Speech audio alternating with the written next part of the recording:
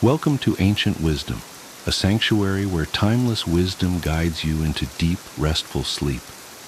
Let the wisdom of the ages quiet your mind, ease your worries, and carry you gently into the night. If you're here to relax, reflect, and drift into peaceful slumber, you're exactly where you need to be. Before you get too cozy, take a moment to like this video and subscribe to the channel. It really helps me bring more soothing content your way. Also, I'd love to know, where are you tuning in from, and what time is it for you right now? Share in the comments below.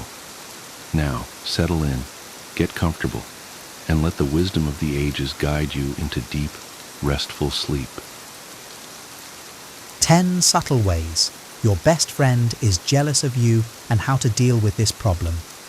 Have you ever achieved something significant, only to sense that your best friend's reaction wasn't as genuine as you hoped? Perhaps their smile didn't quite reach their eyes, or their congratulations felt forced. Jealousy, even in the closest friendships, can manifest subtly, hiding beneath layers of admiration and connection. Jealousy is a complex emotion, a mix of admiration for your success and resentment born of their own insecurities. It doesn't always mean malice. Sometimes it's a reflection of their internal struggles. Yet, when left unchecked, jealousy can erode the foundation of trust and support that defines a healthy friendship. The purpose of this video is not to vilify jealousy, but to help you recognize the subtle signs when it arises in your closest relationships. Stoicism teaches us the importance of self-awareness and understanding. Marcus Aurelius once wrote, "You always own the option of having no opinion. There is never any need to get worked up or to trouble your soul." By observing rather than reacting, we can approach situations of jealousy with clarity and composure. It's essential to remember that someone's jealousy often says more about their insecurities than about your actions. A true friend's struggles with envy might stem from their fears of inadequacy or unfulfilled goals. By recognizing this, you can navigate these dynamics with empathy while protecting your peace. In the coming sections, we'll explore 10 subtle signs that your best friend may be jealous of you. We'll also discuss how to handle these situations gracefully, maintaining your values and fostering healthier connections. Let's dive in with an open mind and a calm heart, as the Stoics would, ready to face challenges with wisdom and understanding. 1. Downplaying your achievements. Imagine sharing exciting news with your best friend, a promotion, a personal milestone, or an accomplishment you've worked hard for, only to hear them brush it off with a dismissive comment like, "Well, it's not that big of a deal," or "It's about time you achieve something like that." These remarks, subtle as they may seem, can sting and leave you wondering why your success doesn't spark genuine enthusiasm. This behavior often stems from envy. Instead of celebrating with you, your friend minimizes your accomplishments to protect their own sense of worth. It's not necessarily malicious. It might reflect their inner struggles with inadequacy or comparison. Still, it's important to recognize how these comments can affect the dynamics of your friendship. Stoic wisdom reminds us to remain grounded in our values and not let external opinions define our happiness. As Epictetus said, "It is not what happens to you, but how you react to it that matters." Your achievements are yours to celebrate, regardless of how others respond. Do not let their dismissal cloud your pride in what you've earned. When this happens, respond with grace and clarity. For example, you might say, "This milestone means a lot to me, and I'd appreciate your support." If the pattern continues, take note of how their behavior affects your emotional well-being. True friends will uplift you, not diminish your joy. Recognizing this subtle sign isn't about confrontation, but awareness. A friend who downplays your achievements may not realize the impact of their words. By maintaining your confidence and addressing the behavior calmly, you protect your peace and encourage healthier dynamics in the relationship. 2. Excessive criticism disguised as honesty. A true friend offers constructive feedback, but when criticism becomes constant and feels more like an attack than helpful advice, it may be masking jealousy. This honesty often comes unsolicited and focuses on nitpicking your choices or undermining your confidence. Imagine sharing plans about a new project, only to hear, "Are you sure that's a good idea? It sounds risky," or "I wouldn't do it that way, but it's your call." While framed as concern, their comments often leave you doubting yourself rather than feeling supported. Stoicism teaches us to distinguish between what serves our growth and what detracts from it. Marcus Aurelius wrote, "If it is not right, do not do it. If it is not true, do not say it." When criticism from a friend feels more like veiled judgment than encouragement, it's worth evaluating their intentions. Responding with calm and confidence is key. Acknowledge their input without internalizing it. "I hear what you're saying, but I feel good about this decision." If their behavior persists, consider discussing how their words affect you. "I value your perspective, but sometimes your feedback feels more critical than supportive." A genuine friend aims to build you up, not wear you down. By recognizing excessive criticism for what it is, you protect your confidence and maintain clarity about your path. 3. Competing with you. Healthy friendships thrive on mutual support, but when your friend starts treating your achievements as benchmarks for their own, it shifts the dynamic from camaraderie to competition. Instead of celebrating your successes, they respond with their own accomplishments or plans to outshine you. Imagine telling your friend you've started running 5Ks, only for them to announce their intention to run a marathon, immediately turning the conversation into a comparison.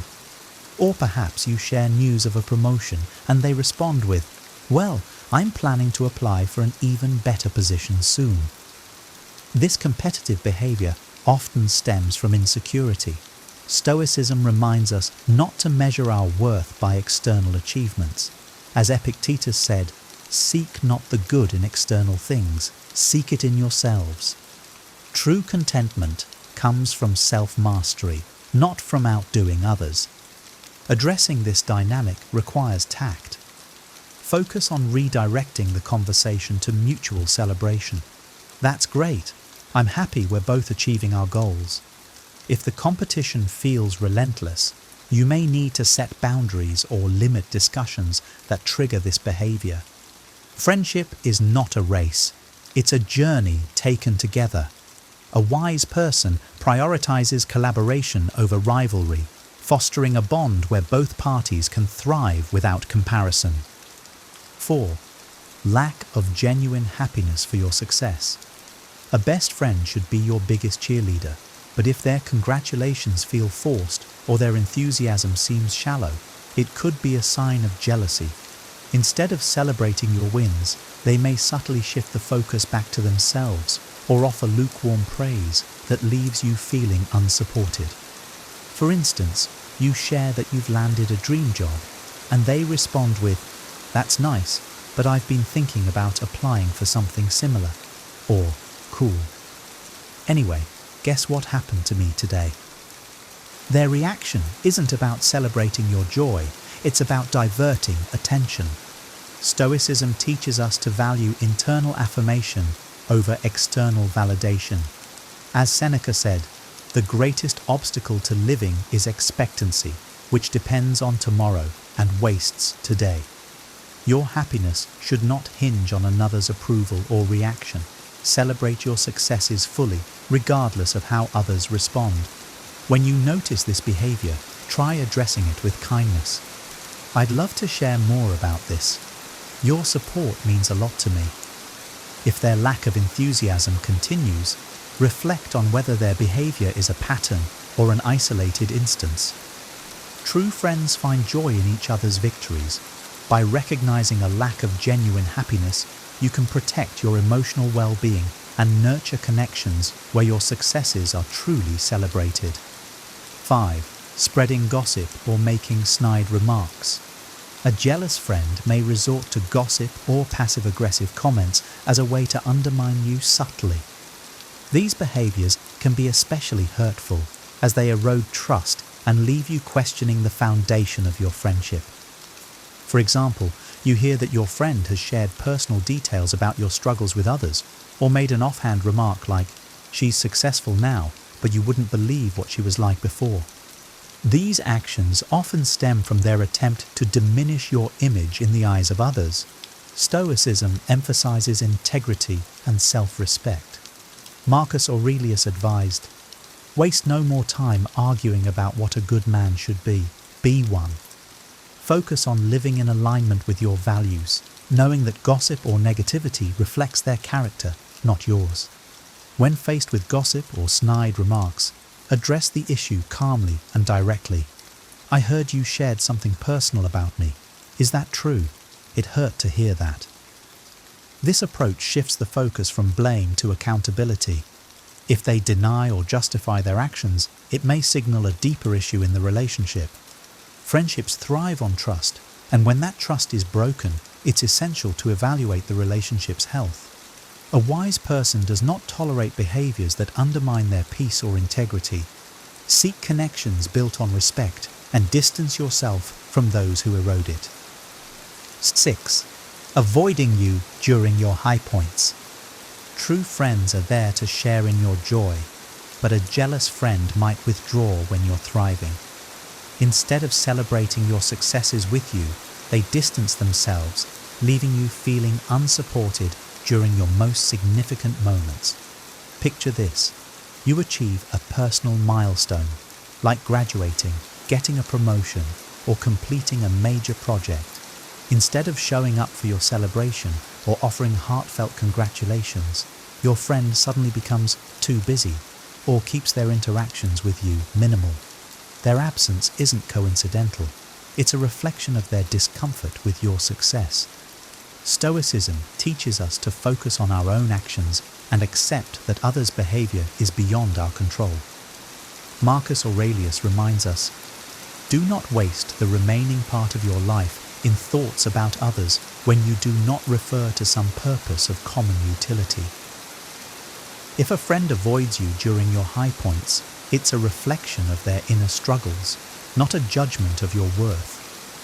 To address this, try expressing how you feel without accusation. "I missed you at my event. It would have meant a lot to have you there." Their response will help you gauge whether their absence is rooted in jealousy or simply poor timing. If the pattern persists, reflect on the value they bring to your life. True friendships shine brightest during celebrations and struggles alike. Surround yourself with people who uplift you during your highs and stand by you in your lows. Anything less is a relationship that stifles your growth. 7. Overly focusing on their problems. In a healthy friendship, there's space for both individuals to share their struggles and celebrate their wins. A jealous friend, however, may monopolize conversations with their own problems, leaving little room to acknowledge your achievements. This behavior subtly shifts the dynamic, making you feel unheard or overshadowed. For example, you share exciting news about a promotion, but before you've finished your story, your friend interrupts with their latest drama. "That's great, but let me tell you what happened to me yesterday. It's been a nightmare." Their constant focus on their struggles draws attention away from your joy and places it squarely on them. Stoicism encourages balance and the practice of mutual support. As Seneca wrote, "We are waves of the same sea, leaves of the same tree, flowers of the same garden." Friendships should reflect this interconnectedness, where both parties feel valued and supported. If this pattern arises, gently steer the conversation back to balance. "I'm happy to hear about what's going on with you, but can we take a moment to celebrate my news too?" This approach reaffirms your need for reciprocity without diminishing their feelings. A true friendship values equality in emotional sharing. By recognizing when the balance shifts too far, you can protect your voice in the relationship and ensure that your achievements are honored as they deserve to be. 8. Copying you. Imitation may be the sincerest form of flattery, but when a friend starts copying your style, hobbies, or decisions in a way that feels competitive rather than admiring, it can be a subtle sign of jealousy. Their actions might reflect a desire to match your success rather than celebrate it. For instance, you start a fitness journey, and suddenly your friend embarks on the same routine, constantly comparing their progress to yours. Or perhaps you take up a new hobby, and they join in, but make it a point to outperform you. What starts as shared interests can quickly feel like rivalry. Stoic wisdom reminds us to focus on our unique journey. Epictetus advised, first say to yourself what you would be, and then do what you have to do. You are not in competition with anyone, and your path should remain distinct, guided by your own values and goals. When you notice this behavior, respond with calm curiosity. I noticed we've been overlapping a lot in what we do lately. What's inspired you? This can open a dialogue and help you understand their intentions. If their imitation continues to feel competitive, it might be worth discussing your feelings more openly. True friends can share interests without turning them into contests. By maintaining confidence in your own individuality and addressing competitive behaviors with grace, you can preserve your peace and ensure your friendships remain healthy and fulfilling. 9. Sabotaging your efforts. A jealous friend may subtly discourage you from pursuing your goals or create obstacles that make it harder for you to succeed. This behavior is often framed as concern or practicality, but its underlying intent is to undermine your confidence or derail your progress. Imagine sharing your dream of starting a business, and your friend responds with, "That's a tough industry. Are you sure you're ready for that kind of stress?" Or perhaps you're preparing for an important presentation, and they accidentally cause delays or distractions, leaving you feeling unprepared. These actions, while subtle, reveal their discomfort with your potential success. Stoicism teaches us to remain steadfast in the face of external challenges. Marcus Aurelius reminds us, "You have power over your mind, not outside events. Realize this, and you will find strength." A manipulative friend's attempts to sabotage you reflect their own fears and insecurities, not your capabilities. To address this, approach the situation calmly and directly. "I noticed you've been hesitant about my plans. Is there something you're worried about?" This opens a space for honest dialogue while making it clear you're aware of their behavior. If their actions persist, consider limiting their influence over your decisions. True friendships are supportive, not sabotaging. Protect your goals and aspirations by surrounding yourself with people who encourage your growth. A wise person prioritizes connections that inspire confidence, not doubt. 10. Expressing subtle resentment. Sometimes jealousy manifests in offhand remarks or jokes that carry an undertone of bitterness or envy. These comments may be framed as humor, but often leave you questioning their true intent. For example, after you share an accomplishment, they might say, "Must be nice to have everything handed to you," or "Guess not everyone has to work as hard as I do." While these statements appear light-hearted, they carry an edge that reveals underlying resentment. Stoic philosophy advises us to focus on our own actions and remain unaffected by others' negativity. Epictetus wrote, "It's not what happens to you, but how you react to it that matters." Recognize these remarks for what they are, a reflection of their internal struggle, not your worth or efforts. When faced with subtle resentment, respond with calm confidence. "I worked hard for this, and I'm proud of what I've achieved." If their behavior becomes a pattern, consider addressing it more openly. "Your comments sometimes feel dismissive. Can we talk about this?" Healthy friendships are built on mutual respect and support. subtle resentment erodes trust and connection, so it's essential to protect your peace by addressing it calmly and, if necessary, stepping back from the relationship. A wise person values relationships that uplift, not those that undermine. By recognizing and addressing jealousy, you create space for healthier, more fulfilling connections.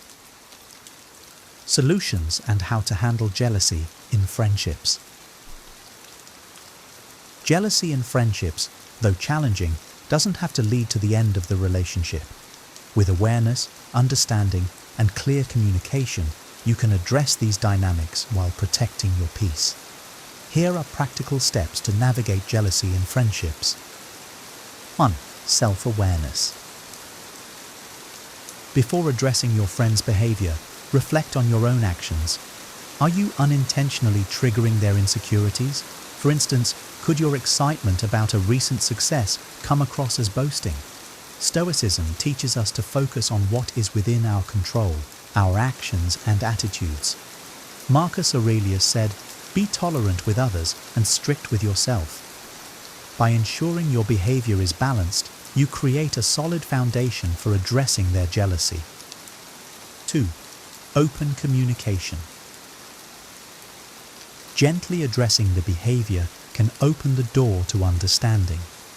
Approach the conversation with empathy rather than accusation. For example, "I've noticed some tension when I share my successes. Is everything okay? I value our friendship and want to understand how you feel." This encourages honesty and allows you both to work through the issue collaboratively. 3. Set boundaries. If their jealousy manifests as criticism, sabotage, or negativity, establish clear boundaries to protect your emotional well-being. Stoicism reminds us that peace comes from within, not from external approval. Say something like, "I value our time together, but I need our conversations to feel positive and supportive." Boundaries show respect for yourself and the relationship. 4. Encourage their growth.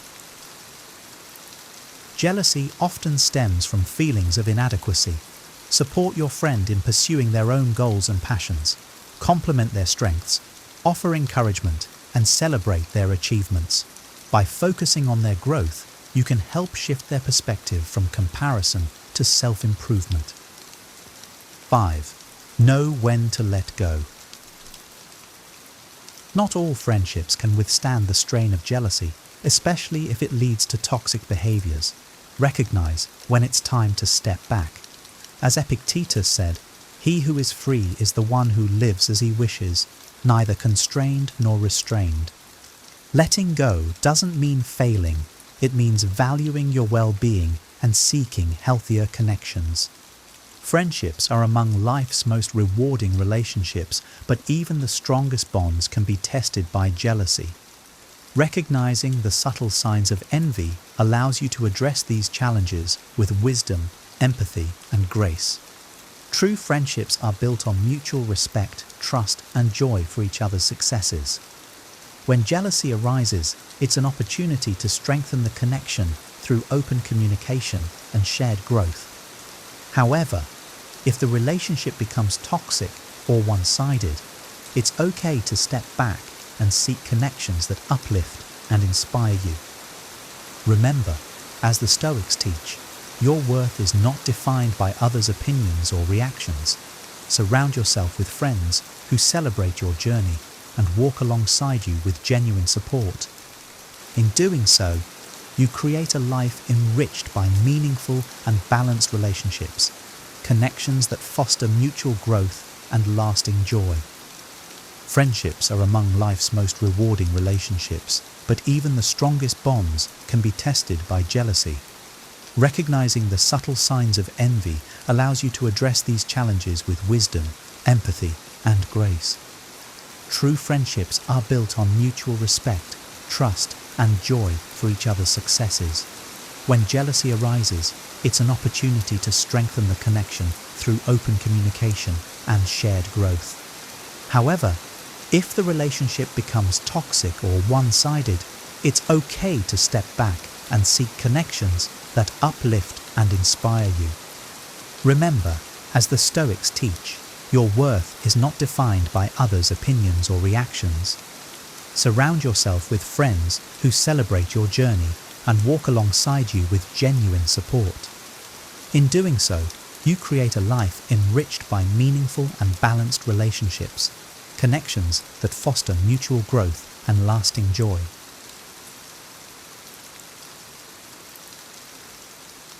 "12 signs of poor boundaries."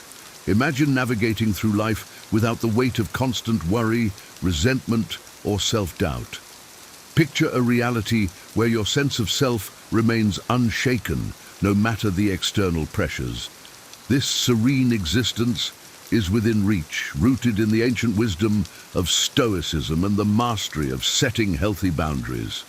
Boundaries profoundly impact our lives, influencing our relationships, mental and physical health, and our very identity.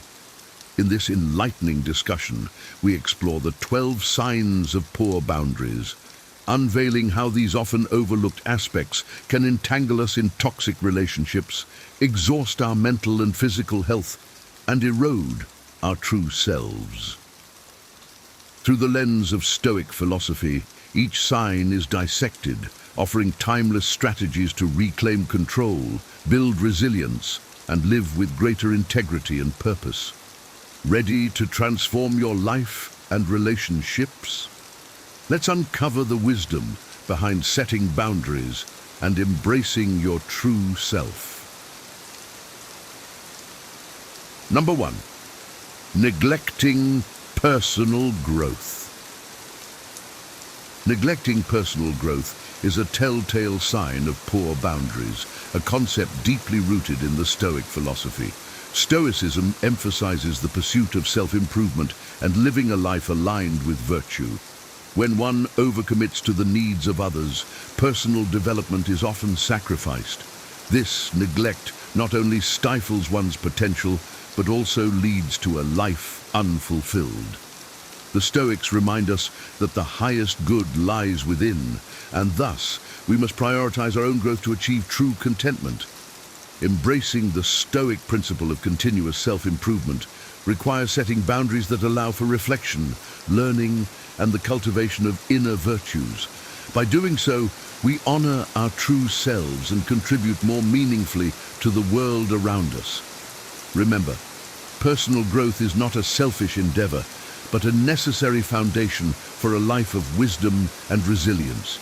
Set boundaries that protect your time and energy, ensuring that you can focus on becoming the best version of yourself. In doing so, you not only elevate your own life, but also inspire and uplift those around you. Number 2, over-focus on others. The Stoic philosophy teaches us the importance of balance, especially when it comes to our focus on others. Over-focusing on the needs of others at the expense of our own well-being is a clear sign of poor boundaries. While helping others is a noble pursuit, it must not lead to self-neglect. The Stoics urge us to maintain our inner tranquility and self-care, for only then can we be truly effective in our service to others. Excessive self-sacrifice leads to burnout and diminishes our capacity to support those we care about. By setting healthy boundaries, we ensure that our efforts to assist others do not come at the cost of our own health and happiness. In Stoic terms, this balance is achieved by recognizing our sphere of control and focusing on what we can manage, our own actions and reactions. Protect your well-being by establishing clear limits on how much you extend yourself for others. This practice not only preserves your energy, but also enhances the quality of your support, allowing you to serve from a place of strength and stability. Number 3, the loss of self. Losing one's sense of self is a profound consequence of poor boundaries. The Stoics champion the idea of knowing and embracing one's true nature, staying steadfast in one's principles and purpose. When boundaries are weak, individuals often absorb the identities and roles of those around them, leading to a diluted sense of self. This erosion of personal identity is contrary to Stoic wisdom, which emphasizes self-awareness and authenticity. To live a virtuous life, one must maintain a strong sense of self, unshaken by external influences. Setting firm boundaries allows you to remain true to your values and inner compass. The Stoics remind us that our primary duty is to ourselves, to cultivate our character and live in accordance with our principles. By doing so, we not only preserve our identity, but also offer genuine and unwavering support to those around us. Protect your sense of self by clearly defining your boundaries, ensuring that you remain rooted in your true identity, regardless of external pressures. Number 4, fear of rejection and abandonment. Fear of rejection and abandonment can cripple our ability to set healthy boundaries, yet Stoic wisdom offers a path to overcome these fears. Stoicism teaches us to cultivate resilience and independence, focusing on what we can control: our thoughts, actions, and reactions. This internal strength diminishes the power of external fears. When we fail to set boundaries due to fear of being left or rejected, we give away our peace of mind. The Stoics urge us to seek contentment within ourselves rather than relying on external validation. This shift in perspective empowers us to establish boundaries that protect our well-being without the anxiety of losing others' approval. By embracing the Stoic principle of inner resilience, we become less dependent on the whims of others and more grounded in our own worth. Set boundaries confidently, knowing that true relationships will respect and honor them. In doing so, you create a life anchored in self-respect and inner strength, immune to the destabilizing effects of fear. Number 5, resentment and annoyance. Resentment and annoyance often arise from overextending ourselves due to poor boundaries. The Stoics advise us to manage our emotions by accepting what we cannot control and focusing on our own actions. When we neglect our boundaries, we often find ourselves frustrated and resentful, feeling taken advantage of by others. Stoic wisdom teaches us that these negative emotions are indicators of our own missteps in maintaining boundaries. By recognizing and addressing the root cause, our failure to set limits, we can reclaim our peace of mind. Establishing clear boundaries is an act of self-care that aligns with Stoic principles. It allows us to interact with others from a place of balance and composure rather than frustration. Accept the responsibility for your boundaries and use them to protect your emotional well-being. By doing so, you transform resentment into tranquility, fostering healthier and more respectful relationships.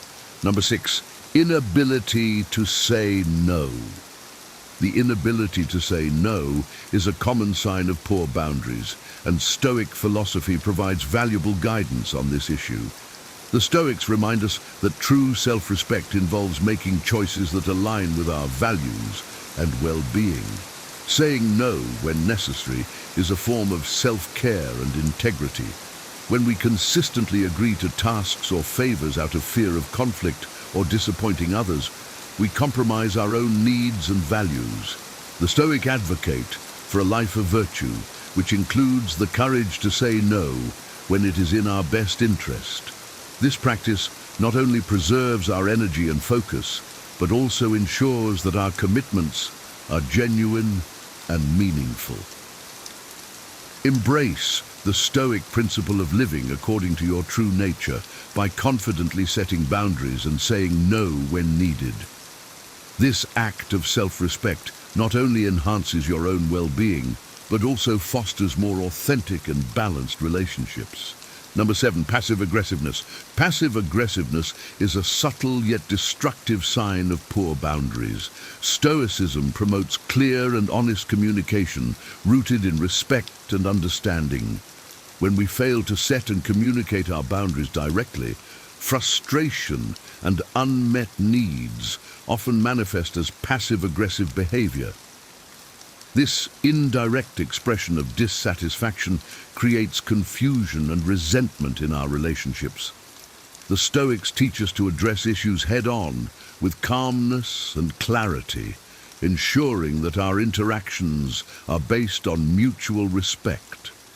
By setting clear boundaries and communicating them openly, we avoid the pitfalls of passive aggressiveness. This approach fosters healthier relationships and aligns with the Stoic ideal of living in harmony with others. Embrace the courage to communicate your needs and boundaries directly, creating a foundation of respect and understanding in all your interactions. Number 8, people-pleasing. People-pleasing is a clear indicator of poor boundaries and a significant barrier to living a virtuous life. Stoicism teaches us to seek inner contentment and integrity over external approval. When we prioritize pleasing others over our own needs and values, we compromise our true selves and invite imbalance into our lives. The Stoics remind us that our worth is not determined by others' opinions, but by our own virtuous actions. By setting boundaries that honor our true nature, we live with authenticity and self-respect. People-pleasing often stems from a desire for validation, but Stoicism encourages us to find that validation within. Cultivate the strength to set boundaries and prioritize your own well-being, knowing that true respect and admiration come from living in accordance with your principles. Number 9, oversharing. Oversharing is another sign of poor boundaries that Stoicism addresses through the principle of discretion. Sharing too much information too quickly, especially without establishing trust, can lead to vulnerability and regret. The Stoics advocate for measured and thoughtful communication, sharing only what is necessary and appropriate. This practice not only protects our own well-being, but also fosters trust and respect in our relationships. By being discerning in our interactions, we maintain our dignity and avoid the pitfalls of oversharing. Embrace the Stoic wisdom of caution and discretion, ensuring that your communication is both respectful and prudent. This approach strengthens your boundaries and enhances the quality of your relationships. Number 10, difficulty making decisions. Difficulty making decisions often stems from poor boundaries as we struggle to balance our own needs with those of others. According to Stoic wisdom, we must exercise our rational mind to make decisions aligned with our values and virtues. The Stoics teach us to focus on what we can control and to act with clarity and purpose. When we are torn between overextending ourselves and honoring our commitments, it indicates a lack of clear boundaries. By setting firm limits, we empower ourselves to make decisions confidently and with integrity. Embrace the Stoic principle of rational decision-making by establishing boundaries that support your values and well-being. This practice not only enhances your own life, but also fosters more respectful and balanced relationships. Number 11, mental health impacts. Poor boundaries significantly impact mental health, a concern that Stoicism addresses through the cultivation of emotional balance and resilience. The Stoics teach us to manage our thoughts and emotions, recognizing that poor boundaries can lead to anxiety, depression, and other mental health issues. By setting clear boundaries, we protect our mental well-being and create a foundation for a more balanced and fulfilling life. Stoic practices such as mindfulness and self-reflection help us maintain our emotional equilibrium, even in challenging situations. Embrace the Stoic principle of self-care by establishing boundaries that support your mental health. This approach not only enhances your own well-being, but also allows you to be more present and effective in your relationships. Number 12, dependence on external validation. Dependence on external validation is a pervasive sign of poor boundaries. Stoicism encourages us to find validation within ourselves, recognizing that true worth comes from virtuous living. When we constantly seek approval from others, we compromise our own values and invite instability into our lives. The Stoics teach us to cultivate inner contentment and self-respect, relying on our own judgment and principles. By setting boundaries that prioritize our well-being and integrity, we free ourselves from the need for external validation. Embrace the Stoic wisdom of self-reliance, ensuring that your actions are guided by your values rather than the opinions of others.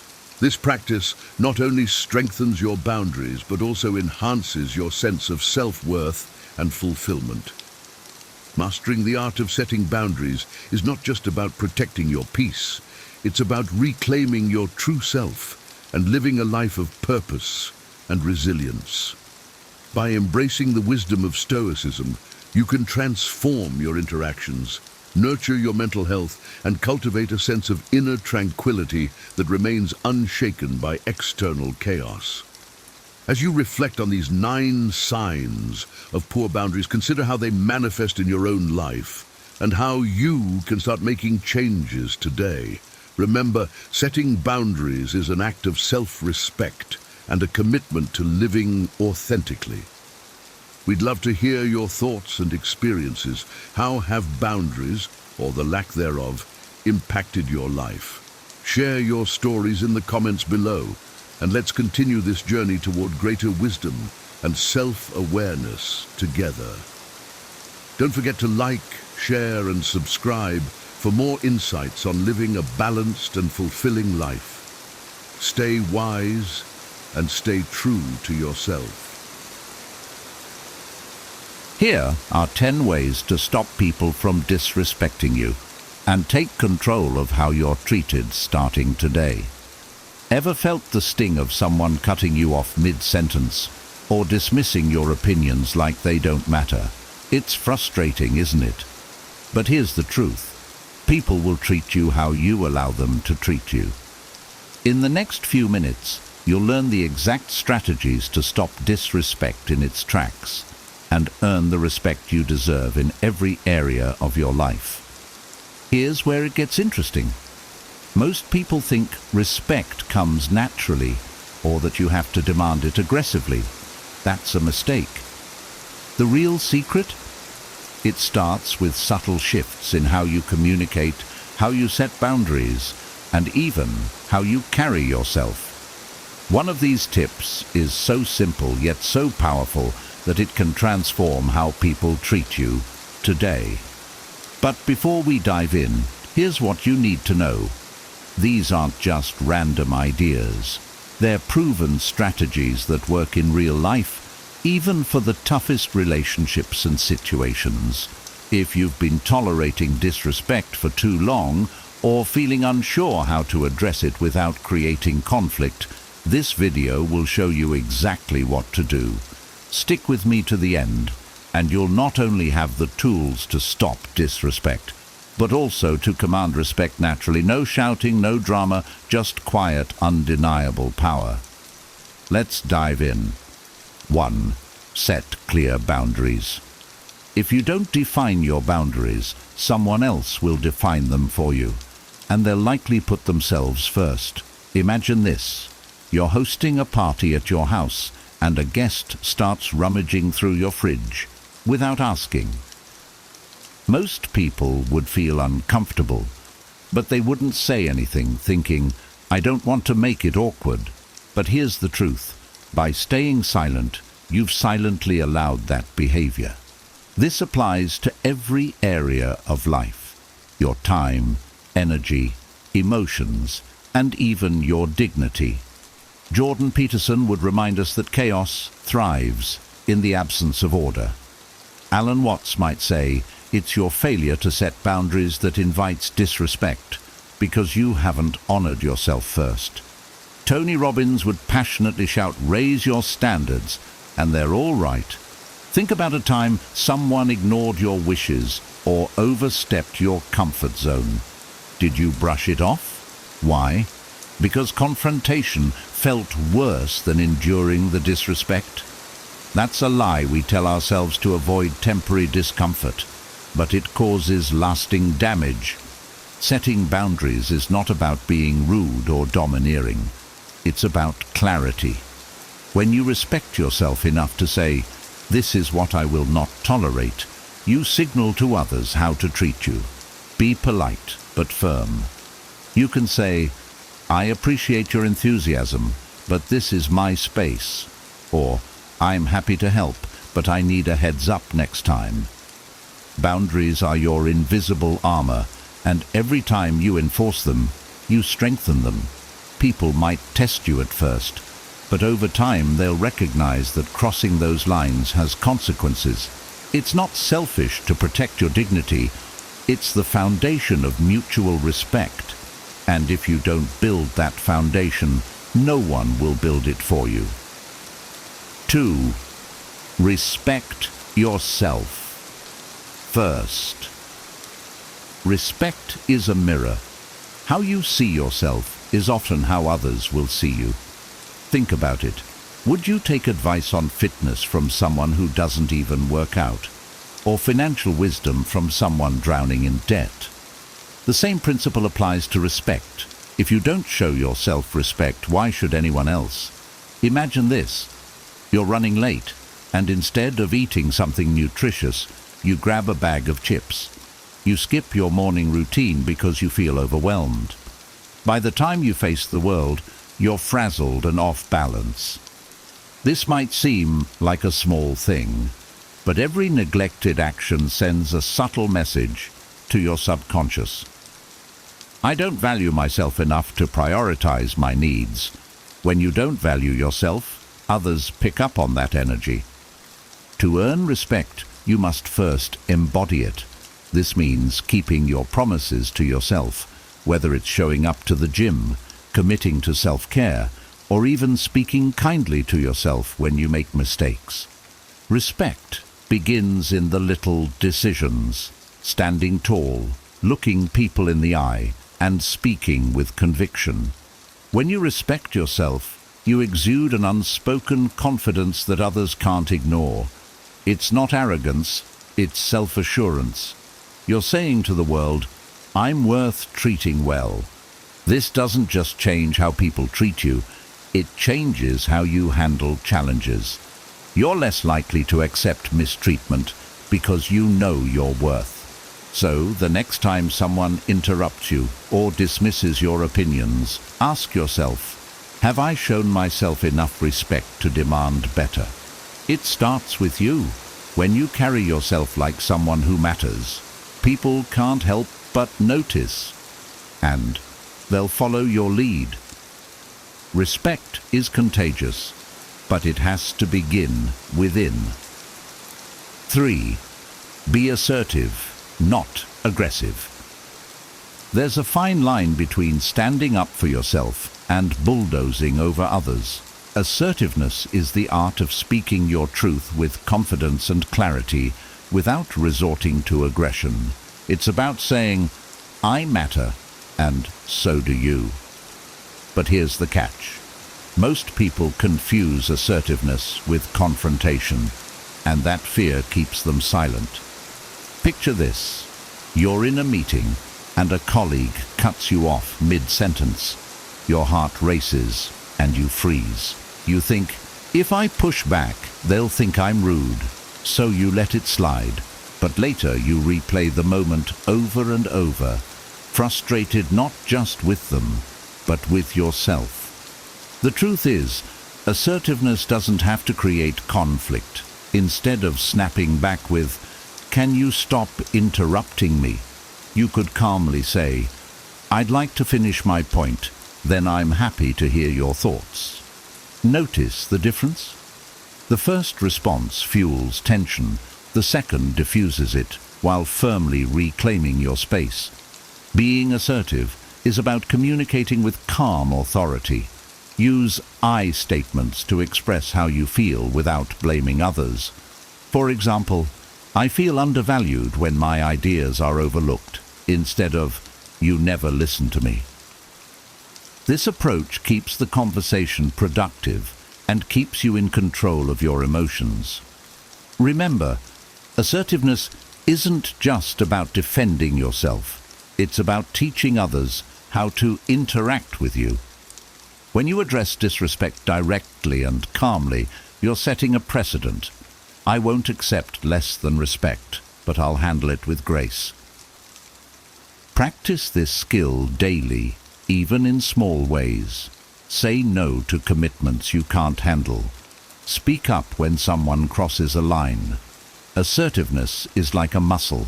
The more you use it, the stronger it becomes, and the less likely anyone will dare to disrespect you. 4. Don't tolerate disrespect. Respect is not just given, it's maintained through consistent reinforcement of your boundaries. Every time you overlook disrespect, you unintentionally signal that such behavior is acceptable. Think back to moments when someone made a snide remark or belittled your efforts, and you chose to laugh it off or stay silent.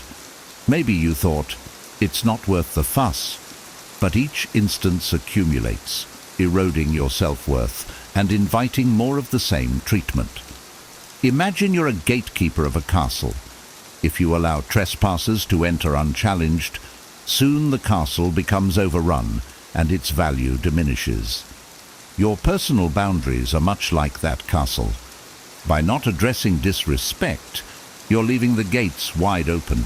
It's essential to address issues as they arise, not with hostility, but with firm clarity. Confrontation doesn't have to be a battle. It can be a dialogue. The next time someone crosses a line, address it promptly. You might say, I didn't appreciate that comment. Let's keep our interactions respectful. This approach is direct, yet maintains the dignity of both parties. It prevents resentment from building up and promotes healthier communication. Remember, people often test limits, sometimes unconsciously. By standing up the first time disrespect occurs, you set a clear standard. You're teaching others how to treat you. This doesn't just apply to blatant disrespect, but also to subtle behaviors, interruptions, disregard for your time, or dismissive attitudes. It's also crucial to reflect on why you might tolerate disrespect. Are you afraid of conflict? Do you worry about losing relationships? Understand that any relationship requiring you to endure disrespect is not a relationship worth keeping. Prioritizing your self-respect may mean making tough choices about who you allow in your life. Ultimately, refusing to tolerate disrespect is an act of self-love. It's declaring to the world and to yourself that you deserve to be treated with dignity. By holding firm to this standard, you not only uplift yourself, but also encourage others to rise to the occasion. 5. Choose your company wisely. You are the average of the people you spend the most time with, and that includes how much respect you receive. If you're constantly surrounded by people who belittle you, dismiss your ideas, or undermine your confidence, it's time to reevaluate your circle. Think about it. Would you let someone plant weeds in your garden and expect the flowers to thrive? The same goes for your personal relationships. Take a moment to reflect on your interactions.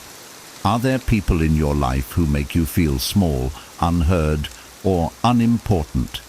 Maybe it's the friend who always interrupts your stories, the coworker who takes credit for your ideas, or even a family member who never acknowledges your efforts.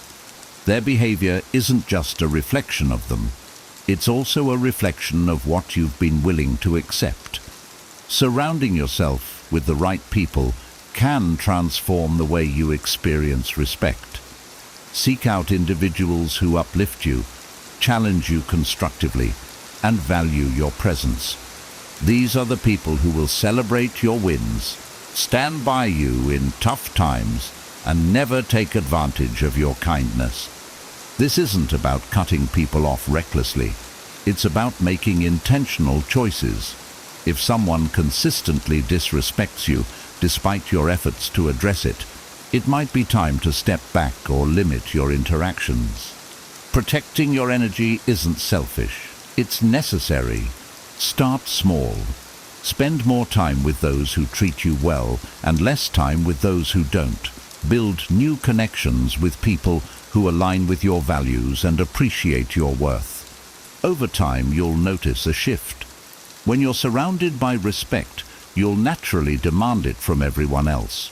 Choosing your company wisely isn't just about relationships. It's about creating an environment where you can thrive and where respect becomes the standard, not the exception. 6. Improve your communication skills. Respect isn't just about what you expect from others. It's also about how you express yourself. Clear, confident communication is a powerful tool that can either command respect or invite disregard. Think of communication like a bridge. If it's poorly constructed, it collapses under pressure, leaving misunderstanding and disrespect in its wake. But when it's strong and intentional, it connects people with clarity and mutual respect. Picture this. You're in a conversation and someone interrupts you. You feel the frustration rise, but instead of addressing it, you trail off, letting them dominate. Later, you regret not standing your ground. This happens because we're often unprepared to navigate these moments. Strong communication skills change that. Start by speaking with confidence. Confidence doesn't mean shouting or demanding attention. It's about delivering your words with clarity and conviction. Avoid filler words like or maybe, which can undermine your message. For example, instead of saying, "I guess I'd like to share something," say, "I have a point I'd like to make." Simple shifts like this can dramatically alter how others perceive you. Active listening is equally important. When you truly listen, you show respect to others, and they're more likely to reciprocate. Maintain eye contact, nod to show engagement, and respond thoughtfully. This creates a foundation of mutual respect that makes it easier to demand the same. Finally, learn to manage your tone. A calm, steady voice conveys authority and self-assurance. Even when addressing disrespect, avoid raising your voice or sounding defensive. Instead, use assertive but respectful language like, "I'd appreciate it if we could keep this discussion constructive."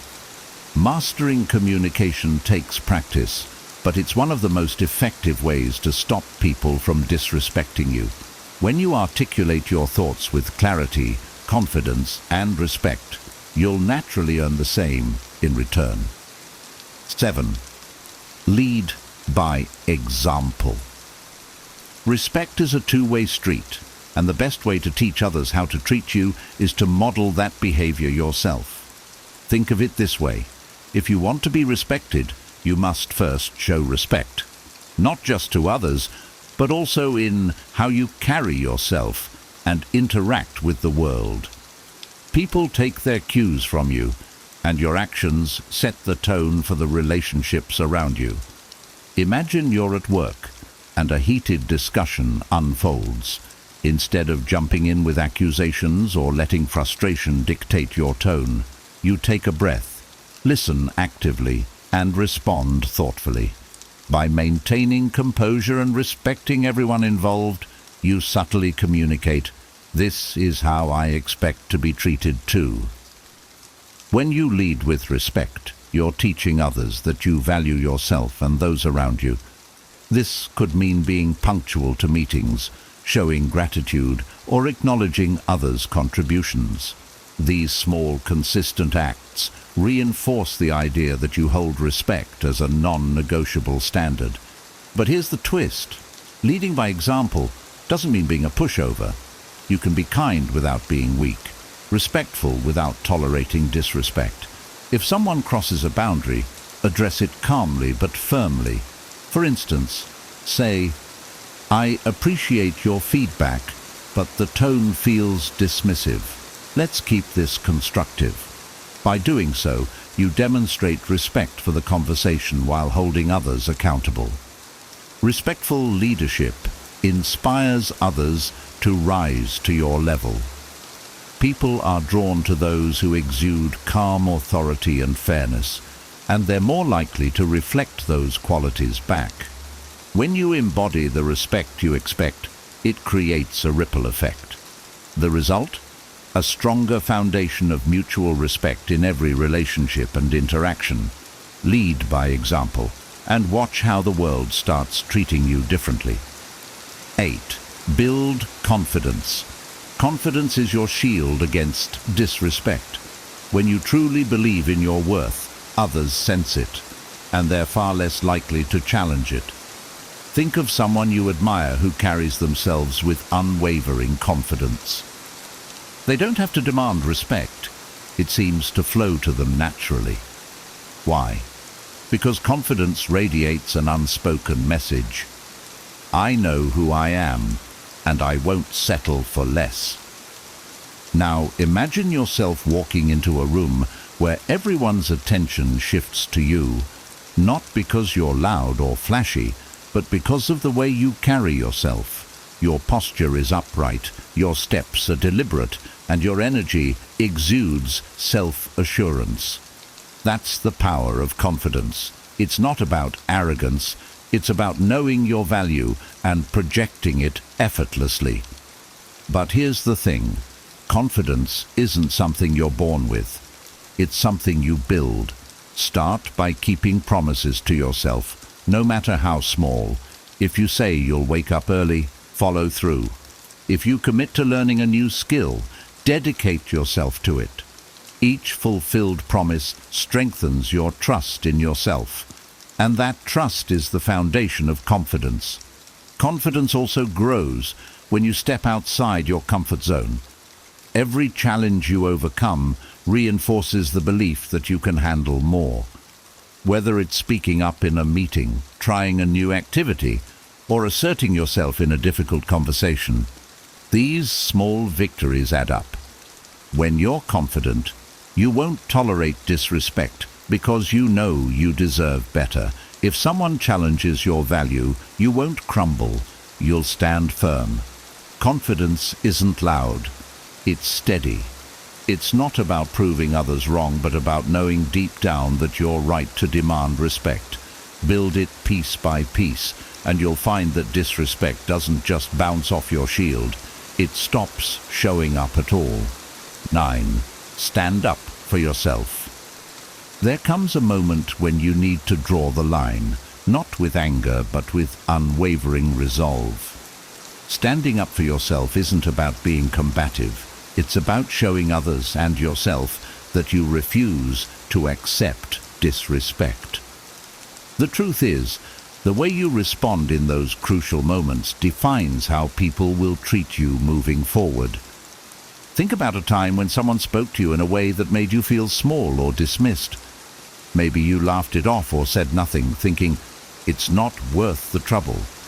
But afterward, that moment lingered in your mind, replaying like a broken record. That frustration wasn't just about their words, it was about your silence. Standing up for yourself isn't easy, but it's essential. When someone crosses the line, address it directly and calmly. For instance, if a co-worker interrupts you, say, "I wasn't finished speaking. Please let me complete my thought." Or if someone makes a hurtful comment, respond with, "That's not an acceptable way to speak to me." These are simple, powerful phrases that communicate your boundaries without escalating the situation. The key is composure. When you respond calmly, you're in control. People are far less likely to argue with someone who is firm but poised. Overreacting can undermine your message, but steady, respectful confrontation sends a clear signal. I respect myself, and I expect the same from you. Each time you stand up for yourself, You strengthen your confidence and reinforce your boundaries. It's not just about stopping disrespect in the moment. It's about reshaping how people perceive you. Over time, others will learn that you're not someone to be taken lightly, and you'll feel the quiet power of knowing you've reclaimed your dignity. 10. Walk away when needed. Sometimes the most powerful statement you can make is to remove yourself from a situation or relationship where disrespect persists. Walking away doesn't mean you've given up. It means you've chosen yourself. It's a declaration that your peace, dignity, and self-worth are non-negotiable. Imagine this. You've repeatedly asked someone to respect your boundaries, but they ignore you every time. You've tried to address the issue calmly, stood up for yourself, and given them opportunities to change. Yet, the disrespect continues. At some point, you have to ask yourself, what am I holding on to, and at what cost? Walking away isn't always easy, especially if it's a close friend, a partner, or even a long-time colleague. There's an emotional attachment, a history that makes letting go feel painful. But staying in a toxic situation is like clinging to a rope that's burning your hands. The longer you hold on, the more damage it does. When you walk away, you're reclaiming your power. It's a reminder to yourself and to others that you will not tolerate being treated poorly. This doesn't always mean cutting someone out completely. It could mean taking a step back, creating distance, or limiting your interactions to maintain your emotional health. In the end, walking away is an act of self-respect. It's not about punishing the other person. It's about protecting your own well-being. People who truly value you will notice and may even adjust their behavior. And for those who don't, let them go. Life is too short to invest in relationships or situations that drain you.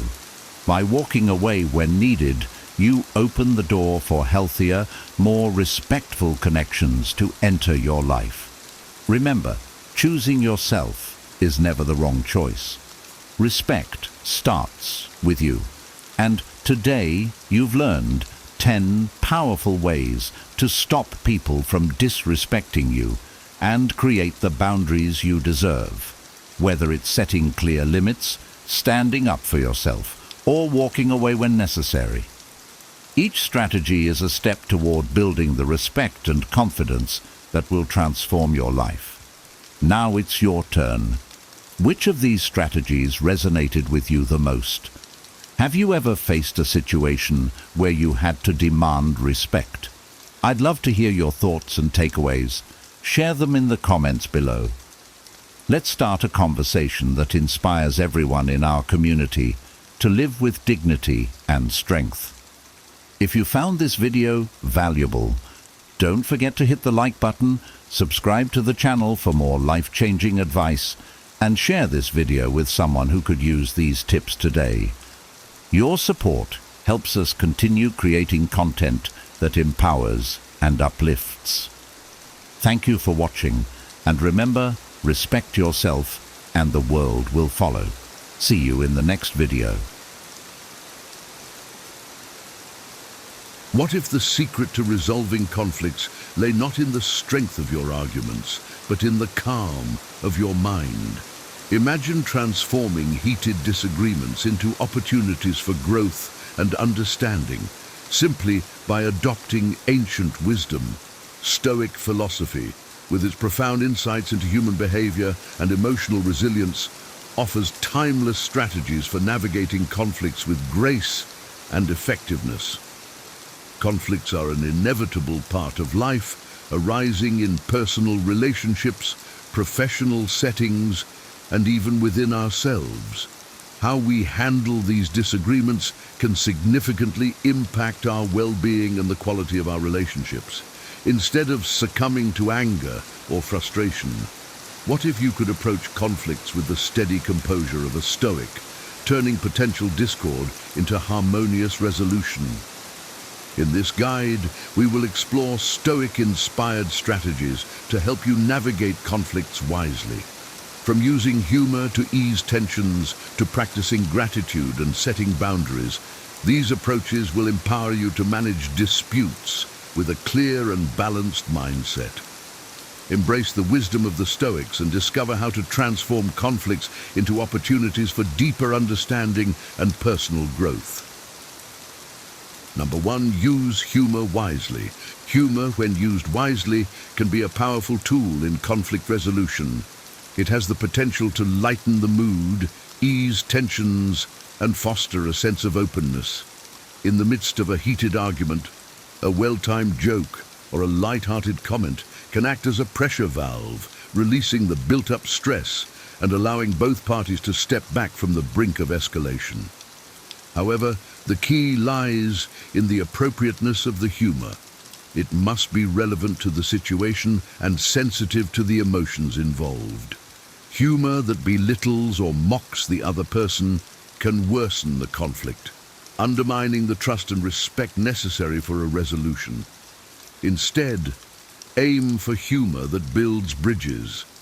Self-deprecating humor, for instance, can show humility and willingness to acknowledge your own flaws, which can encourage the other party to do the same. Stoic wisdom teaches us the value of perspective and emotional resilience. By introducing humor into a conflict, we can shift our perspective from one of confrontation to one of collaboration. This shift can reveal the absurdity of our anger and help us recognize the humanity in our opponent. It reminds us that conflicts are often temporary and that maintaining a sense of humor is vital for our mental well-being.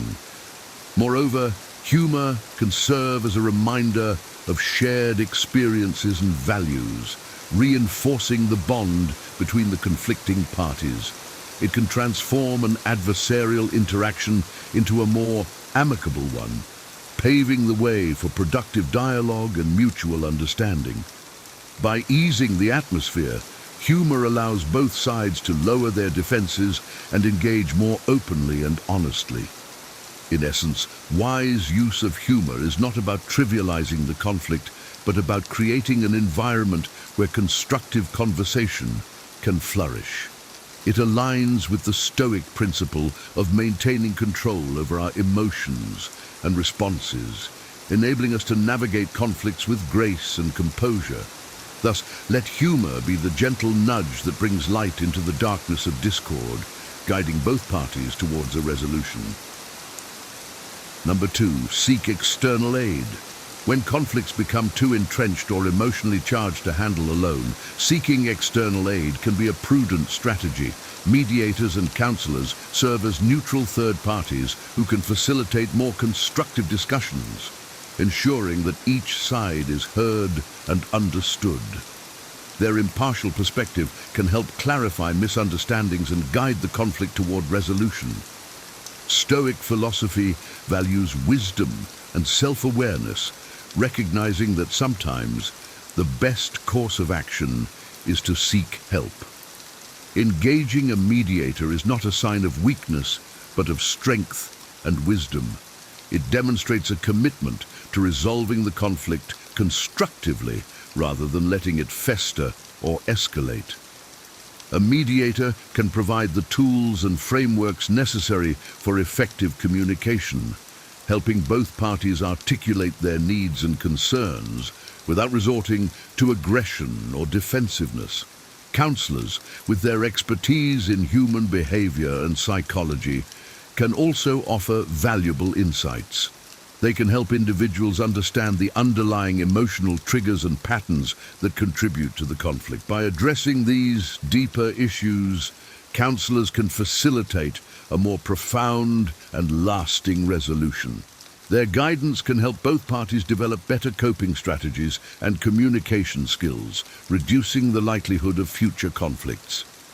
The Stoic approach to conflict emphasizes the importance of reason and self-control.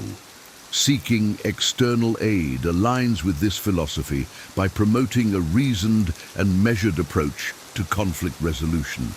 It encourages individuals to step back from their emotions and consider the situation from a broader perspective. This detachment can lead to more thoughtful and effective solutions, fostering mutual respect and understanding. In conclusion, seeking external aid in the form of mediators or counselors can transform the conflict resolution process. It embodies the Stoic principles of wisdom, self-awareness, and rationality, enabling individuals to navigate conflicts with greater clarity and composure. By recognizing the value of external support, we can approach conflicts with a more open mind and a greater willingness to find common ground. Number 3, practice gratitude. Gratitude is a powerful practice that can transform our approach to conflicts. By shifting our focus from what we lack or what is troubling us to what we have and appreciate, we can change our perspective and reduce negative emotions. In the midst of a conflict, it may seem counterintuitive to practice gratitude, but this is precisely when it can be most impactful. Marcus Aurelius, a prominent Stoic philosopher, often wrote about the importance of gratitude in maintaining a tranquil mind. By reflecting on the positive aspects of the situation or the person you're in conflict with, you can soften your stance and reduce the emotional charge of the disagreement. This shift in perspective can help you approach the conflict with a more balanced and composed mindset. Gratitude helps to remind us of the humanity in our opponent. It encourages us to see beyond the immediate conflict and recognize the shared experiences and values that connect us. This recognition can foster empathy and understanding, creating a foundation for more constructive dialogue. It also helps to mitigate the sense of animosity that can fuel conflicts, allowing for a more open and respectful exchange of ideas.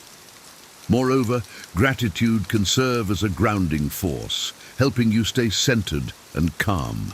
When you focus on what you appreciate, you're less likely to be swayed by anger or frustration. This emotional steadiness aligns with the Stoic emphasis on maintaining control over one's reactions and responses. By keeping your emotions in check, you can navigate the conflict more effectively and make decisions that are in line with your values and long-term goals. In essence, practicing gratitude during conflicts can transform the way you engage with the situation. It enables you to maintain a clear and steady mind, approach the conflict with empathy and understanding, and ultimately find a resolution that respects both your needs and those of the other party. This practice is not just about finding peace in the moment, but about fostering a mindset that can handle future conflicts with wisdom and grace. Number 4, seek the shared path. Finding common ground is essential in resolving conflicts. By identifying shared values, goals, or interests, you can build a foundation for cooperation and mutual respect. This approach aligns with the Stoic philosophy of focusing on what is within our control and seeking harmony in our interactions with others. In the heat of a conflict, it is easy to become fixated on differences and opposing viewpoints. However, taking the time to seek out areas of agreement can shift the dynamic from adversarial to collaborative. This common ground serves as a starting point for dialogue and negotiation, fostering a sense of partnership rather than opposition. Shared values and goals can act as a bridge, connecting the conflicting parties on a deeper level. These connections remind us that despite our disagreements, we are often working towards similar outcomes. By focusing on these shared aspects, we can create a more positive and productive atmosphere for resolving the conflict. This approach also encourages empathy and understanding. When you seek the shared path, you are actively listening and valuing the perspective of the other party. This effort can break down barriers and build trust, making it easier to find mutually acceptable solutions. Stoic philosophy teaches the importance of community and cooperation. By seeking common ground, you are embodying these principles, striving to maintain harmony and goodwill. This method not only resolves the immediate conflict but also strengthens the overall relationship, promoting long-term cooperation and understanding. Ultimately, seeking the shared path is about shifting the focus from what divides us to what unites us. It requires patience, empathy, and a willingness to listen. But by doing so, you can transform conflicts into opportunities for connection and growth, embodying the Stoic virtues of wisdom, courage, and justice. Number 5, control your reactions. One of the core tenets of Stoicism is the emphasis on controlling our reactions rather than trying to control external events.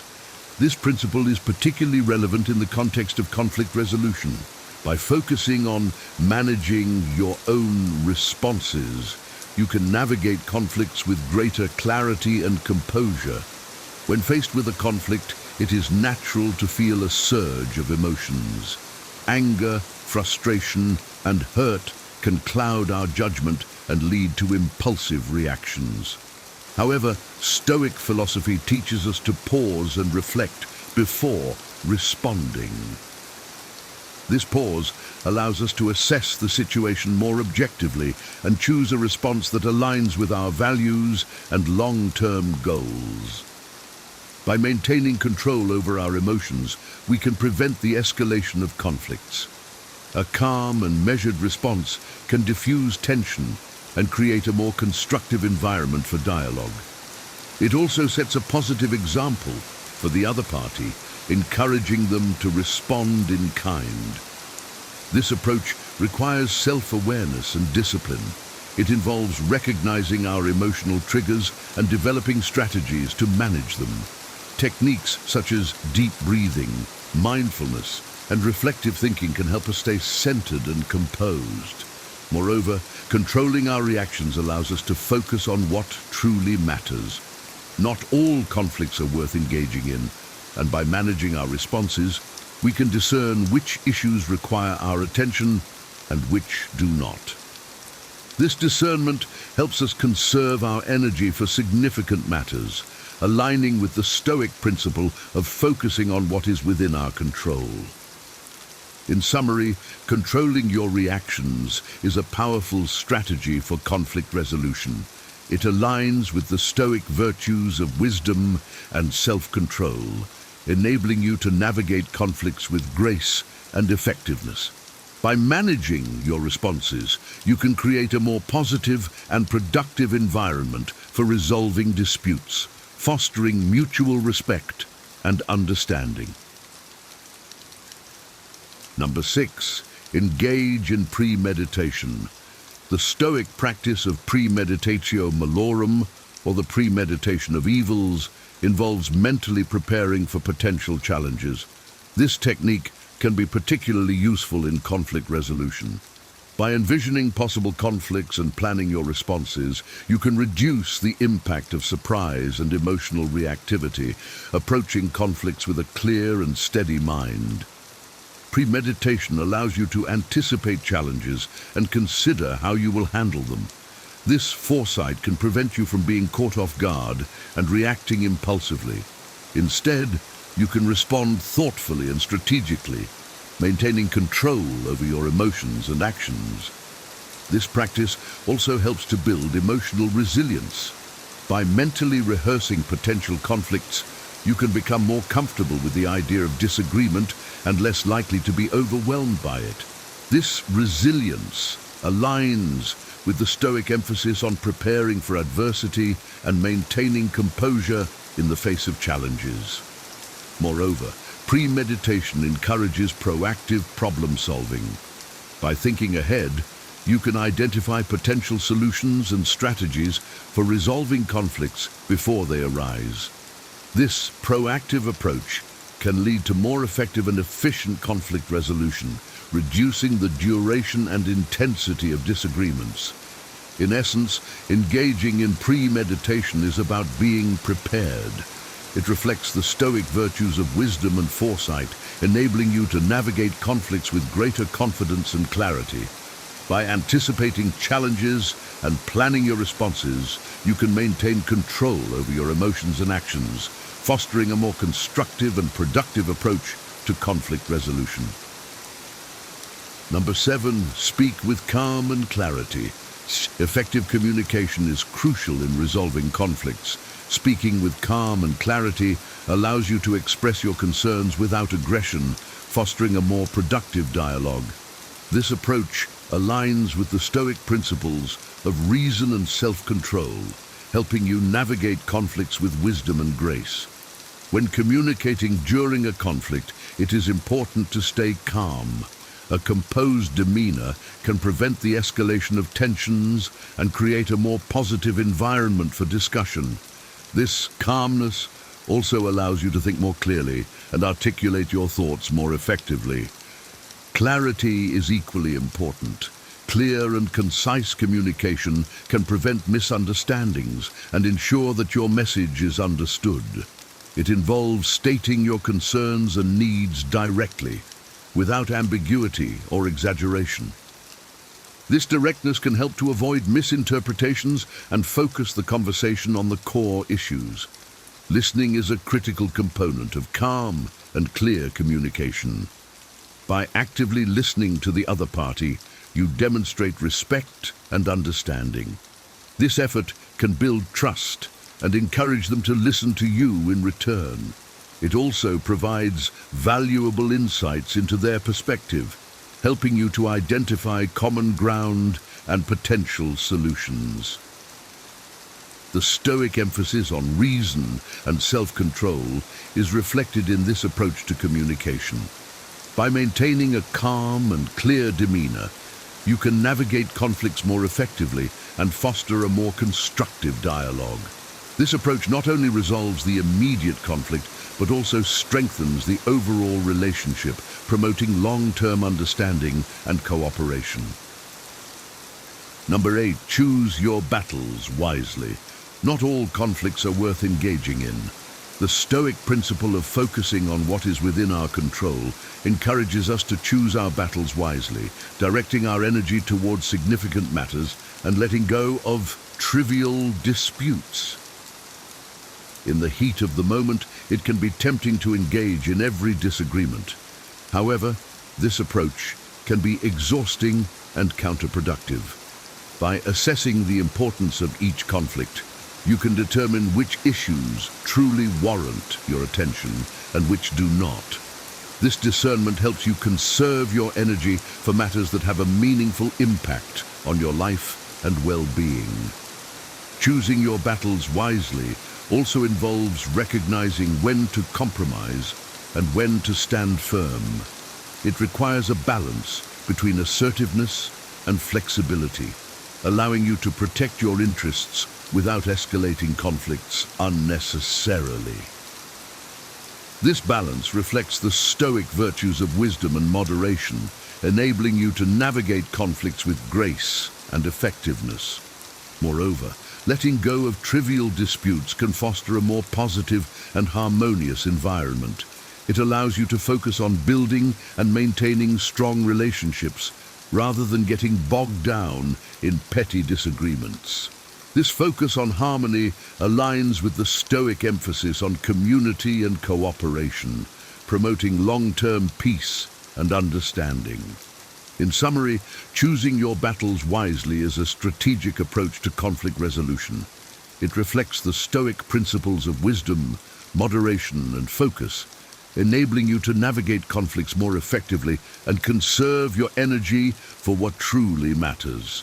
By letting go of trivial disputes, you can foster a more positive and harmonious environment, promoting long-term peace and cooperation.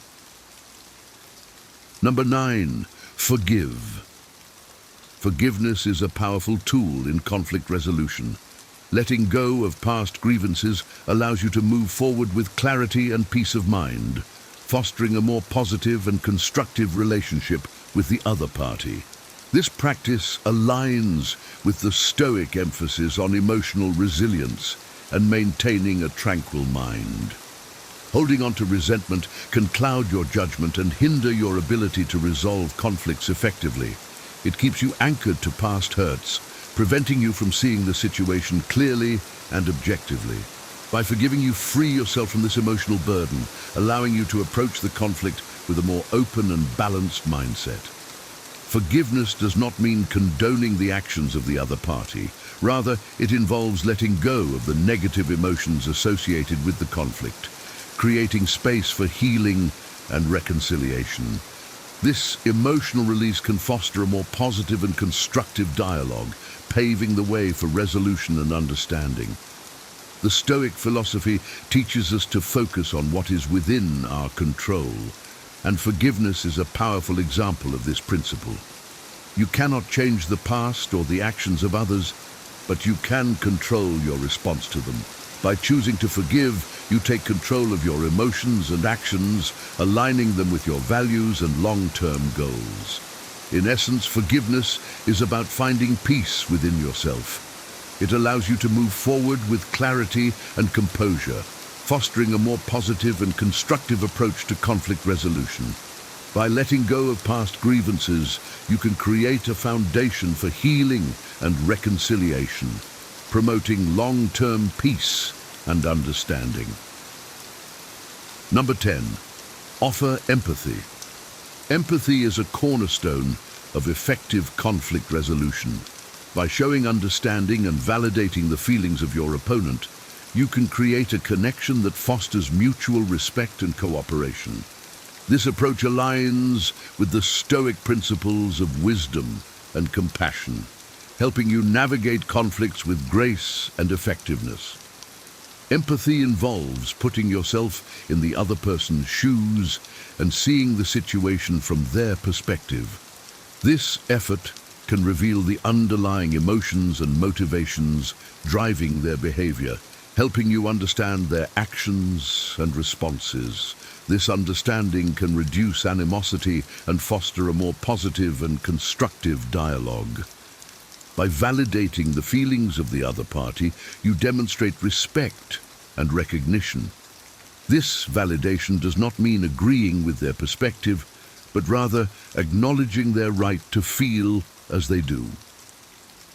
This recognition can build trust and openness, encouraging the other party to listen to your perspective in return.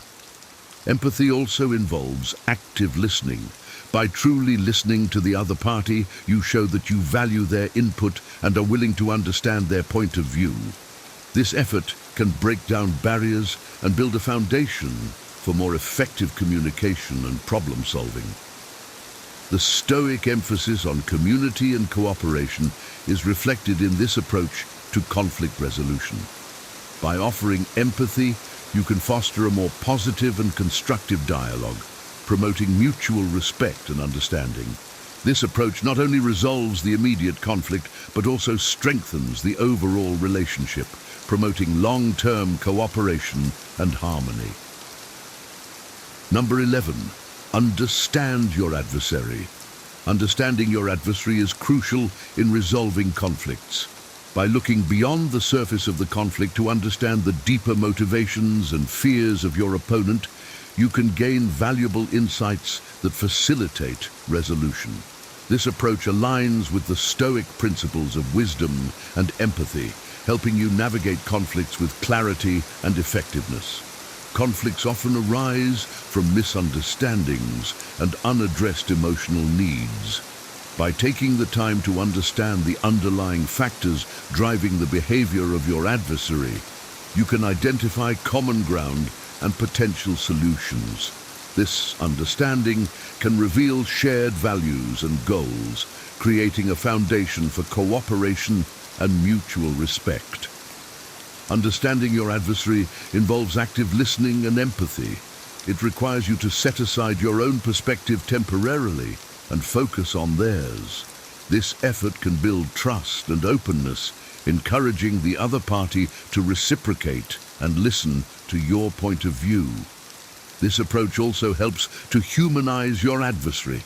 It reminds you that they are not just an opponent, but a person with their own experiences, fears, and aspirations. This recognition can reduce animosity and foster a more positive and constructive dialogue. The Stoic emphasis on reason and empathy is reflected in this approach to conflict resolution. By understanding your adversary, you can navigate conflicts more effectively and foster a more positive and constructive environment for resolution.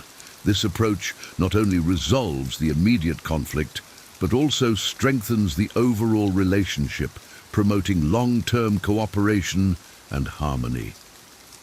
Number 12, embrace compromise. Compromise is essential in resolving conflicts. By being flexible and willing to find solutions that address both parties' needs, you can create a more positive and cooperative environment for resolution. This approach aligns with the Stoic principles of wisdom and moderation, helping you navigate conflicts with grace and effectiveness.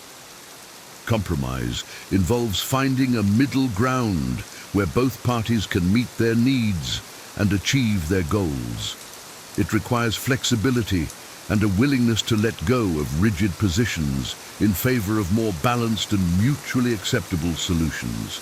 This flexibility reflects the Stoic emphasis on moderation and balance, enabling you to navigate conflicts more effectively. By embracing compromise, you demonstrate a commitment to resolving the conflict constructively rather than winning at all costs. This commitment can build trust and cooperation, encouraging the other party to reciprocate and seek common ground. Compromise also involves recognizing the value of the relationship. It prioritizes long-term harmony and cooperation over short-term victories. This recognition can foster a more positive and constructive dialogue, promoting mutual respect and understanding. The Stoic emphasis on wisdom and moderation is reflected in this approach to conflict resolution. By embracing compromise, you can navigate conflicts more effectively and foster a more positive and cooperative environment for resolution. This approach not only resolves the immediate conflict, but also strengthens the overall relationship, promoting long-term harmony and cooperation. Number 13, appeal to their inner values.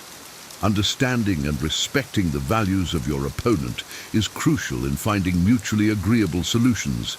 By appealing to their inner values, you can create a foundation for cooperation and mutual respect. This approach aligns with the Stoic principles of wisdom and empathy, helping you navigate conflicts with clarity and effectiveness. Conflicts often arise from clashes in values and priorities. By taking the time to understand the core values driving the behavior of your opponent, you can identify areas of common ground and potential solutions. This understanding can reveal shared values and goals, creating a foundation for cooperation and mutual respect. Appealing to the inner values of your opponent involves framing your perspective in a way that aligns with their values. This effort can build trust and openness, encouraging the other party to reciprocate and listen to your point of view. This approach also helps to humanize your opponent. It reminds you that they are not just an adversary, but a person with their own values, fears, and aspirations. This recognition can reduce animosity and foster a more positive and constructive dialogue. The Stoic emphasis on reason and empathy is reflected in this approach to conflict resolution. By appealing to the inner values of your opponent, you can navigate conflicts more effectively and foster a more positive and constructive environment for resolution. This approach not only resolves the immediate conflict, but also strengthens the overall relationship, promoting long-term cooperation and harmony. Number 14, learn from conflict. Conflicts provide valuable opportunities for self-reflection and personal growth. By using disagreements as learning experiences, you can gain insights into your own behavior and improve your conflict resolution skills. This approach aligns with the Stoic principles of wisdom and self-awareness, helping you navigate conflicts with clarity and effectiveness. Each conflict reveals something about our own strengths and weaknesses. By reflecting on the conflict and analyzing your actions and reactions, you can identify areas for improvement and develop better coping strategies. This reflection fosters personal growth and resilience, enabling you to handle future conflicts more effectively. Learning from conflict also involves recognizing the impact of your behavior on others. By understanding how your actions contribute to the conflict, you can make more informed and thoughtful decisions in the future. This understanding promotes empathy and self-awareness, aligning with the Stoic emphasis on self-improvement and wisdom. Moreover, learning from conflict encourages a growth mindset. It shifts the focus from winning or losing to learning and growing. This mindset fosters a more positive and constructive approach to conflict resolution, promoting mutual respect and understanding. The Stoic emphasis on wisdom and self-awareness is reflected in this approach to conflict resolution. By learning from conflict, you can navigate disagreements more effectively and foster personal growth and resilience. This approach not only resolves the immediate conflict, but also strengthens your overall ability to handle future conflicts, promoting long-term peace and understanding. Number 15, set boundaries. Setting clear boundaries is essential in protecting your well-being and maintaining healthy relationships. By clearly defining and communicating your limits, you can prevent conflicts from escalating and ensure that your needs are respected. This approach aligns with the Stoic principles of self-control and self-respect, helping you navigate conflicts with clarity and effectiveness. Boundaries serve as guidelines for acceptable behavior, helping to create a sense of safety and respect in relationships. By establishing and enforcing boundaries, you can prevent misunderstandings and reduce the potential for conflict. This clarity fosters a more positive and constructive environment for dialogue and negotiation. Setting boundaries also involves recognizing and respecting your own needs and limits. It requires self-awareness and self-respect, aligning with the Stoic emphasis on maintaining control over one's emotions and actions. By honoring your boundaries, you demonstrate a commitment to your well-being and values. Communicating your boundaries effectively is crucial. This communication involves being clear and direct about your limits, without aggression or defensiveness.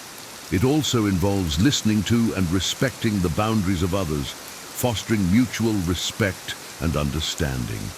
The Stoic emphasis on self-control and self-respect is reflected in this approach to conflict resolution. By setting clear boundaries, you can navigate conflicts more effectively and foster a more positive and respectful environment for resolution. This approach not only resolves the immediate conflict, but also promotes long-term harmony and well-being in your relationships. In a world where conflicts are inevitable, embracing the wisdom of Stoic philosophy can transform how we approach and resolve disagreements. By using humor wisely, seeking external aid, practicing gratitude, and finding common ground, we can navigate conflicts with a calm and balanced mindset. Controlling our reactions, engaging in premeditation, and communicating with clarity further empower us to handle disputes with grace and effectiveness. The Stoic virtues of wisdom, empathy, and self-control provide a powerful framework for conflict resolution. By forgiving past grievances, offering empathy, understanding our adversaries, and embracing compromise, we foster mutual respect and cooperation. Setting boundaries and learning from conflicts ensure that we protect our well-being and grow from each experience. Ultimately, these Stoic strategies not only resolve immediate conflicts, but also strengthen our relationships and personal resilience. By integrating these principles into our daily lives, we can transform challenges into opportunities for growth and harmony, achieving a more peaceful and fulfilling existence. Embrace the timeless wisdom of the Stoics and discover a path to navigating conflicts with wisdom, clarity, and grace.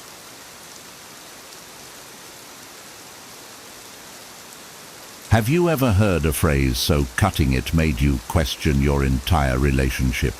Statements like, "You're too sensitive," or "I can do better than you," aren't just hurtful. They're signs of something much deeper and far more dangerous. If she says any of these 10 things, it's not just a red flag. It's a signal to leave for your own good. Imagine staying in a relationship where your worth is constantly questioned, your feelings dismissed, or your love manipulated. These aren't minor issues. They're major warning signs of emotional imbalance that could cost you your peace, your confidence, and even your future happiness. You might think, is it really that bad? Or can't things change? But the harsh truth is, these behaviors often escalate, leaving you stuck in a cycle of self-doubt and regret. In this video, we'll break down 10 toxic phrases rooted in disrespect and manipulation. Using Stoic wisdom, we'll reveal why these statements are not just hurtful, but detrimental to your well-being, and how walking away is an act of self-respect and courage. Stick around, because by the end, you'll have the tools to protect your peace, guard your worth, and approach relationships with the wisdom of the Stoics. Now, let's dive into the first phrase you should never tolerate. 1. I'm too good for you. When someone tells you, "I'm too good for you," it's more about their mindset than your worth. A Stoic perspective teaches us that external validation, or the lack thereof, should never determine our sense of self. Marcus Aurelius reminded himself that you have power over your mind, not outside events. Realize this, and you will find strength. Hearing such a statement can be a blow to the ego, but ego is not your ally in such moments. Instead of reacting defensively or pleading for their validation, take a step back and assess the situation with clarity. What kind of person feels the need to assert superiority in a relationship? A healthy relationship is built on mutual respect and equality, not on one person belittling the other to inflate their own self-worth. This phrase is a red flag because it highlights a lack of humility and gratitude, both key virtues in Stoicism. It's not your role to prove your worth to someone who doesn't recognize it. As Seneca wisely stated, "A man is as miserable as he thinks he is." If their happiness hinges on feeling superior, they are already trapped in their own misery. For your own good, practice the art of detachment. Detachment doesn't mean apathy. It means understanding what is within your control, your actions, thoughts, and values, and letting go of what isn't, like someone else's opinion of you. By walking away from someone who demeans you, you protect your peace and pave the way for healthier, more uplifting relationships. Remember, you don't need someone to validate your worth. True strength lies in knowing your value, regardless of others' judgments. This is the essence of living a Stoic life, calm, resilient, and grounded in self-respect. 2. You need to change. When someone demands that you need to change, Stoicism teaches us to pause and reflect. Change is not inherently bad. In fact, growth often requires it. But the demand should align with your own values, not someone else's preferences. Epictetus said, "First say to yourself what you would be, and then do what you have to do." The issue with this statement is its tone of control. A healthy relationship is about mutual growth and acceptance, not one partner dictating how the other should be. If someone wants you to change in ways that compromise your integrity or values, it's a sign that they are projecting their own dissatisfaction onto you. True change comes from within and is motivated by personal goals, not external pressure. Instead of reacting emotionally to this demand, consider whether the change they suggest aligns with your principles. For instance, if they want you to be healthier or more disciplined, that could be a positive nudge. However, if they want you to abandon your hobbies, friendships, or beliefs to fit their ideal, it's time to reevaluate the relationship. A Stoic would recognize that while we can adapt and grow, we should never betray our authentic selves to please others. Seneca wisely observed, "You must live for yourself, not for other people."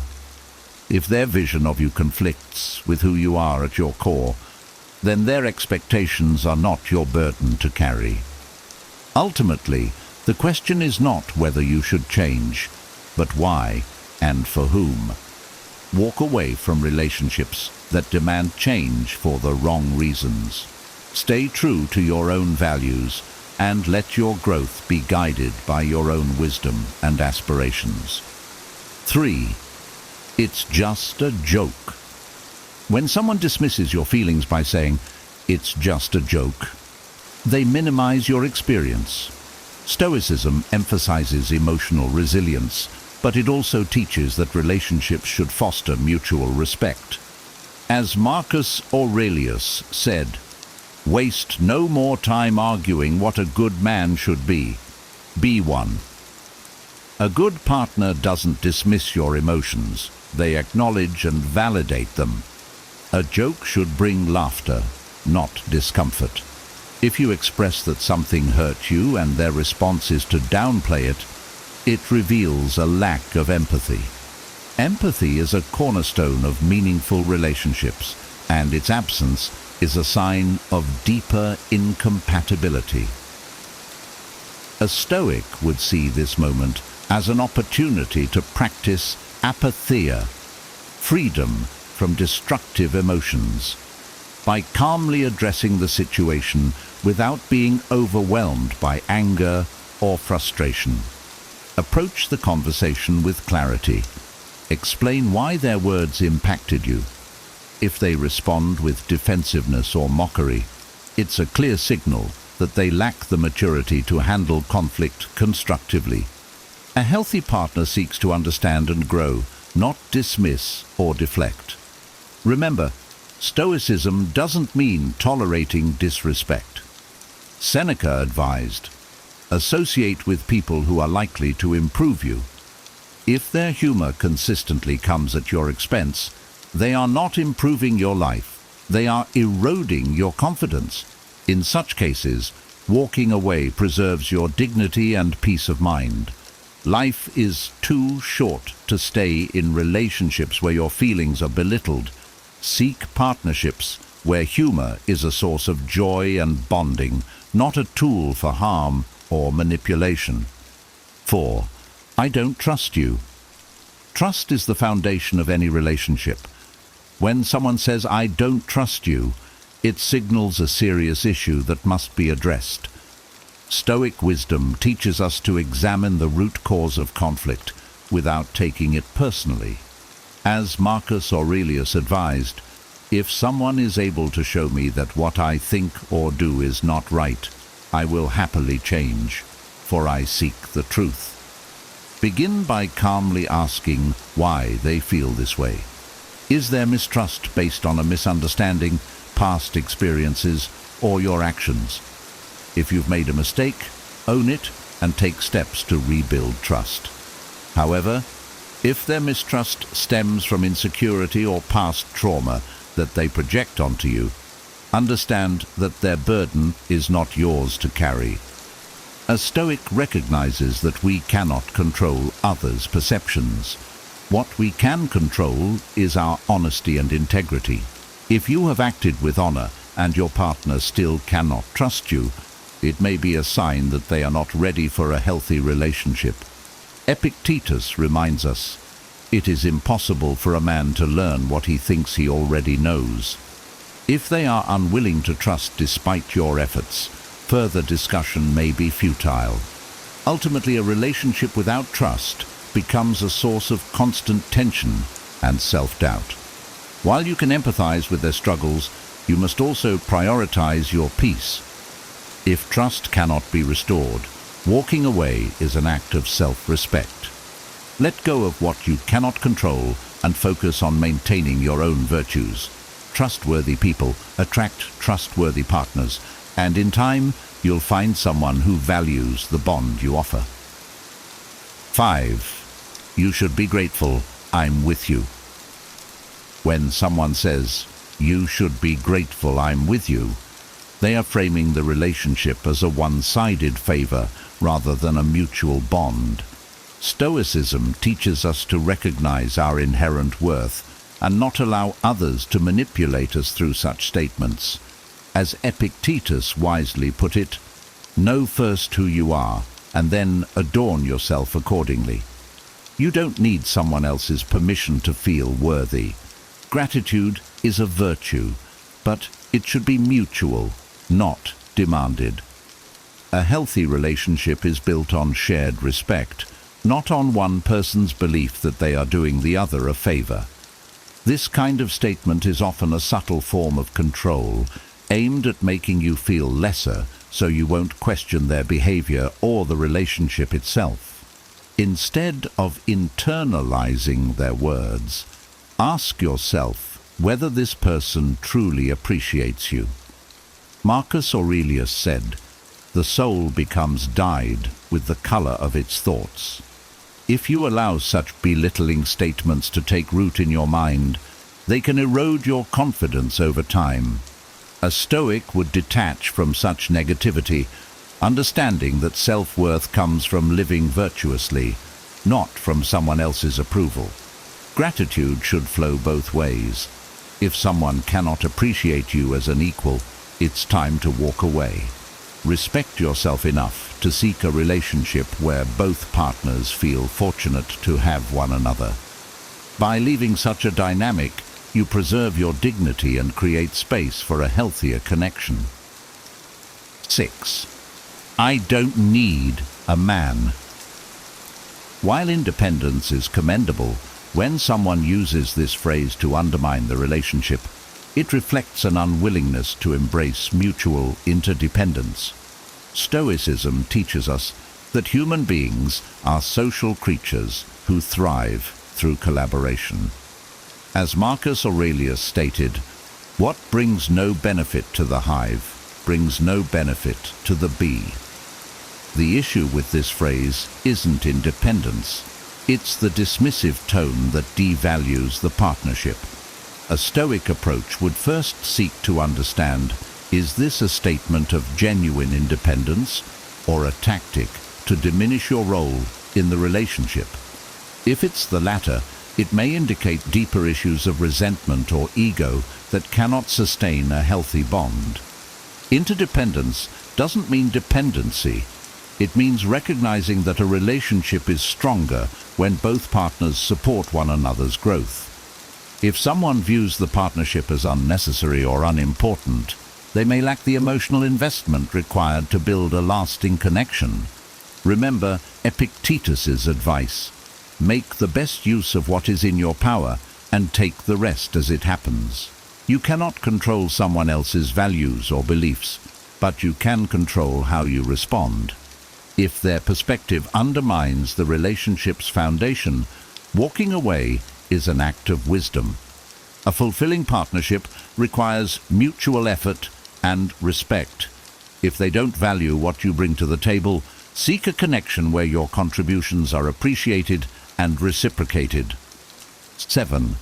My friends are more important. While friendships are vital, a partner who consistently prioritizes friends over the relationship is sending a clear message about where you stand. Stoicism reminds us to evaluate what is within our control and what aligns with our values. Seneca said, "Associate with people who are likely to improve you." A partner who marginalizes you for their friends may not be contributing to your growth or well-being. There's a fine balance between maintaining friendships and nurturing a relationship. However, if they habitually put their friends' needs ahead of the partnership, it shows a lack of commitment. A Stoic would not beg for attention, but would instead reflect on whether the relationship aligns with their principles of mutual respect and shared priorities. Approach the situation calmly. Express your feelings without anger or blame, as Stoicism advocates rational discourse over emotional outbursts. If they are unwilling to acknowledge your concerns or make an effort to balance their priorities, it may be time to reconsider the relationship. A relationship should feel like a partnership, not a competition. If you are consistently placed second, it's a sign that they are not ready for the depth of connection you deserve. By leaving, you honor your own values and make space for a partner who is equally invested. 8. If you loved me, you would. This statement is a form of emotional manipulation, pressuring you to act against your will or values under the guise of love. Stoic philosophy teaches us to guard our autonomy and live according to reason, not external pressures. Epictetus said, "No man is free who is not master of himself." When someone uses your love as leverage, it suggests an imbalance in the relationship. Love should inspire freedom and mutual growth, not coercion. This phrase often implies that your love is conditional on meeting their demands, which is contrary to the Stoic ideal of relationships based on virtue and respect. Reflect on whether their request aligns with your principles. If it's a reasonable ask that strengthens the relationship, you can act on it willingly. However, if it requires compromising your integrity or values, a Stoic would calmly but firmly refuse. Marcus Aurelius reminded us, "Be tolerant with others and strict with yourself. You can empathize with their desires without succumbing to manipulation. True love doesn't demand, 'If you loved me, you would.' Instead, it encourages, 'Because we love each other, we grow together.' If this dynamic is absent, leaving is an act of self-respect. Detach from manipulation and seek a partnership that nurtures your autonomy and values. 9. You're too sensitive. When someone dismisses your feelings as oversensitivity, they undermine your emotional experience and invalidate your perspective. Stoicism encourages emotional resilience, but it also emphasizes the importance of reasoned understanding. As Marcus Aurelius advised, do not be ashamed of needing help. You have a duty to fulfill like a soldier at the wall. Dismissing feelings is not constructive, understanding them is. The phrase, "you're too sensitive," often reflects the speaker's inability or unwillingness to take responsibility for their actions. A Stoic response would focus on clarity. Are you genuinely overreacting, or is the other person deflecting accountability? If your concerns are reasonable, their dismissal signals a lack of empathy. A healthy relationship fosters emotional safety, where both partners can express their feelings without fear of ridicule or rejection. If someone consistently invalidates you, they are not contributing to your growth. Seneca stated, "Treat your inferiors as you would be treated by your superiors." This applies in relationships too. Respect is a non-negotiable. If their behavior persists, consider whether the relationship aligns with your principles of mutual respect and understanding. By choosing to walk away, you prioritize your emotional well-being and open yourself to connections where your feelings are valued. 10. I'm not over my ex. This phrase is a clear indication that they are emotionally unavailable. Stoic wisdom teaches us to let go of what is outside our control and to focus on living in the present. Marcus Aurelius wrote, "Do not let the past disturb you. Leave it in the hands of the past. If someone is stuck in their past, they are not ready to build a future with you." Remaining in a relationship where one partner is emotionally tethered to someone else can lead to frustration, insecurity, and stagnation. A Stoic would recognize that while you may feel compassion for their struggles, their emotional baggage is not yours to carry. Your time and energy are precious resources that should not be spent on someone who cannot fully commit. Have an honest conversation to understand their emotional state. If they are making genuine efforts to move forward and you see progress, you might consider giving the relationship time.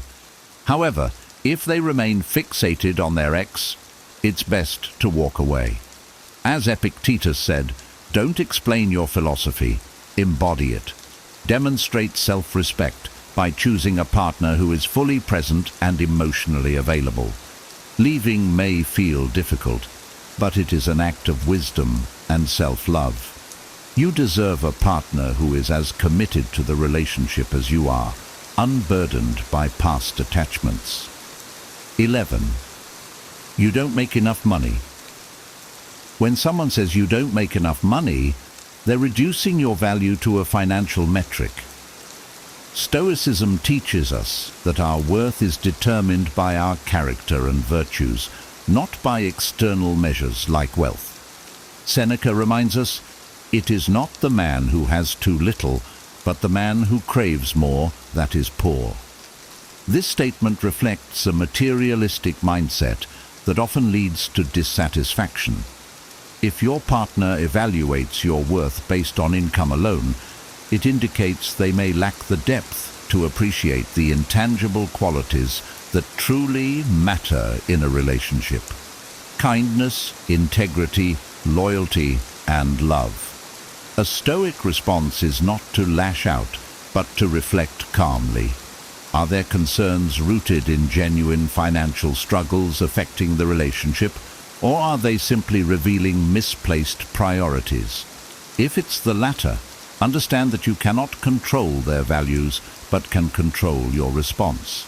Marcus Aurelius said, "The happiness of your life depends upon the quality of your thoughts." Do not let their words diminish your self-esteem. A relationship should focus on building a life together, not on transactional measures of worth. If they cannot see beyond your income to the person you are, walking away is an act of preserving your dignity. Seek a partner who values you for who you are, not for what you earn. 12. You're overreacting. When someone dismisses your emotions by saying you're overreacting, it invalidates your feelings and undermines the importance of clear communication. Stoicism teaches us to manage our emotions, but it also emphasizes the value of understanding and empathy in relationships. Marcus Aurelius advised, "Be tolerant with others and strict with yourself." If someone consistently disregards your feelings, it reflects a lack of tolerance. Evaluate the situation rationally. Are you truly overreacting, or are they deflecting responsibility for their behavior? A Stoic approach involves calmly stating your perspective and observing their reaction. If they continue to belittle your feelings rather than engage in a constructive dialogue, it indicates a lack of emotional maturity. Healthy relationships require emotional safety. Seneca taught, "Wherever there is a human being, there is an opportunity for kindness. If your partner is unwilling to be kind and understanding when you are vulnerable, it's a sign that they may not value the relationship as they should." Walking away from someone who constantly invalidates you is an act of self-respect. Seek relationships where emotional expression is met with compassion and constructive dialogue, not dismissal or ridicule. 13. I can do better than you. This statement is both disrespectful and revealing of their mindset. Stoicism teaches us to avoid comparison and focus on living virtuously. Marcus Aurelius said, "Never esteem anything as of advantage to you that will make you break your word or lose your self-respect."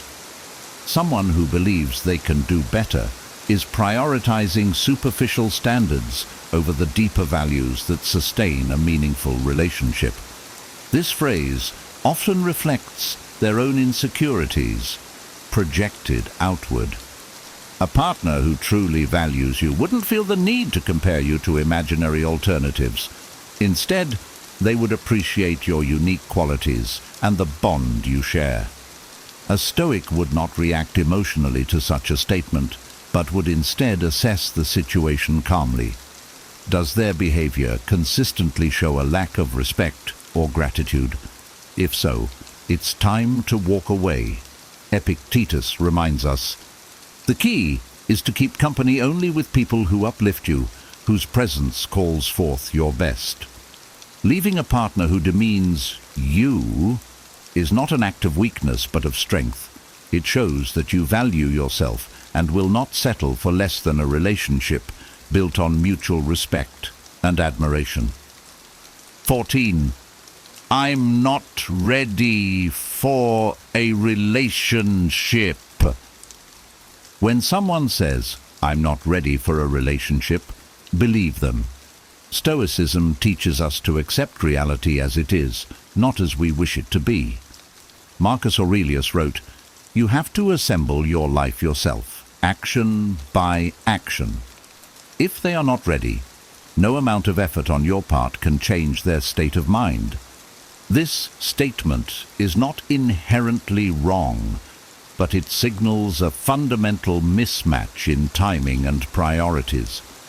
A Stoic would recognize that forcing a relationship with someone who is unprepared is futile. Instead, focus on your own growth and fulfillment. Seneca advised, throw aside all hindrances and give up your time to attaining a sound mind. If their hesitation creates uncertainty and emotional distress for you, it's better to let go and invest in your own well-being. A relationship requires both partners to be equally committed and ready to build together. By walking away, you free yourself to find someone who is aligned with your readiness and values.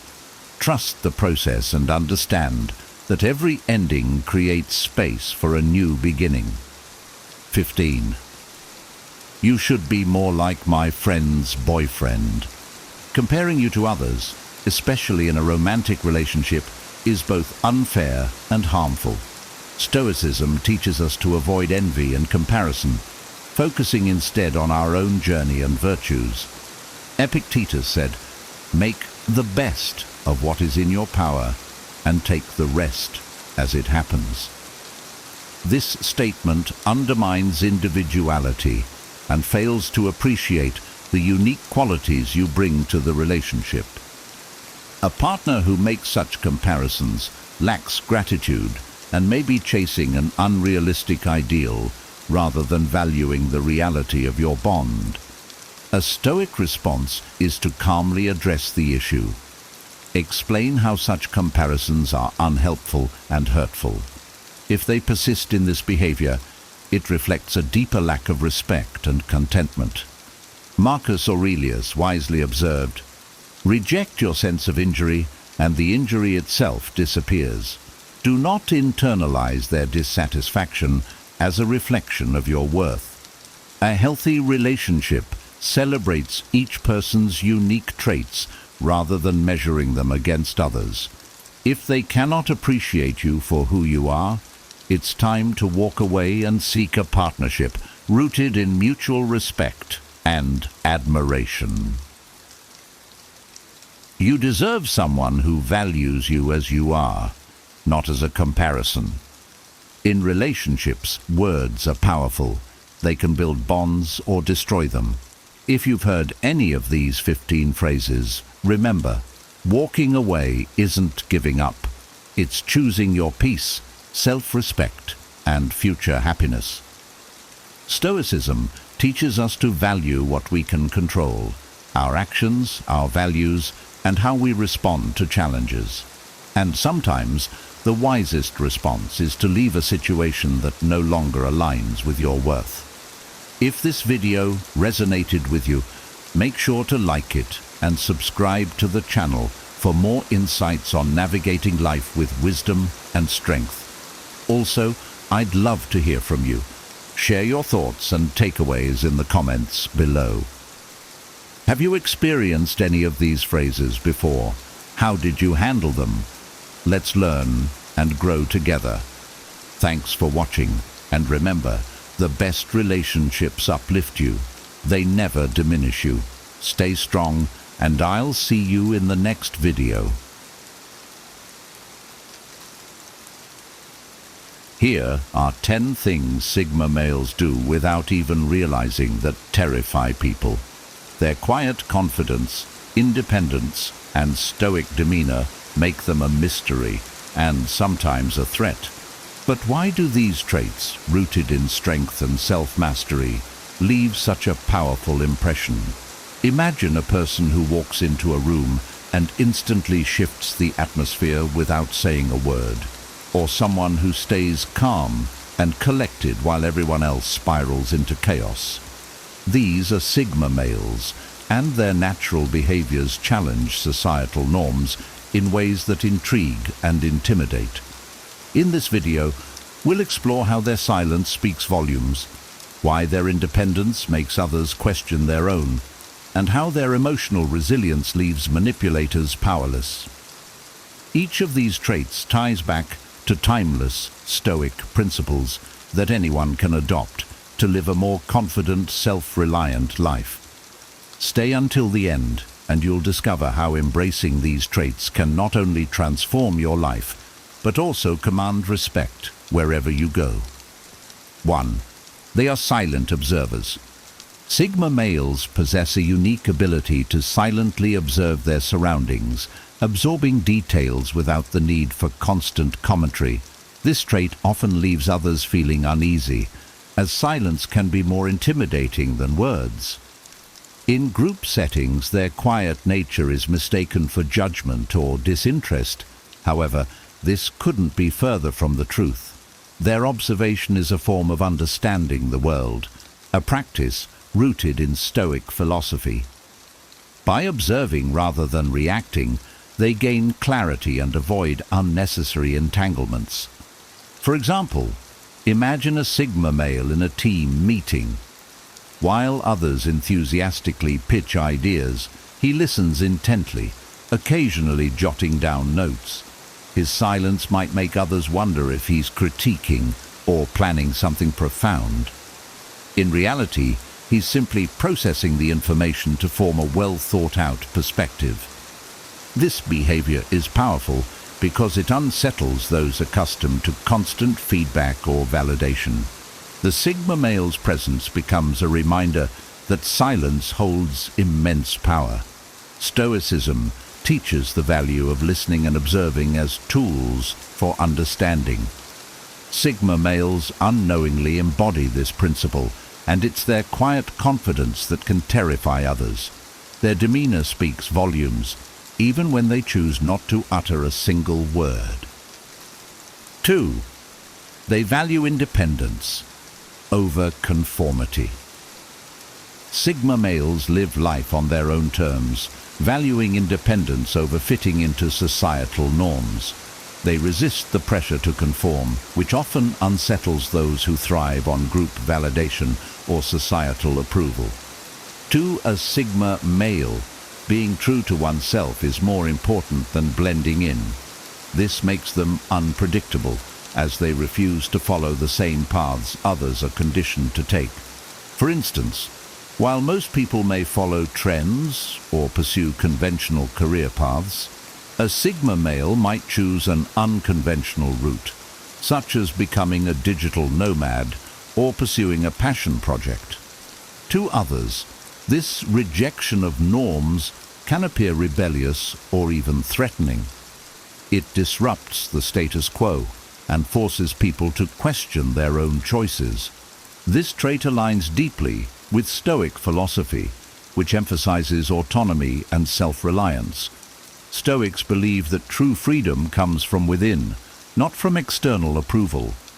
Sigma males, often unknowingly, embody this mindset. They forge their own path without fear of judgment, leaving others intimidated by their unwavering self-assurance. Their independence isn't just a lifestyle, it's a statement that they answer only to themselves, which can terrify those who fear stepping outside the norm. 3. They are unaffected by criticism or praise. One of the most unsettling traits of a Sigma male is his emotional resilience. Criticism and praise roll off him with the same indifference, leaving others bewildered. Most people rely on feedback, positive or negative, to gauge their worth or make decisions. Sigma males, however, remain unaffected, drawing their sense of value from within rather than external validation. Imagine someone tries to belittle a Sigma male in a public setting, expecting a defensive or emotional response. Instead, the Sigma male calmly acknowledges the comment and moves on as though it holds no weight.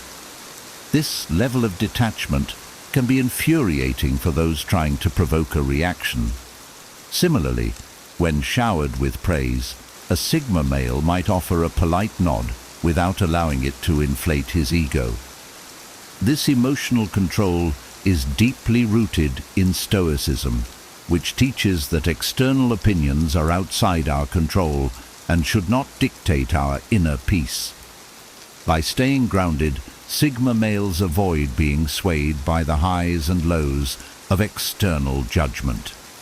To others, this emotional invincibility is both inspiring and intimidating. It signals a strength that cannot be manipulated, leaving people unsure of how to interact with someone so self-possessed. 4. They set boundaries without explanation. Sigma males are masters at setting boundaries, and they do so without the need to explain or justify their decisions. This trait often catches people off guard, as many are used to seeking approval or offering lengthy explanations for their choices. A Sigma male's firm yet silent boundary setting can feel abrupt or even intimidating to those who don't understand the importance of protecting one's energy. For instance, if a Sigma male feels overwhelmed by social obligations, he may decline invitations without offering a reason.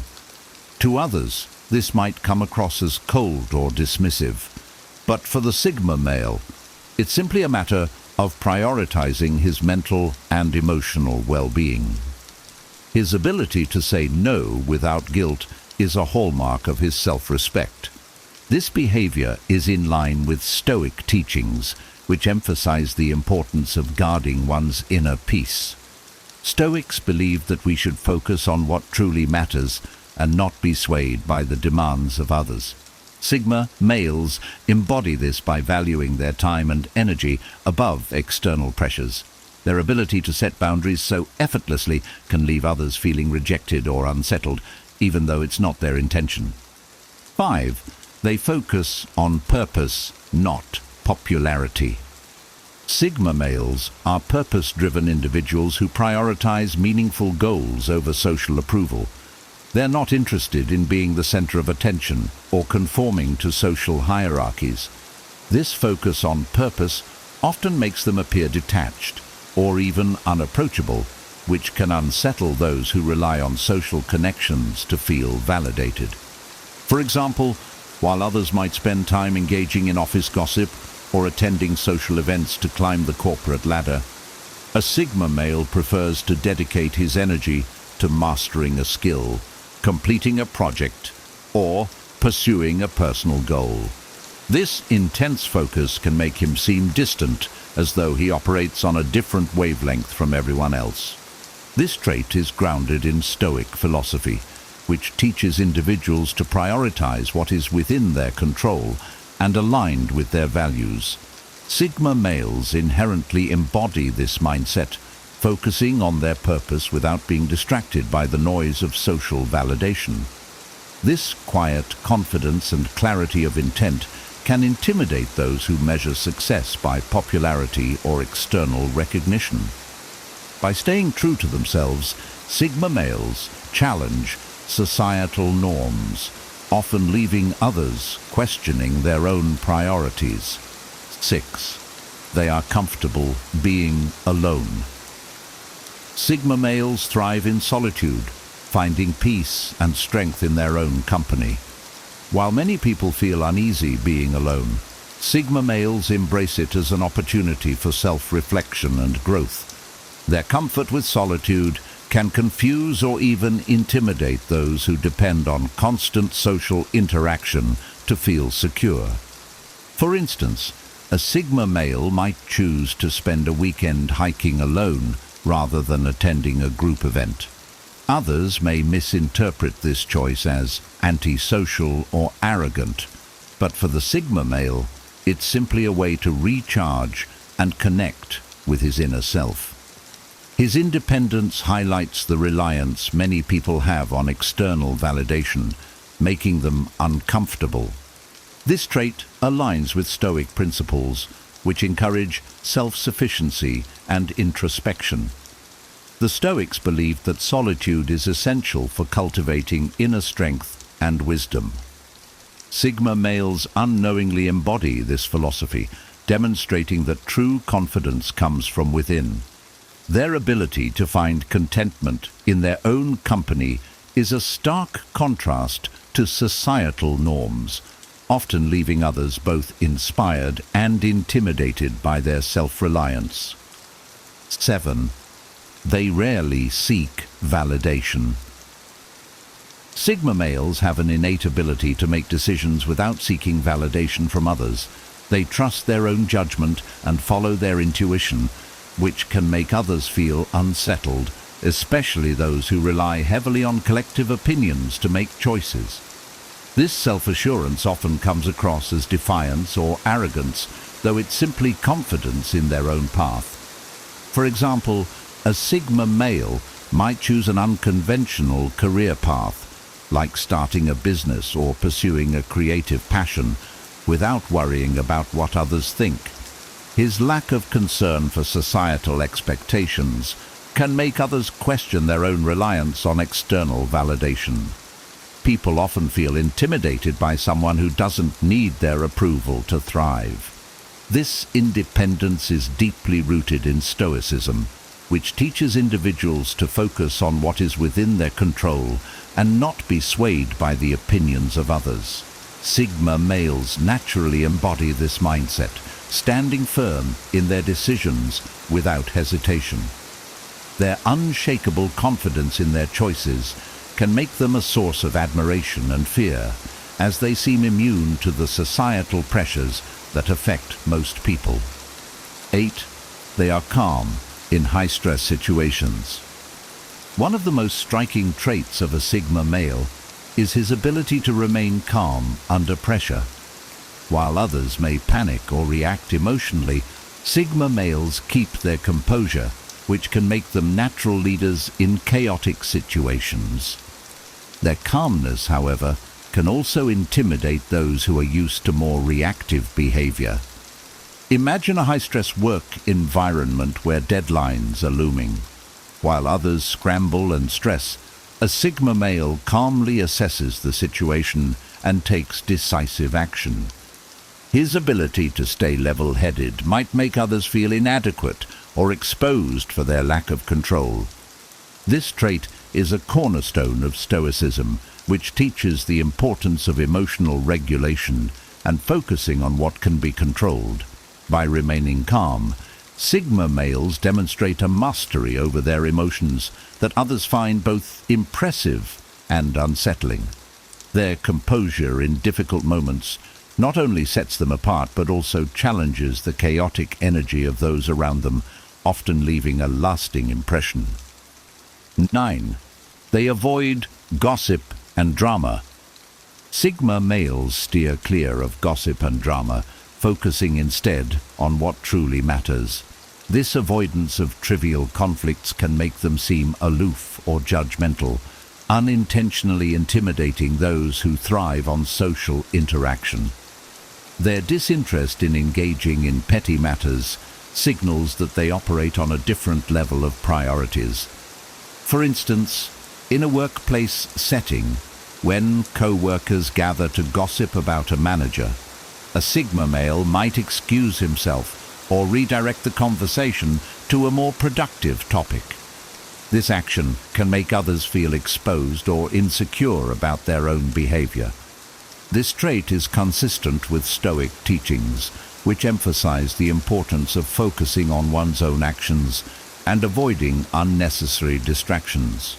Sigma males naturally embody this principle, choosing to invest their time and energy into things that align with their values. Their refusal to engage in gossip not only protects their peace, but also serves as a silent reminder to others of the futility of drama, which can be both inspiring and unnerving. 10. They see through manipulation. Sigma males have a sharp sense of perception that allows them to see through manipulation and deceit. This ability to recognize hidden motives often leaves manipulators feeling exposed and powerless, which can be terrifying for those who rely on such tactics to control others. For example, a Sigma male in a negotiation might sense when the other party is being disingenuous and calmly call them out or redirect the conversation. His refusal to play along with manipulative games can make others feel vulnerable as they realize their usual strategies won't work. This sharp perception is closely tied to Stoic philosophy, which values clarity of thought and truth-seeking. Stoics strive to see the world as it is, free from illusion or bias. Sigma males unknowingly live by this principle, cutting through deception with ease. Their ability to identify and disarm manipulation makes them formidable and intimidating to those who attempt to control them. By staying true to their values and principles, Sigma males project an aura of unshakable confidence that leaves a lasting impression. Sigma males embody traits that naturally command respect and at times unintentionally intimidate others. From their calm under pressure to their unwavering independence, these behaviors are rooted in timeless Stoic principles that anyone can adopt. By mastering self-reliance, emotional control, and focus, you can cultivate the same quiet confidence that sets them apart. If you found this video insightful, let us know in the comments which of these traits resonated with you the most. Are there any you've experienced yourself or noticed in others? Share your thoughts and takeaways. We'd love to hear from you. Don't forget to like this video if you found it helpful and subscribe for more content on self-improvement, Stoicism, and Sigma male wisdom. Share this video with someone who might benefit from these lessons. Thank you for watching, and we'll see you in the next one. 10 subtle ways your friends are using you and how to deal with this problem. Friendships are one of life's greatest gifts. They provide us with joy, support, and the companionship we crave in a chaotic world. At their core, true friendships are built on mutual trust and respect, a balance of giving and receiving that enriches both lives. But not all friendships are as balanced as they appear. Some relationships can take a subtle, toxic turn, where one party exploits the other's goodwill. What makes these situations so difficult to detect is their quiet nature. Manipulation often wears a mask of normalcy. This isn't to suggest that every friend who asks for a favor is using you, or that the occasional misstep is malicious. We're all imperfect, and friendships naturally ebb and flow. However, when the imbalance becomes a pattern, when you feel more drained than uplifted, it's time to pause and reflect. Are you being valued, or are you merely being used? The purpose of this guide is not to sow distrust, but to help you recognize subtle red flags in friendships. It's about fostering awareness so you can make wise decisions about the relationships you nurture. While it's important to be kind and forgiving, it's equally vital to protect your energy and respect yourself. Approach these signs with a level head and a fair heart. Stoicism teaches us to judge actions, not intentions, and to remain calm in the face of discomfort. Use this wisdom to assess your friendships objectively. If you find evidence of imbalance, you owe it to yourself to take action, not in anger or haste, but with quiet dignity and firm resolve. After all, a wise person knows the value of their time and spirit and will not waste it on relationships that lack reciprocity. 1. Only contacting you when they need something. A true friendship thrives on mutual interest and shared experiences, but if a friend only appears when they need something, a favor, advice, or money, it may be time to reevaluate the relationship. These interactions might initially seem harmless, even natural, but when they become the foundation of your connection, it's a sign of imbalance.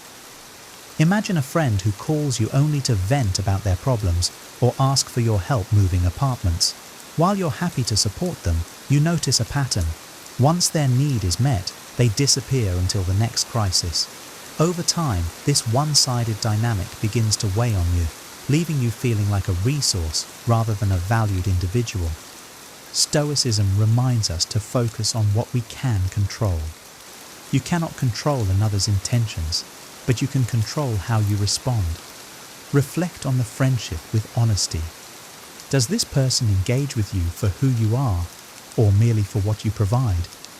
If the latter, it's essential to recognize the pattern and decide how much energy you're willing to invest. A wise person values their time and energy, offering it to those who reciprocate. It doesn't mean cutting people off at the first sign of selfishness, but setting boundaries. Start by being less available for their requests and observe their reaction. Genuine friends will adjust, showing interest in your life. Those who are using you will likely fade away. Both outcomes bring clarity, allowing you to invest your energy where it is truly appreciated. 2. Never being available. When you need help or support. Friendship is a two-way street. While it's natural for one person to need more support at times, the overall balance should reflect mutual care. A friend who is consistently unavailable when you need help, yet expects you to be their rock, is demonstrating a concerning lack of reciprocity. Picture this scenario. You've been there for a friend through their tough breakup, offering a listening ear and advice late into the night. Months later, when you're struggling at work and reach out, they're too busy or dismissive of your struggles. Over time, these repeated absences erode trust and make you feel unvalued. In Stoic philosophy, relationships should foster harmony and growth. If someone constantly takes without giving back, they disrupt this balance. This doesn't mean expecting tit-for-tat gestures, but recognizing that a true friend will show up when it matters, even if it's inconvenient for them. Address the issue with quiet courage. Instead of making accusations, share how you feel. For example, I've noticed I'm often there for you, but when I need help, it feels like you're unavailable. Can we talk about this? Their response will reveal the depth of their care for you. If the imbalance persists, take solace in the wisdom that not all friendships are meant to last.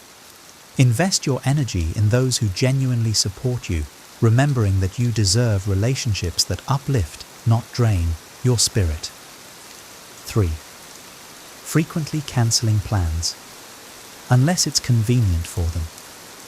We all lead busy lives, and plans occasionally fall through. However, if a friend consistently cancels on you, unless it suits their convenience, it signals a lack of respect for your time and the relationship. Consider this. You've planned a coffee date, rearranged your schedule, and looked forward to catching up.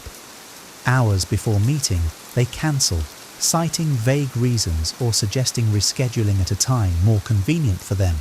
This becomes a pattern, with them dictating the terms of your interactions. Over time, it feels as though your time and effort are inconsequential to them. A Stoic approach to such behavior involves recognizing what this says about their values. Actions, not words, reveal true character. If a friend repeatedly prioritizes their convenience over your shared commitments, they may not value the friendship as you do. Address the issue with calm firmness. Mention the pattern and how it affects you. I've noticed plans are often cancelled, and it feels like my time isn't valued. Can we find a way to make our meetups work for both of us? A genuine friend will acknowledge this and work to improve. Should they continue to prioritize convenience over commitment, take it as a sign to focus your time on relationships that respect and value you. Life is too short to waste on those who fail to recognize the importance of shared time and connection. 4. Manipulating you into feeling guilty to meet their demands. A true friend respects your choices and boundaries. However, someone who uses guilt to manipulate you into meeting their demands is exploiting your kindness. Guilt tripping is a subtle yet potent form of control that preys on your sense of obligation. Imagine this scenario. You've declined a favor because you're stretched too thin, but your friend responds with statements like, "I thought you were the one person I could count on," or, "If you really cared, you'd help me." These words aren't a genuine appeal. They're a tool to coerce you into compliance while disregarding your feelings or capacity. Stoic wisdom teaches us to separate what is in our control from what isn't. You cannot control someone else's attempt to manipulate, but you can control how you respond. Recognize that guilt tripping reflects their insecurity or self-centeredness. It is not a reflection of your worth or loyalty. When confronted with guilt-driven demands, pause and reflect. Are you saying yes because you want to, or because you feel coerced? Politely but firmly assert your boundaries. "I care about you, but I can't help this time. I hope you understand." A genuine friend will respect your limits. A manipulator may persist or react negatively, revealing their true intentions. Remember, your time and energy are precious. Stoicism reminds us to act in alignment with reason and integrity, not out of fear or guilt. By standing firm, you protect your sense of self and encourage healthier dynamics in all your relationships. 5. Borrowing money or items and never returning them. Lending a hand or a few dollars is a natural part of friendships.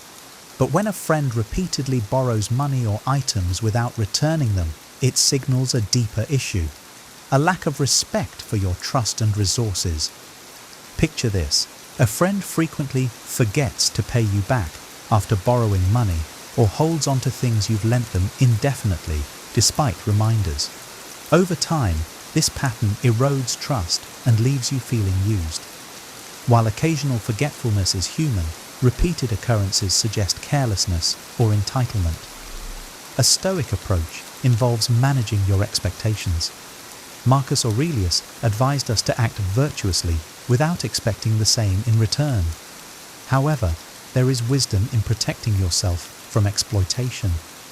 Lending something with the expectation of never seeing it again can be freeing. It eliminates disappointment. That said, if the borrowing becomes a habit, it's crucial to address it. Communicate openly, yet calmly. I've noticed that when I lend you things, they don't always come back.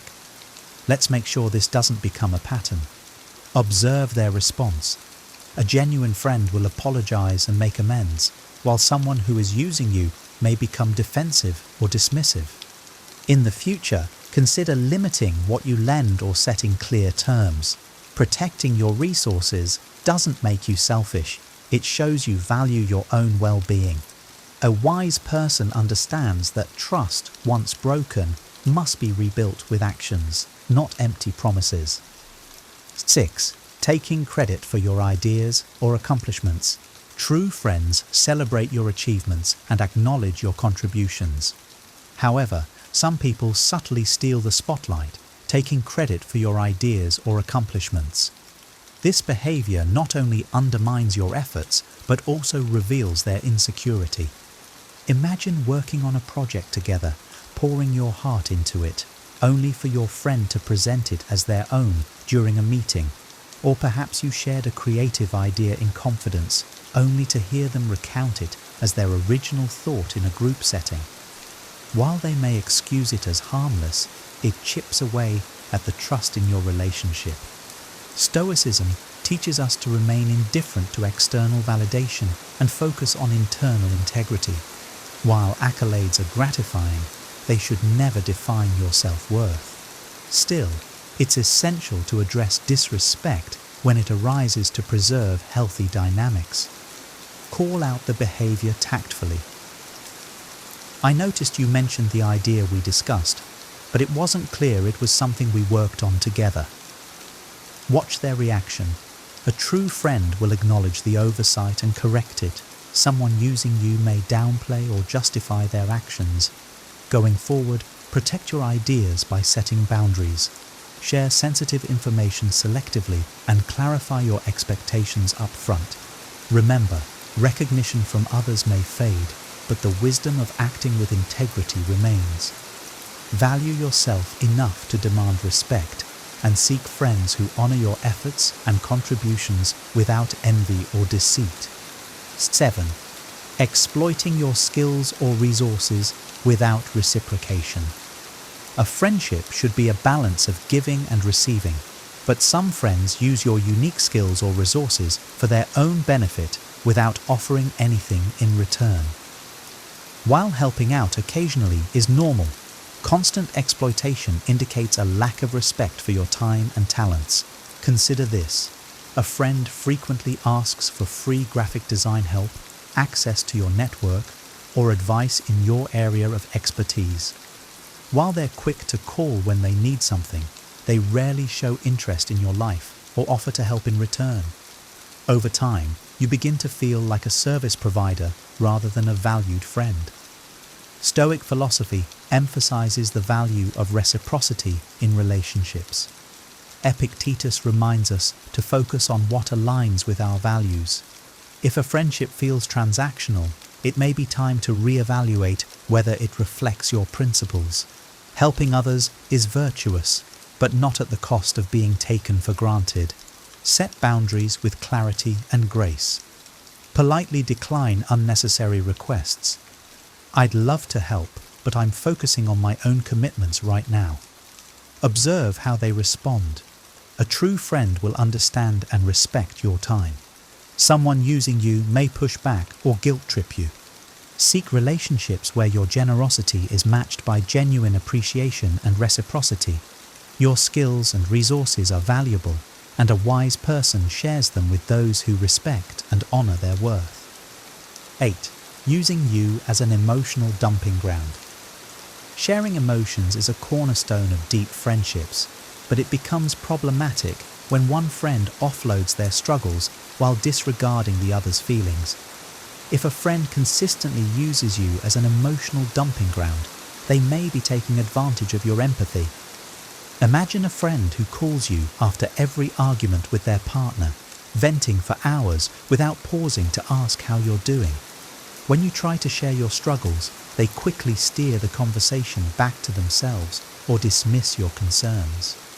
Over time, this one-sided emotional exchange leaves you feeling drained and unimportant. Stoicism encourages us to remain calm in the face of others' emotions, but it also reminds us to protect our own peace. You can't pour from an empty cup. If a friendship becomes an emotional burden, it's time to set limits. Gently bring up the imbalance. I value our talks, but I've noticed we mostly focus on your challenges. I'd love for us to support each other more evenly. A genuine friend will appreciate this and adjust their behavior. If not, consider how much energy you want to invest in the relationship. Prioritize your emotional well-being by seeking friendships where support flows both ways. A wise person knows that true connection involves listening as much as sharing and values relationships that nourish rather than deplete their spirit. 9. Being excessively competitive or jealous. Healthy friendships celebrate mutual success, but when a friend is overly competitive or subtly jealous, it undermines the relationship. This behavior often manifests as backhanded compliments, subtle one-upmanship, or minimizing your achievements. Picture this. You share exciting news about a promotion, only for your friend to respond with, "That's great, but my new role has way more perks." Or perhaps they point out minor flaws in your accomplishments like, "Congrats on your marathon. I bet you'd do even better if you train like I do." These comments leave you feeling deflated instead of celebrated. Stoicism teaches us to focus on our own progress and not compare ourselves to others. However, it also emphasizes the importance of surrounding ourselves with people who uplift us. A competitive or jealous friend often projects their insecurities, creating an environment that stifles rather than supports. Address the behavior calmly. I've noticed that when I share my successes, the conversation shifts to comparisons. "I value your input, but I'd also love to feel celebrated." A true friend will acknowledge this and make an effort to change.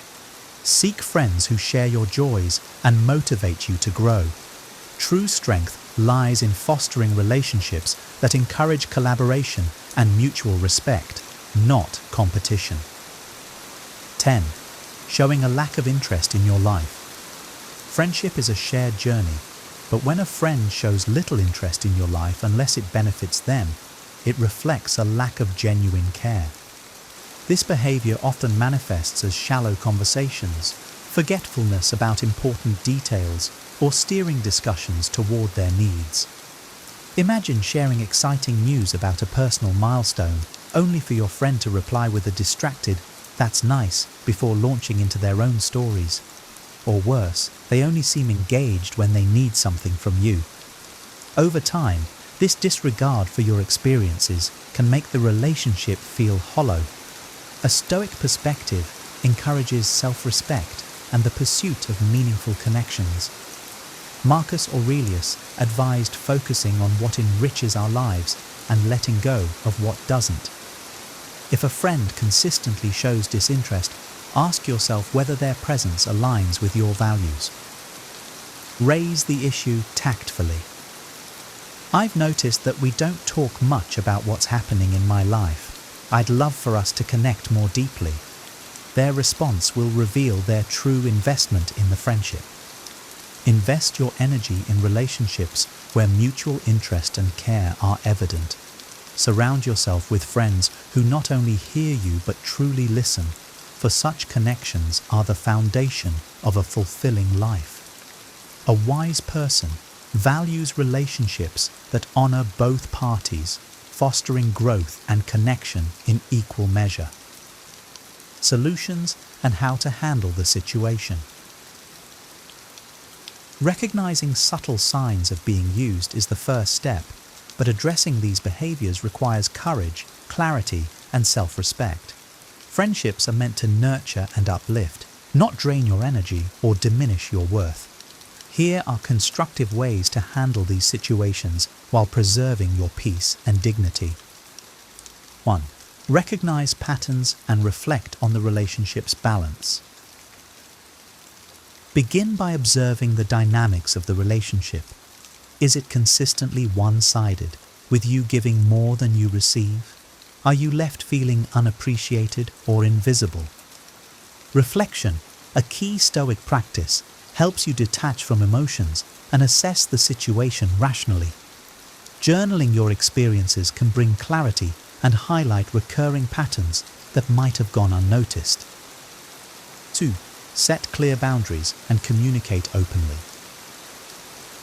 Boundaries are essential for healthy relationships. Politely but firmly communicate your feelings and needs. For example, if a friend frequently cancels plans, say, "I value our time together and would appreciate more commitment to our meetups." Setting boundaries doesn't make you unkind, it shows you respect yourself. 3. Test the friendship. If you're unsure of their intentions, Test the relationship by asking for support. A genuine friend will rise to the occasion, while someone using you may find excuses or deflect. For instance, ask for help with a task you typically handle for them and observe their reaction. This small test often reveals the true depth of their care. 4. Practice self-care and redirect your energy. Focusing on yourself is not selfish, it's essential. Engage in hobbies, pursue personal goals, and build connections with those who truly value you. Surrounding yourself with supportive, positive people will naturally help you distance yourself from toxic dynamics. Remember, a wise person prioritizes their well-being and avoids relationships that drain their spirit. 5. Seek support if needed. If these situations weigh heavily on you, seek counsel from trusted friends or a professional. Sometimes, an objective perspective can provide insight and strength. Discussing your feelings openly can help you make decisions with clarity and confidence. By addressing these issues with calm resolve and self-respect, you honor your own worth. Stoicism teaches us to act with integrity and align our actions with our values. You have the power to choose relationships that reflect mutual respect and care, creating space for those who truly deserve a place in your life. Friendships are among the most enriching parts of life, but only when they are built on respect, trust, and reciprocity. Recognizing the subtle ways someone might be using you is not about fostering suspicion, but about ensuring your relationships are healthy and balanced. As you navigate these dynamics, remember the wisdom of the Stoics. Focus on what you can control: your actions, your boundaries, and your choices.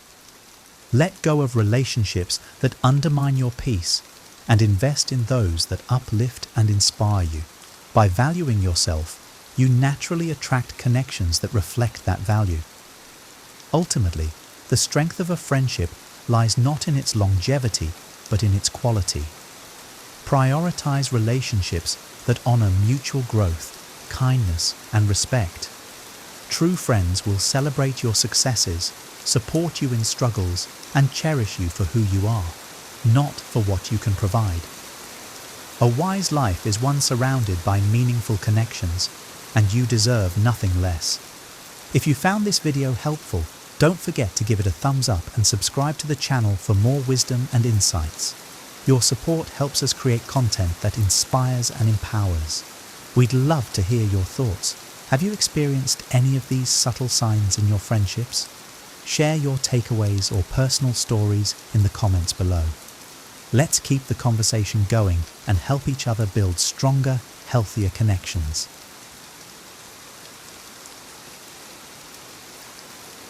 Hey there! I'm excited to share some transformative Stoic principles that have helped me build confidence and resilience. Practicing Stoicism isn't about suppressing emotions. It's about learning to respond thoughtfully to life's challenges and focusing on what truly matters. I've found that real confidence doesn't come from external achievements or others' approval. It's built by aligning my actions with my values and staying resilient in the face of setbacks. In this journey, I've discovered key practices like cultivating a positive mindset, focusing on priorities, and building self-discipline. These Stoic lessons have helped me stay grounded, motivated, and clear in my purpose. I hope these ideas inspire you to develop your inner strength and approach life's challenges with confidence and calm. Let's dive in. 1. Cultivating a positive mindset. A positive mindset is foundational for navigating life's challenges with resilience and confidence.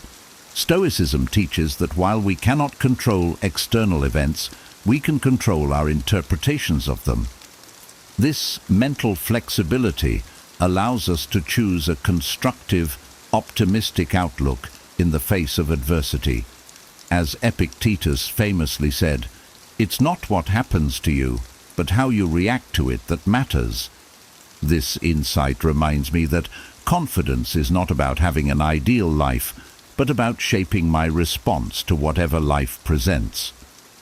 Before adopting this Stoic principle, I often let negative thoughts dictate my mood and reactions. Worries about failure, self-doubt, and what others thought of me would cloud my mind, weakening my confidence. Stoicism's emphasis on controlling thoughts encouraged me to start reframing how I interpret setbacks, mistakes, or uncertainties. This shift has been transformative, empowering me to view life through a lens of growth rather than limitation. Now, I see challenges as opportunities to strengthen my resilience rather than as threats to my confidence. One of the Stoic practices that has helped me build a positive mindset is the art of reframing. Reframing involves consciously adjusting our perspective on situations, particularly those that seem negative or daunting. For example, instead of viewing a mistake as a failure, I now try to see it as a valuable lesson. This approach has helped me redefine challenges as steps in my journey towards self-improvement, not as measures of my worth or success. By choosing constructive interpretations, I cultivate resilience and confidence, even when things don't go as planned. To make positivity a habit, I integrate daily affirmations and self-reflection exercises. Each morning, I set aside a few moments to affirm my strengths, my goals, and my ability to handle life's unpredictabilities. This practice doesn't just lift my spirits, it reinforces a mindset rooted in optimism and possibility. Self-reflection in the evening, where I review my actions, thoughts, and responses to the day's events, further strengthens this habit. Through these exercises, I gain insight into my thought patterns, helping me correct negative thinking and reinforce positive interpretations. The benefits of a positive mindset extend beyond immediate reactions to setbacks.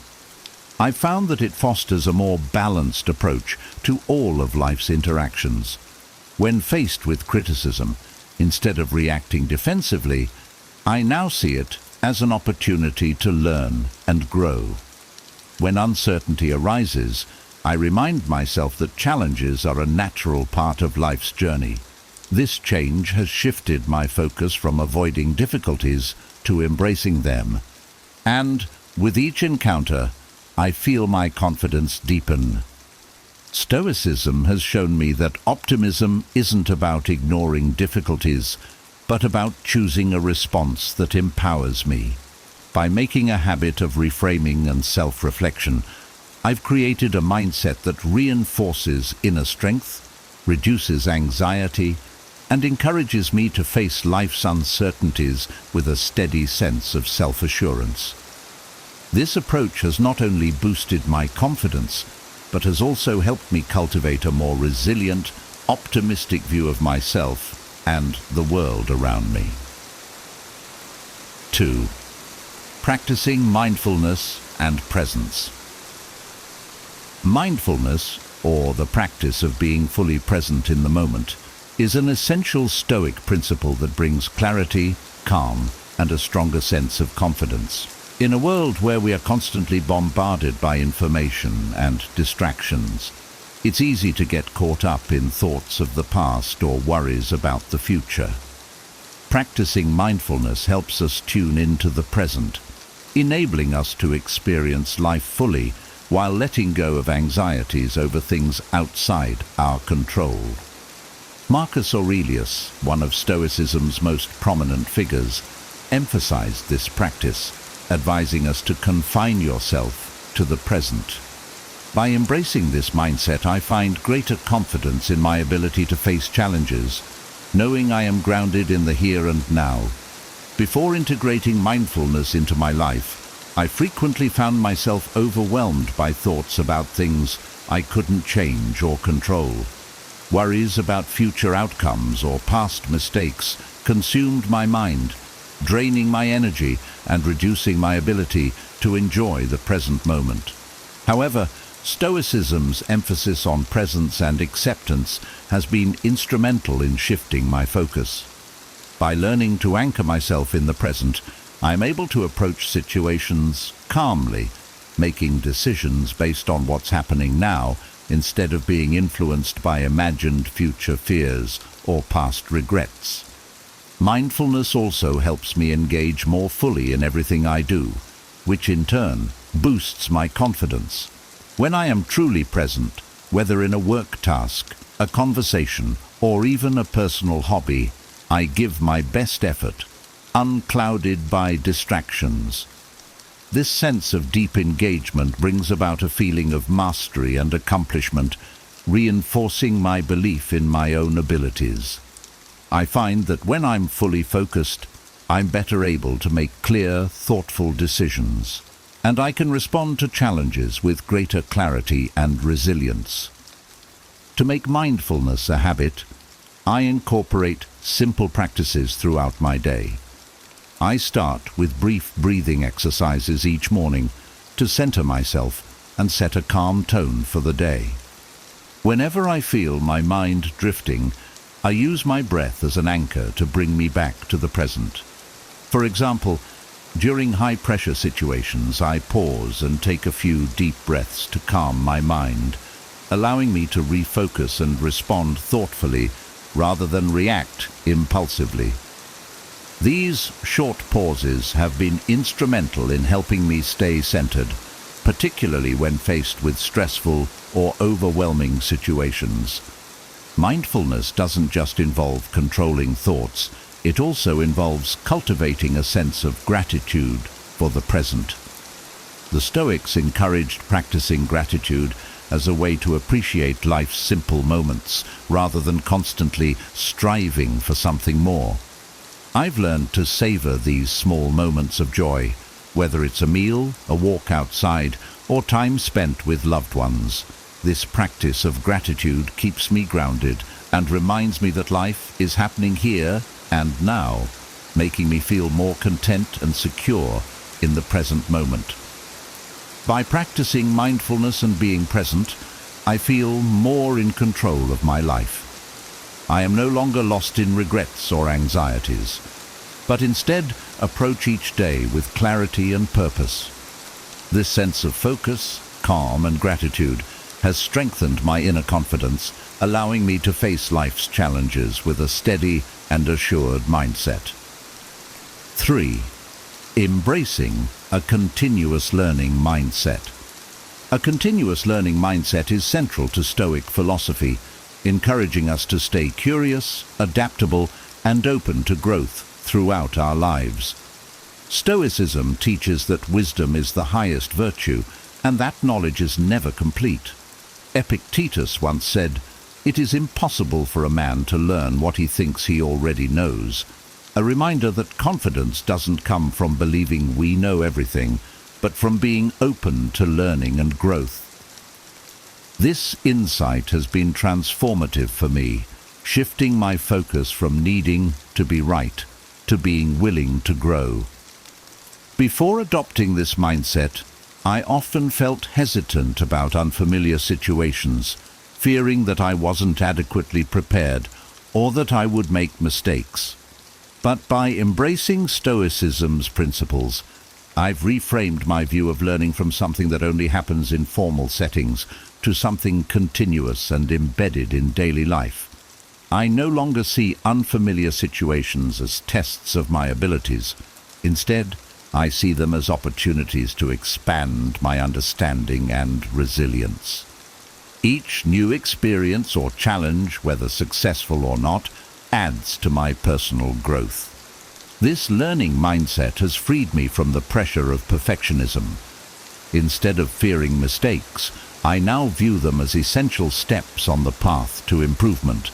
The Stoics believed that failure and setbacks were among life's greatest teachers, helping us build resilience and adaptability. Seneca advised, "Difficulties strengthen the mind, as labor does the body." By embracing this philosophy, I feel less discouraged by challenges or failures. understanding that each one contributes to my growth and makes me more capable in the future. To cultivate this mindset, I actively seek new experiences and knowledge, whether through reading, engaging in discussions, or trying new activities.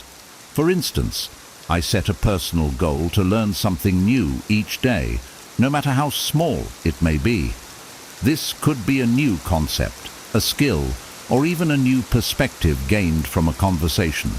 This practice reinforces that growth is always within reach, and that my confidence is built on my adaptability and willingness to learn, rather than on static knowledge or expertise. In addition to external learning, the Stoics emphasize the importance of self-knowledge. Marcus Aurelius advised that we should dig within, as within is the fountain of good. This reflection helps me understand my thoughts, values, and motivations more deeply, providing a foundation for genuine self-improvement. By reflecting on my actions and thoughts, I can identify areas for growth, correct negative patterns, and strengthen my character. This process has helped me see that confidence is rooted in self-awareness and the humility to acknowledge areas for improvement. Finally, a learning mindset makes me more adaptable and resilient in the face of uncertainty. Life is unpredictable, but by staying open to learning, I trust that I can handle whatever comes my way. This adaptability, rather than a rigid need to have all the answers, fosters a deep-seated confidence. In embracing lifelong learning, I build a flexible, resilient mind, ready to face challenges and grow through each experience. 4. Focusing on what matters. In today's world, it's easy to get swept up in distractions, from social media and consumer culture to the constant demands of work and personal obligations. Stoicism, however, teaches the importance of focusing on what truly matters in life.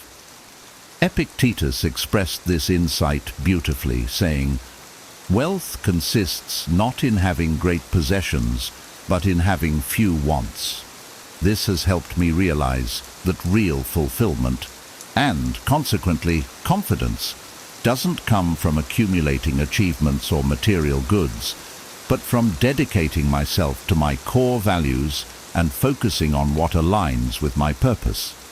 Before embracing this mindset, I often found myself stretched thin, trying to meet various expectations and chase goals that didn't genuinely resonate with me. I thought that confidence was built through external accomplishments or the approval of others. However, Stoicism has shown me that confidence grows when we prioritize what is genuinely meaningful. By identifying and committing to the things that matter most, whether they be personal growth, relationships, kindness, or creativity, I feel more grounded, secure, and intentional in my daily life. One way I practice this focus is by periodically revisiting and clarifying my values. I ask myself, what do I truly care about? And does this goal or task align with those values? This exercise has helped me become more selective about how I spend my time and energy. For example, rather than pursuing activities purely for external validation, I now focus on actions that reflect my core values and bring lasting fulfillment. This realignment has given me a sense of purpose and direction, making me feel more confident in my choices. Focusing on what matters also involves letting go of the need for external validation. It's natural to want to be appreciated or recognized by others, but Stoicism reminds us that these opinions are outside our control. Marcus Aurelius advised, "The happiness of your life depends upon the quality of your thoughts." This teaching underscores the importance of inner values over outward recognition. By concentrating on what's meaningful to me, I no longer rely on others' opinions to define my worth. Instead, My confidence grows from knowing I am living authentically, aligned with my principles. This focus also means learning to set boundaries and say no to commitments that don't align with my purpose. I've learned that saying no is essential to protect my energy for what truly matters. While this was challenging at first, it has been empowering. By choosing to engage only in activities that resonate with my values, I feel a stronger sense of ownership over my time and a deeper confidence in my decisions. Ultimately, focusing on what matters leads to a simpler, more intentional life. The Stoics believed that simplicity is key to a meaningful existence, as it clears away the clutter that detracts from our inner peace. As I concentrate on my values and priorities, I find that I am less affected by life's distractions. This clarity provides a strong foundation for self-assurance, giving me the confidence to navigate life's complexities with a steady and clear mind. By dedicating myself to what truly matters, I cultivate a sense of fulfillment that is grounded in purpose rather than in fleeting achievements or external validation. 5. Practicing self-reflection. Self-reflection is one of the most powerful tools for personal growth and is central to Stoic philosophy. Stoicism teaches that self-awareness and honesty are essential for a meaningful life. The Stoics believed that by regularly examining our thoughts, actions, and motivations, we gain clarity about who we are, what we value, and where we need to improve. Seneca, a famous Stoic philosopher, recommended daily self-reflection, advising, "We should every night call ourselves to account." This practice has profoundly impacted my confidence and sense of purpose, as it helps me understand myself better and make decisions that align with my values. Before incorporating self-reflection into my routine, I often reacted impulsively to situations without considering my deeper motivations. This lack of awareness sometimes led to choices that didn't truly reflect my values, leaving me feeling disconnected or dissatisfied. Embracing self-reflection has helped me correct this tendency. By dedicating time each day to examine my actions and thoughts, I better understand my strengths, weaknesses, and the areas where I want to grow. This intentional introspection has fostered a grounded confidence as I now make choices from a place of self-awareness rather than reacting on autopilot. One of the most effective ways I practice self-reflection is through journaling. Each evening I set aside a few minutes to write about my day. What did I do well? Where did I fall short? What emotions or thoughts influenced my actions? This process is not about self-criticism, but about learning and growth. By identifying patterns in my behavior, I can actively work on improving aspects of myself that hold me back while celebrating progress in areas where I've grown. This consistent journaling practice helps me stay focused on my values and goals, reminding me of what truly matters to me. Self-reflection also allows me to catch negative patterns and reframe them constructively. For instance, if I notice that I reacted defensively in a conversation, I can explore why that happened and think of ways to respond more mindfully in the future. This practice of examining and refining my responses has improved my interactions with others and reinforced my self-confidence, as I feel more in control of my reactions and less driven by impulsive emotions.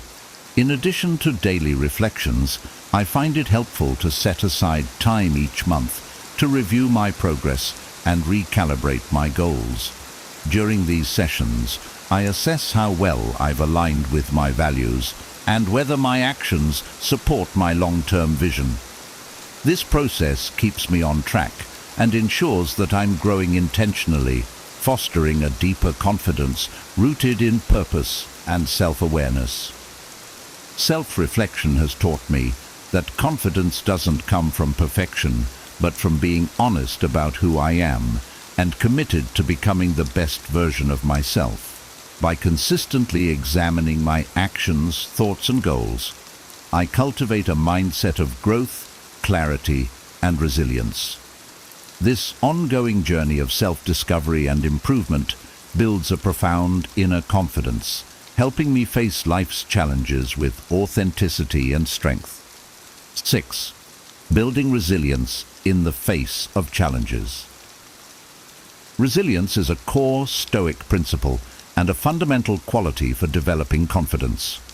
Life inevitably presents us with difficulties, setbacks, disappointments, unexpected challenges, but Stoicism teaches that true strength lies not in avoiding these obstacles, but in how we respond to them.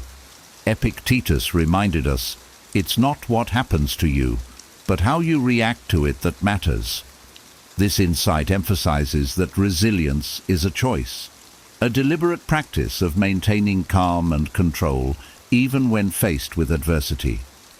Embracing this perspective has helped me become more adaptable and less shaken by life's unpredictable nature. Before integrating resilience into my mindset, I often felt overwhelmed by challenges and feared failure, seeing obstacles as threats to my progress. But Stoicism has taught me to view these difficulties as opportunities to grow stronger and develop my inner character. Instead of fearing setbacks, I now try to see them as necessary steps on my journey, helping me build resilience and fortifying my confidence to handle future challenges. This shift has made me less likely to give up when things get tough, and has instilled in me a deeper sense of trust in my own capabilities. One way I actively build resilience is by practicing premeditatio malorum, or the premeditation of evils, a Stoic exercise that involves mentally preparing for potential challenges or setbacks. By envisioning difficulties that might arise, I can imagine my responses and consider solutions, helping me approach situations with a calm, composed attitude when they actually occur. This practice has been transformative because it removes the element of surprise from hardships, allowing me to confront them with confidence and a sense of preparedness. Additionally, I remind myself that resilience is about accepting imperfection and being okay with failure. The Stoics believed that failure is not something to fear, but a valuable teacher. Seneca wrote, "Difficulties strengthen the mind, as labor does the body." When I encounter failure, I no longer see it as a reflection of my worth, but as a temporary setback and a chance to learn. This shift in perspective has been liberating. I'm more willing to take risks, knowing that my confidence doesn't hinge on always succeeding, but on my ability to learn and grow from every experience. Resilience also involves managing emotions, especially during challenging times. I practice grounding techniques such as deep breathing when I feel stressed or overwhelmed. These moments of pause allow me to regain control over my reactions, helping me approach challenges with a clear mind and steady resolve. By grounding myself in the present and focusing on what I can control, I minimize the impact of external events and maintain a sense of inner stability. Finally, I reflect on past challenges that I've overcome, reminding myself of my strength and resilience. Reflecting on these victories, even the small ones, reinforces my confidence in my ability to handle future obstacles. Each time I face a hardship and emerge stronger, my resilience and self-assurance grow, creating a foundation of confidence built not on easy successes, but on the triumph over adversity. By embracing resilience as a daily practice, I cultivate a steady, adaptable mindset that helps me navigate life's ups and downs with confidence. This resilience not only strengthens my character, but also deepens my trust in my own ability to face challenges with courage and composure. 7. Practicing gratitude. Daily. Gratitude is a powerful Stoic principle that fosters inner peace, resilience, and confidence. By focusing on the blessings and positives in our lives, we develop a mindset that appreciates the present moment rather than constantly yearning for more. Epictetus expressed this idea beautifully. He is a wise man who does not grieve for the things which he has not, but rejoices for those which he has. Practicing gratitude has shown me that true wealth lies not in acquiring more, but in fully appreciating what I already have. This shift has brought a sense of fulfillment that fuels my confidence and contentment. Before incorporating gratitude into my daily routine, I often found myself focusing on what I lacked. I'd dwell on things I hadn't achieved, possessions I didn't own, or future goals I hadn't reached. This lack mindset created an undercurrent of dissatisfaction, making it difficult to feel confident or satisfied. By practicing gratitude, I've learned to redirect my focus to the present and recognize the abundance in my life.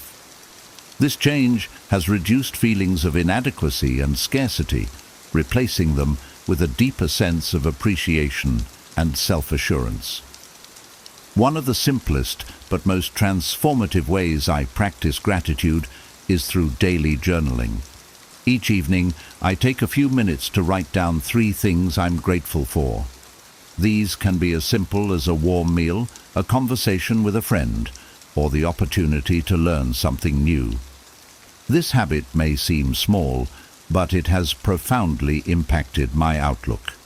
By consistently acknowledging the positives in my life, I reinforce a mindset that sees the good in each day, regardless of what challenges I may be facing. Gratitude has also taught me to appreciate the journey, rather than fixating solely on outcomes. Instead of focusing exclusively on future goals, I've started valuing the steps I take each day.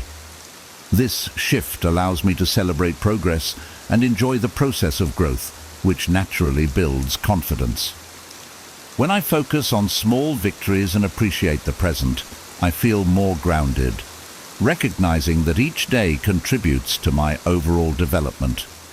In addition to journaling, I've incorporated mindfulness exercises that emphasize gratitude. For instance, during moments of stress or self-doubt, I pause and reflect on things that are going well in my life. This practice helps me shift my perspective from what's going wrong to what's going right, reinforcing a more balanced and resilient mindset. I find that these mindful pauses allow me to respond to challenges with a clearer, more confident frame of mind, as I am reminded of the strengths and resources I already possess. Practicing gratitude doesn't mean ignoring struggles. Rather, it helps me view them in the context of a life filled with blessings. When I focus on what I have rather than what I lack, I develop a stronger foundation of contentment and security. This feeling of abundance strengthens my inner peace and resilience, giving me a quiet confidence that isn't easily shaken by setbacks.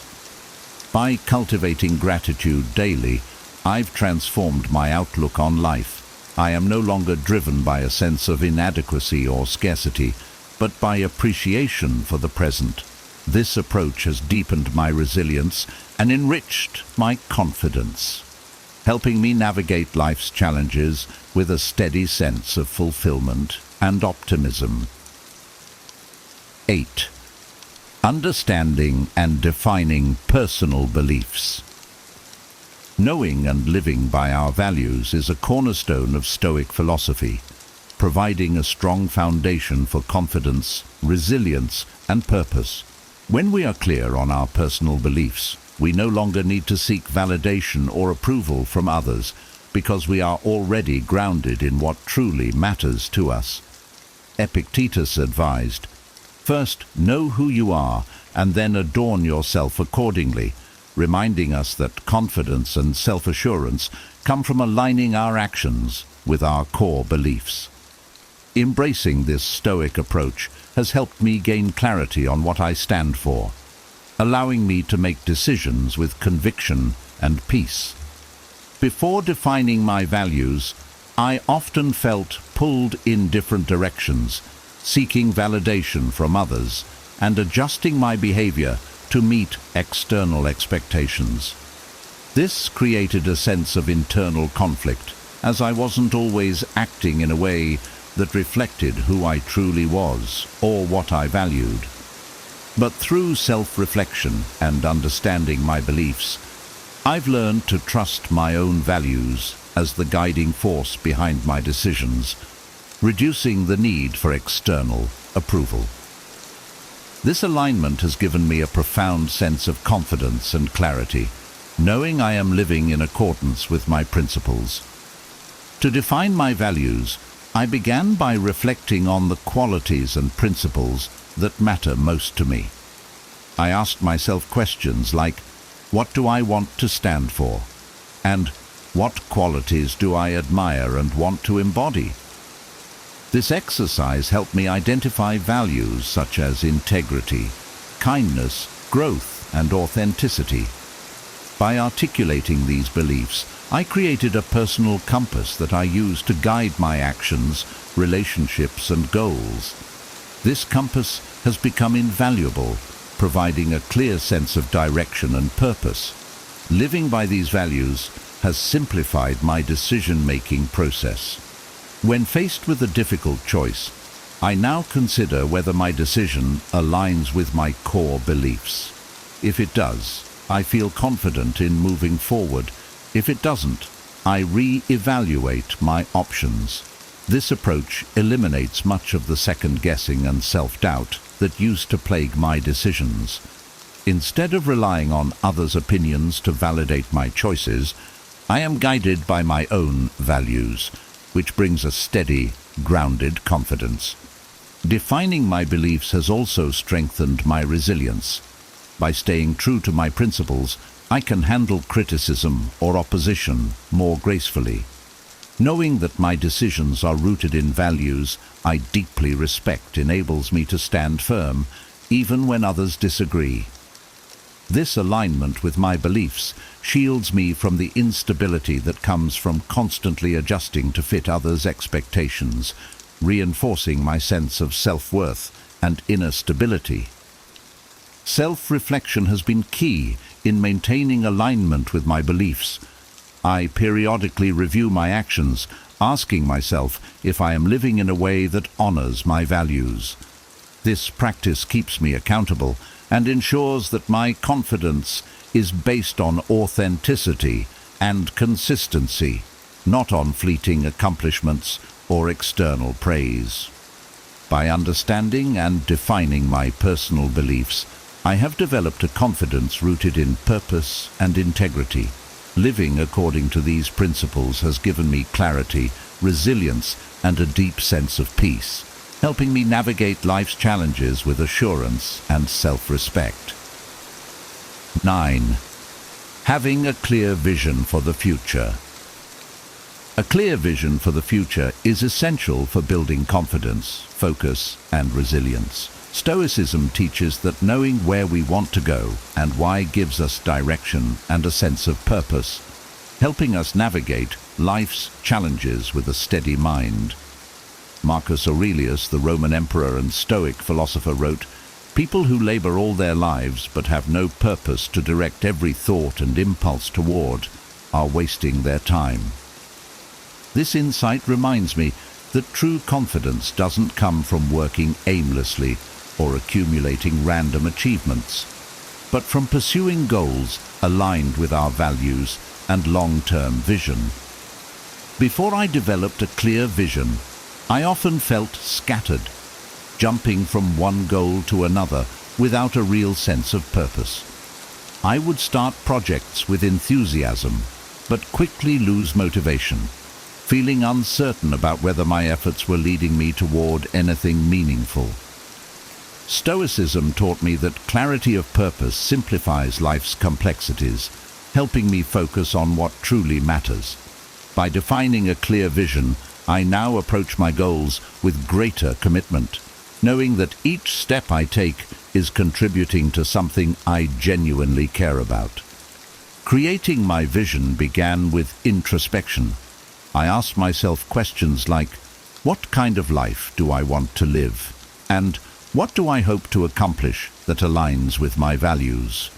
By reflecting on my passions, values and long-term aspirations, I gained a clearer picture of the future I wanted to work toward. This vision includes both personal and professional goals, such as cultivating meaningful relationships, achieving financial independence, and continually growing in wisdom and kindness. Defining these goals has provided me with a mental map, which serves as my guide whenever I face difficult decisions or setbacks.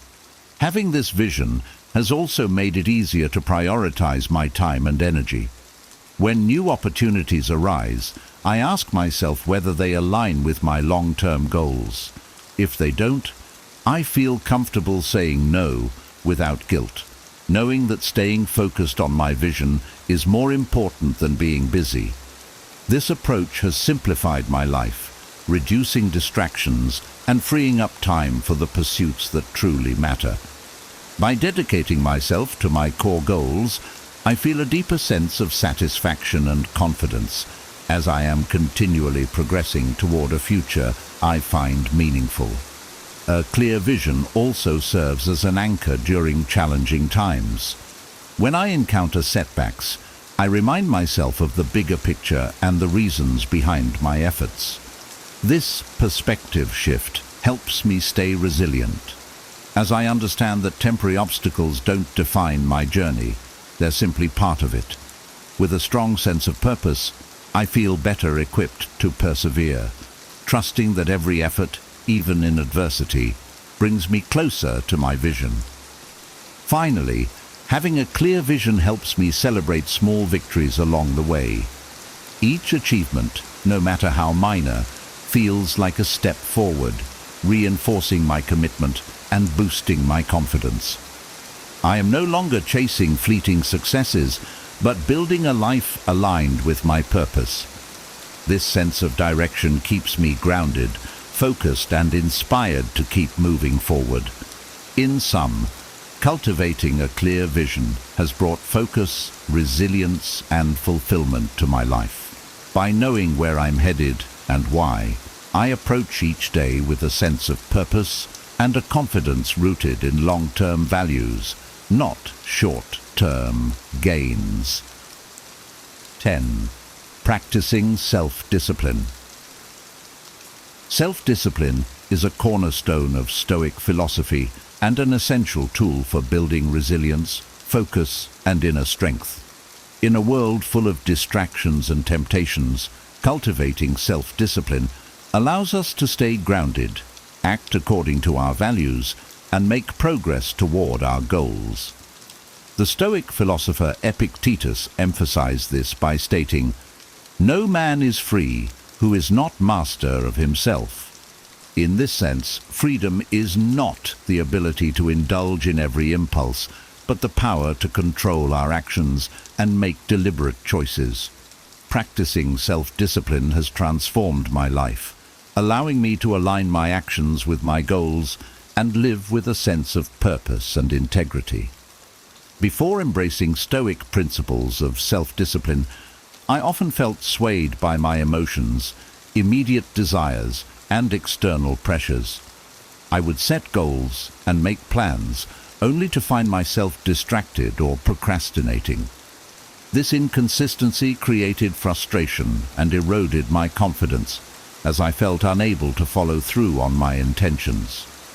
By integrating self-discipline into my daily life, I've learned to prioritize my long-term goals over temporary impulses, building both a stronger sense of self and a trust in my own ability to achieve what I set out to do.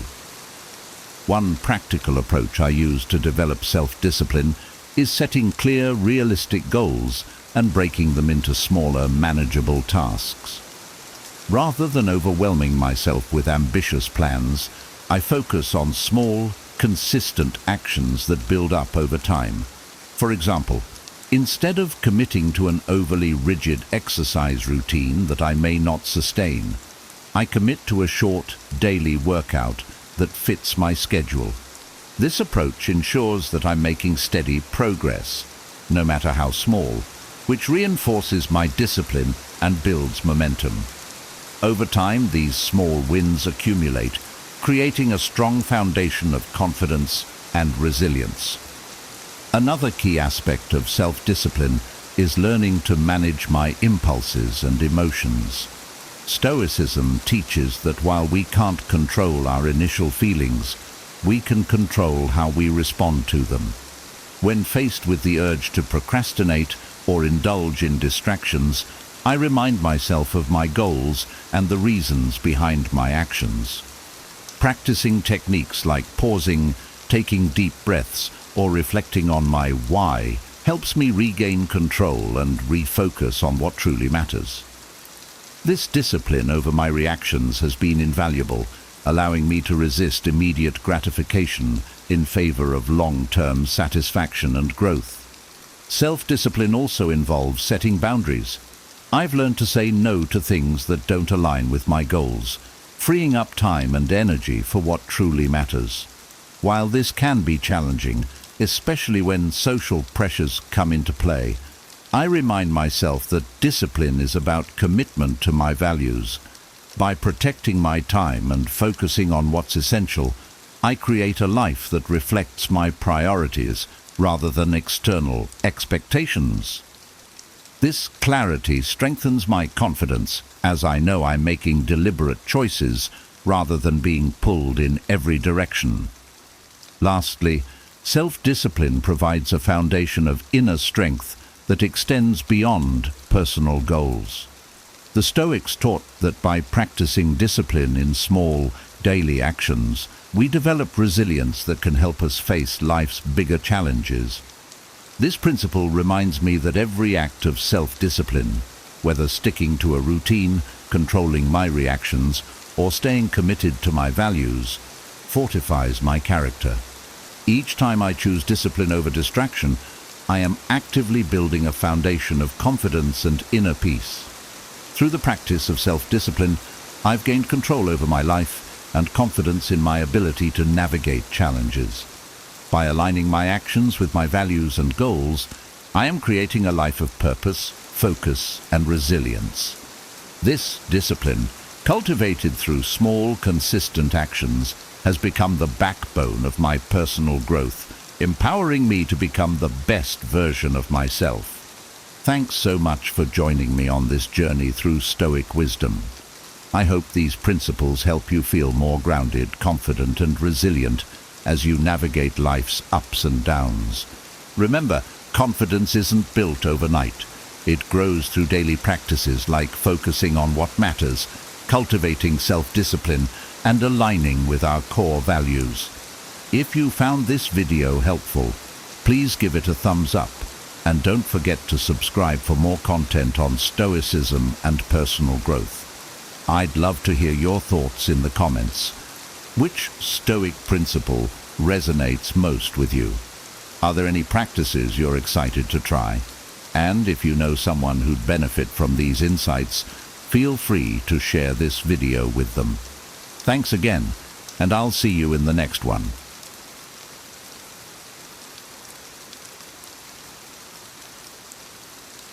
Here are 10 powerful Stoic strategies to handle criticism like a master. What if you could turn every criticism into a tool for growth instead of a source of pain?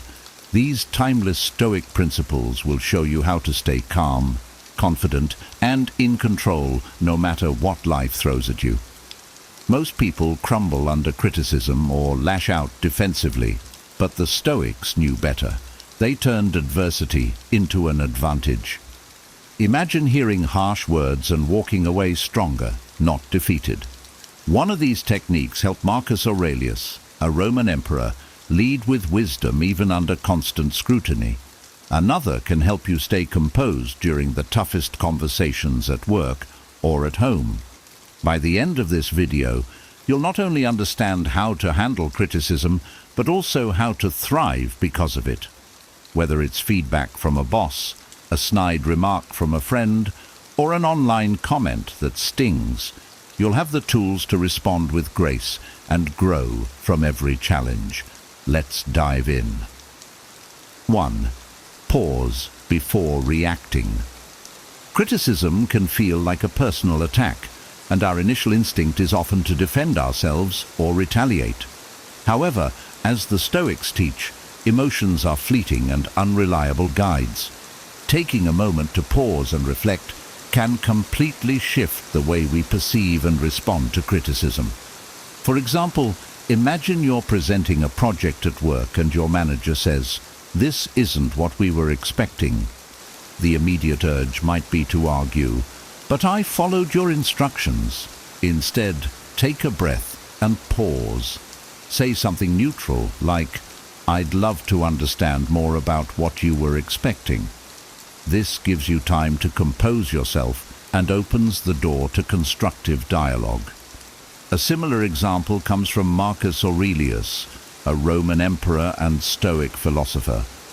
Despite facing harsh criticism from the Senate, he was known for his composure. Instead of reacting impulsively, Marcus would listen, reflect, and respond with calmness. His ability to pause allowed him to address concerns thoughtfully, often turning adversaries into allies.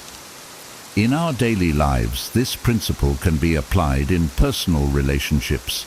If a friend says, "You're always late," the immediate reaction might be defensive. "No, I'm not." But pausing allows us to consider, are they right? How can I improve? This not only diffuses tension, but also demonstrates emotional maturity. Pausing doesn't mean suppressing your feelings. It means acknowledging them without letting them dictate your actions. It's the first step in transforming criticism from a source of conflict into an opportunity for growth. By practicing this, we build the habit of responding wisely, not impulsively, a true hallmark of Stoic strength. 2. Distinguish between fact and opinion. Not all criticism is created equal. Some criticisms are rooted in facts and highlight areas for genuine improvement, while others are mere opinions, often shaped by the critic's biases or emotions. A Stoic knows how to separate the two. For instance, imagine a scenario where you're a writer and someone says, "Your grammar is terrible." This might sting, but it's worth pausing to evaluate. If a specific grammatical mistake is pointed out, it's a factual criticism and an opportunity to improve your skills. On the other hand, if someone says, "I hate your writing style," it's purely subjective. Writing style is personal, and not everyone will resonate with it. A real-life example can be seen in customer service. A barista might receive a complaint like, "This coffee is too bitter." Instead of taking it personally, the barista can evaluate, is the coffee truly bitter due to an error in preparation, a fact, or is the customer expressing a personal taste preference, an opinion? Distinguishing between the two helps the barista either improve or simply accept that not everyone will be satisfied.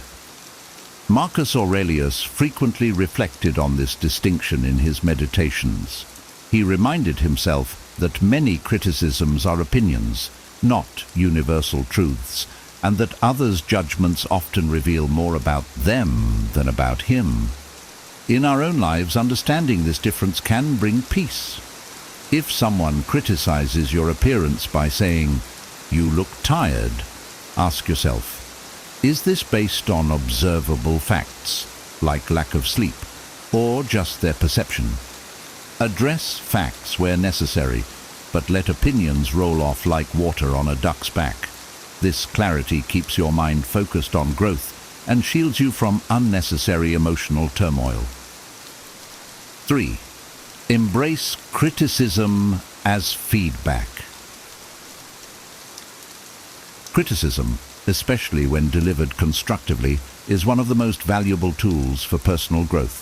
However, embracing it requires a shift in mindset, seeing criticism not as an attack but as feedback meant to help us improve.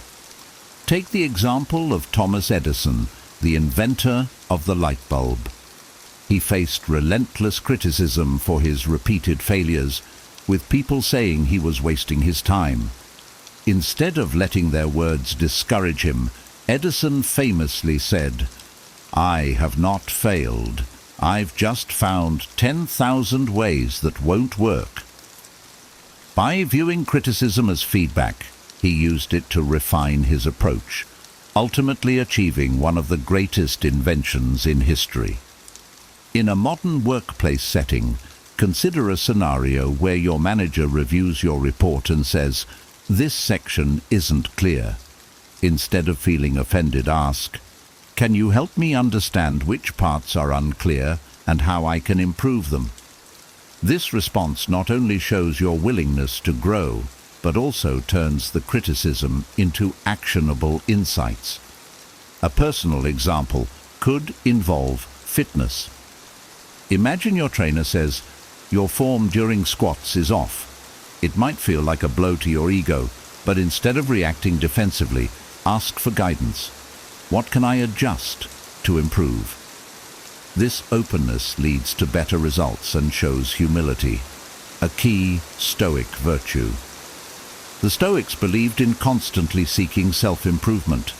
Epictetus taught that we should welcome feedback, even from those who are harsh or rude, as it reveals areas where we can grow stronger. By embracing criticism as feedback, you shift from a defensive mindset to a proactive one, transforming potentially painful moments into opportunities for growth and excellence. This perspective empowers you to continually refine yourself, becoming the best version of who you can be. 4. Remember your inner fortress. Criticism can shake us if we allow it to. However, the Stoics believed in cultivating an inner fortress, a secure sense of self-worth built on virtues, not external opinions. This mindset helps us weather any storm of negativity with grace and confidence. Consider the story of Eleanor Roosevelt. As First Lady, she faced relentless public criticism, often regarding her unconventional views and advocacy. Yet she famously said, "No one can make you feel inferior without your consent." Her unshakable inner confidence allowed her to continue her work undeterred, focusing on her values rather than seeking approval from others. A more everyday example might involve social media. Imagine posting a photo or opinion online and receiving a harsh comment like, "This is stupid." Instead of internalizing it, remind yourself, my worth isn't defined by this person's opinion. Think about why you posted it in the first place. Perhaps to share something meaningful or to connect with others. Your intention is what matters, not the fleeting judgment of a stranger. Marcus Aurelius often reflected on the importance of staying true to one's inner self. In his meditations he wrote, "It never ceases to amaze me. We all love ourselves more than other people, but care more about their opinions than our own." This reminder to value your judgment over external criticism is central to Stoic resilience. To build your inner fortress, focus on your values, integrity and growth. If you know you're acting with virtue and striving to improve, external criticism loses its power. Like a castle standing tall against the winds, your sense of self will remain steadfast, enabling you to navigate criticism without losing your balance. This inner strength turns critiques into passing breezes, not earthquakes. 5. Seek the kernel of truth. Criticism, even when harsh or poorly delivered, often carries a nugget of truth that can help you grow if you're willing to look for it. The Stoics believed in self-awareness and the courage to confront our flaws. By seeking the kernel of truth in criticism, we turn it into a mirror for self-improvement. For example, consider a scenario where a colleague says, "You're always late to meetings." The word "always" might be an exaggeration, and the tone might feel accusatory. But is there truth in the statement? Reflect honestly. Have I been late recently? If so, why? If the answer is yes, the criticism points to an area for improvement, punctuality, regardless of how it was delivered. A historical example is Abraham Lincoln. Early in his political career, he was often criticized for being indecisive and inexperienced. Instead of dismissing these critiques, he examined them carefully, identifying areas where he lacked knowledge and taking deliberate steps to educate himself. Over time, this humility and openness to feedback made him one of the most respected leaders in history. In personal relationships, a partner might say, "You don't listen to me." While it might feel unfair, asking yourself, "Is there some truth to this?" could reveal moments where you were distracted or dismissive. Acknowledging this truth allows you to work on being more present and attentive. Epictetus encouraged his students to be grateful for honest feedback, even if it stung. He believed that recognizing and addressing our weaknesses is the path to virtue. Seeking the truth in criticism, even when it's unpleasant, shows strength and wisdom. By doing so, you transform critiques into stepping stones for growth, making even your harshest critics unintentional allies in your self-improvement journey. 6. Don't take it personally. One of the most liberating Stoic principles is recognizing that criticism often says more about the critic than the criticized. By not taking things personally, you free yourself from the emotional weight of others' opinions and maintain clarity in your response. Imagine a scenario at work where a teammate says, "Your idea will never work. It's too risky." It's easy to feel insulted, but consider the critic's perspective. Their reaction may stem from their own fear of risk or past failures, not the merit of your idea. Instead of internalizing their judgment, focus on the facts and move forward confidently. A historical example is Mahatma Gandhi. As a leader advocating for nonviolent resistance, he faced ridicule and harsh criticism from both supporters and opponents. Yet, Gandhi famously said, "Nobody can hurt me without my permission." He understood that their words reflected their struggles, not his purpose. This mindset helped him remain focused on his mission despite the noise. In personal relationships, a loved one might say something hurtful like, "You're always so selfish." While it feels deeply personal, pausing to consider their emotional state can help you see that their words might stem from frustration or misunderstanding rather than a true reflection of your character. Marcus Aurelius wrote, "When someone criticizes or wrongs you, remember that they act from their own principles, not yours." Recognizing this frees you from reacting defensively and keeps your emotions grounded. By not taking criticism personally, you build a shield of perspective.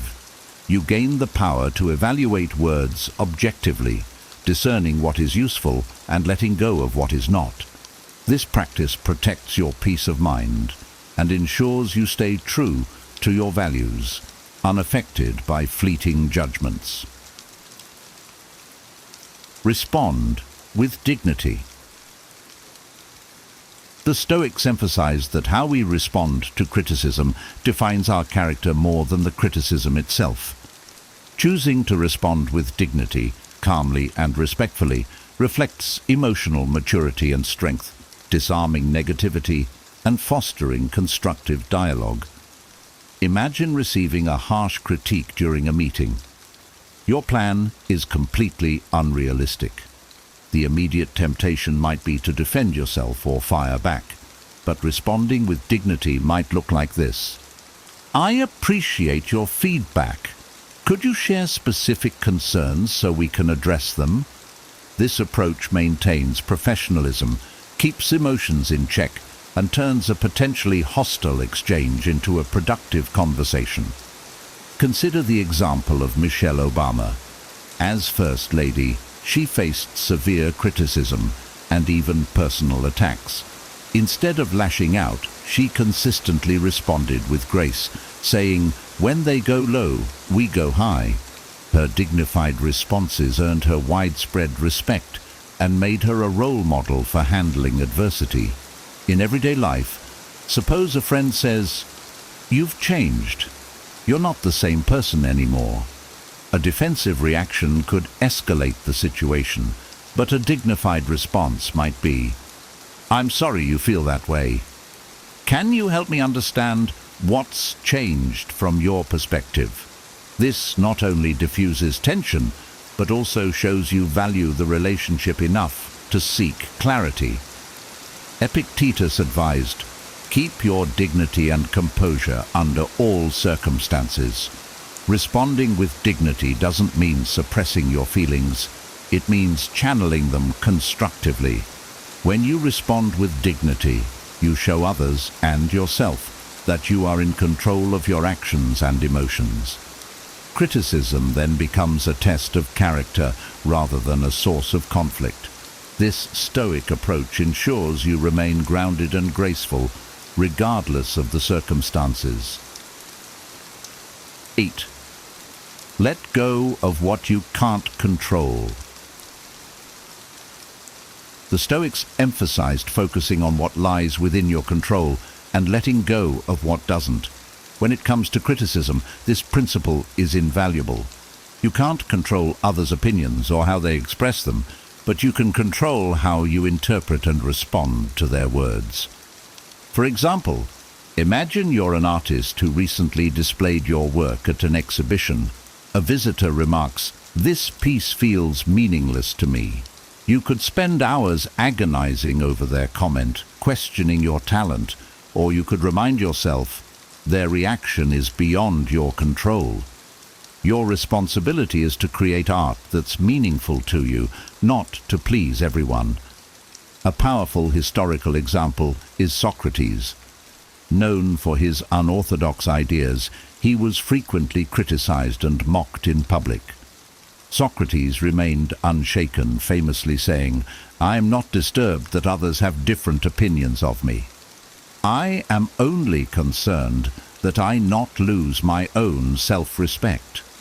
He focused solely on living virtuously, letting go of others' judgments.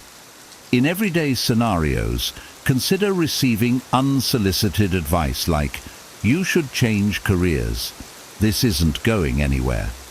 While such comments might sting, remind yourself, you can't control their opinions or motivations. What you can control is evaluating whether the advice aligns with your goals and values. Marcus Aurelius wrote, "You have power over your mind, not outside events." Realize this, and you will find strength. When you let go of the need to control external perceptions, you gain freedom and peace of mind. By focusing on your own actions and mindset, criticism loses its power to destabilize you. This shift allows you to prioritize your growth and integrity, transforming criticism into background noise rather than a source of anxiety. Surround yourself with wise advisors. Criticism from the wrong sources can be demoralizing or unhelpful. That's why the Stoics valued the company of wise and virtuous individuals whose feedback is grounded in truth and a genuine desire to help you grow. Surrounding yourself with people you trust ensures the criticism you receive is constructive and valuable. For instance, think about professional athletes.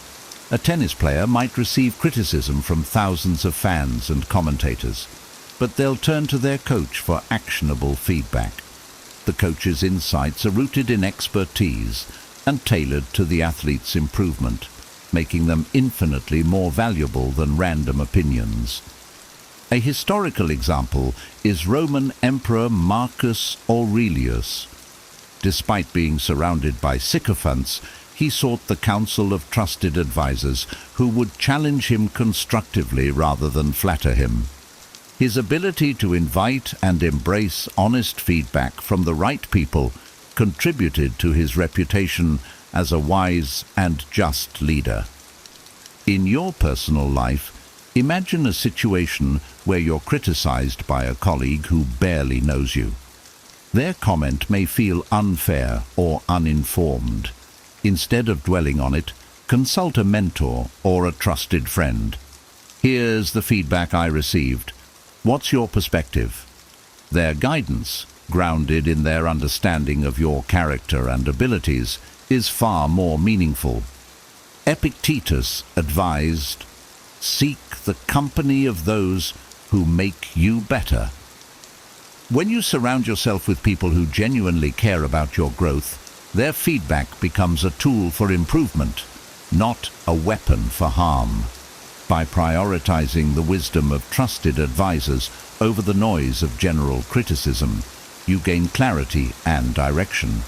These relationships become a safeguard, ensuring the criticism you act on is relevant, fair, and beneficial, allowing you to grow with confidence and focus.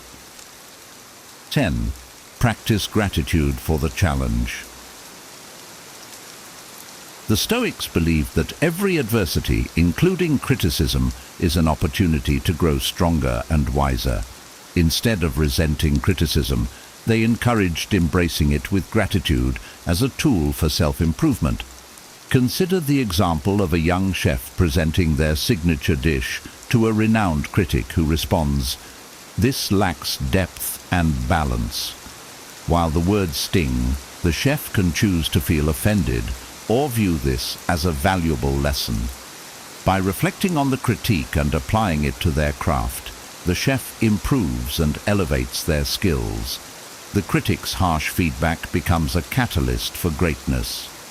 Another powerful example is J.K. Rowling, who faced multiple rejections before finding a publisher for Harry Potter.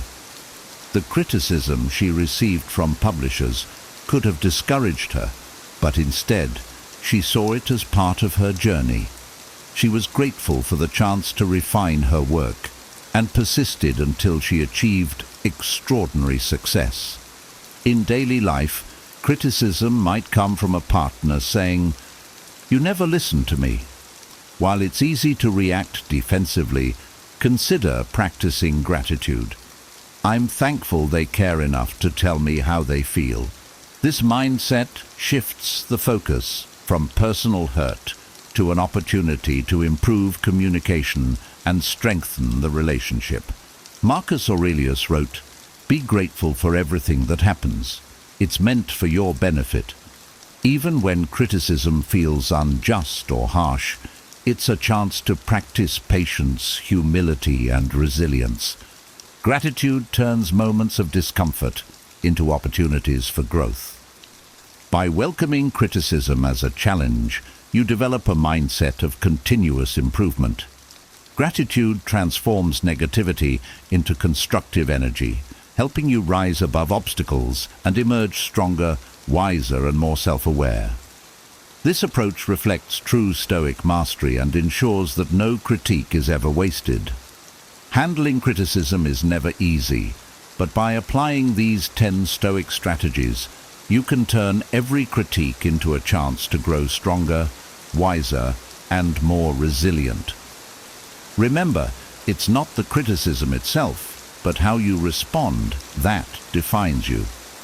Whether it's pausing before reacting, seeking the truth in feedback, or practicing gratitude for the challenge, these tools can transform negativity into personal growth.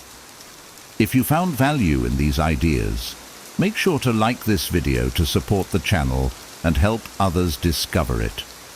Don't forget to subscribe for more timeless wisdom and practical strategies for living a better life. I'd love to hear from you. What's the most impactful takeaway for you? How have you handled criticism in your life? Share your thoughts and experiences in the comments below. Your insights could inspire others on their journey. Thank you for watching, and I'll see you in the next video. Stay wise and resilient. 10 Stoic lessons to force yourself to take action. Imagine standing at the edge of a vast, unexplored wilderness, a place teeming with potential but shrouded in mystery and uncertainty. Every step you take forward promises growth, wisdom, and fulfillment. Yet the journey is daunting, and the first step is the hardest. What if I told you that hidden within ancient texts is the key to unlocking your inner strength, propelling you forward with unwavering determination? Picture this: emperors and slaves, soldiers and scholars, all guided by a philosophy that transformed their lives: Stoicism. Today, I will share with you 10 powerful Stoic lessons that can revolutionize the way you approach your goals, turning hesitation into action and adversity into opportunity. Are you ready to ignite your inner fire and take control of your destiny? Let's embark on this journey together, uncovering the timeless wisdom that will inspire you to take meaningful action in your life. Number 1, turn challenges into opportunities. Imagine facing a formidable obstacle, a challenge that seems insurmountable. The immediate reaction might be to shy away, to retreat into the comfort of inaction. But what if we embrace this challenge instead? Stoicism teaches us that adversity is not just a hurdle, but a chance for growth and transformation. Consider the mighty oak tree, which grows strong and resilient, not in spite of the winds that batter it, but because of them. Each challenge we face is like those winds, shaping us into stronger, wiser individuals. By shifting our perception and focusing on what we can control, we harness the power within us to turn obstacles into opportunities. Instead of asking, "Oh, why me?" we can ask, "Wait a minute, what can I learn from this?" This mindset shift is the essence of Stoicism. It empowers us to see every setback as a setup for a comeback, every failure as a step towards success. When we embrace challenges, we discover our true strength and resilience. We transform adversity into a crucible for personal development, emerging stronger and more capable.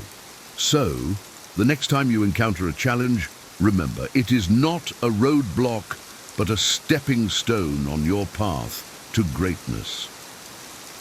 Number 2, make good habits a habit. Imagine starting each day with a routine that energizes and prepares you for whatever lies ahead. Good habits are the foundation of a fulfilling life, and Stoicism places great emphasis on cultivating them. The key is consistency. Just as a sculptor shapes marble into a masterpiece through persistent chiseling, we can mold our lives through daily practices of mindfulness, gratitude, and discipline. Picture a garden that flourishes because the gardener tends to it every day, even if only for a few minutes. Small, consistent actions lead to significant, lasting changes. Start with one habit. Perhaps a few minutes of meditation or jotting down things you're grateful for each day. Over time, these small acts accumulate, transforming your mindset and your life. The Stoics believed that by integrating virtuous habits into our daily routines, we align our actions with our highest values, leading to a life of purpose and fulfillment. So, Commit to your habits with patience and perseverance, knowing that each step brings you closer to the person you aspire to be. Number 3, develop your purpose. Through virtue, living a life of purpose begins with understanding and embodying our core values. The Stoics taught that virtues such as wisdom, courage, justice, and temperance are the pillars of a meaningful existence. Imagine your virtues as the North Star, guiding your decisions and actions. When we align our daily activities with these principles, we find a deeper sense of purpose and direction. Think of Marcus Aurelius, the Roman emperor, who ruled with wisdom and justice, guided by his Stoic beliefs. His actions were not random, but purposeful, driven by his commitment to virtue. By reflecting on our values and ensuring our actions reflect them, we cultivate a life rich in meaning. This alignment empowers us to make choices that are not only beneficial to us, but also contribute to the greater good. Embrace the Stoic principle of living according to virtue, and you will discover a profound sense of fulfillment and purpose in every endeavor. Number 4, begin with small steps. The journey of 1,000 miles begins with a single step. This ancient wisdom resonates deeply within Stoicism. Faced with daunting tasks or overwhelming goals, the Stoics teach us to break them down into manageable steps. Picture a mountain climber focusing on each handhold and foothold rather than the daunting peak. This approach combats procrastination and builds momentum. By starting small, we achieve incremental progress, each step reinforcing our commitment and capability. Consider a writer crafting a book, not by writing it all at once, but by completing one page at a time. This method not only makes the task less intimidating, but also ensures steady, consistent progress. Embrace the power of small steps. Each modest effort compounds over time, leading to significant accomplishments. Begin your journey today, no matter how small the step, and watch as you steadily move toward your goals with determination and resilience. Number 5, cultivate gratitude. Gratitude is a cornerstone of Stoic practice, a tool to shift our focus from what we lack to what we have.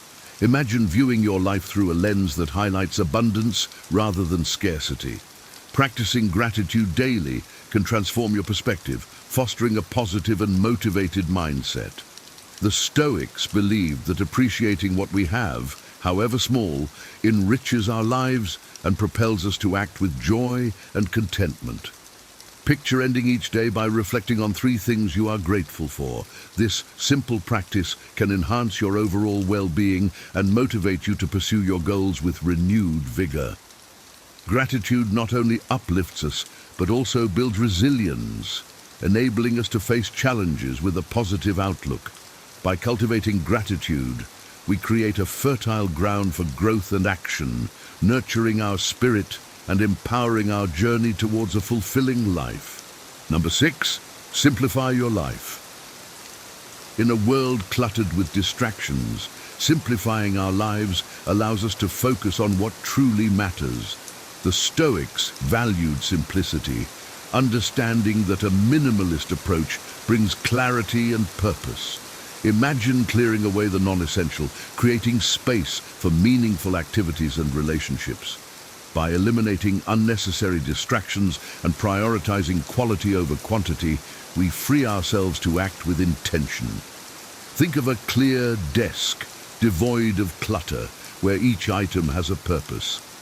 This clarity extends to our minds and actions, allowing us to focus on our goals with laser-like precision. Simplification is not about deprivation, but about discerning what is truly important. Embrace the Stoic principle of simplicity and watch as your life aligns more closely with your values and aspirations, enabling you to act with greater purpose and clarity. Number 7, Stop procrastinating. Procrastination is the thief of time, a habit that hinders our progress and growth. The Stoics remind us that our time is finite and precious. Imagine living each day with the awareness that time, once lost, can never be reclaimed.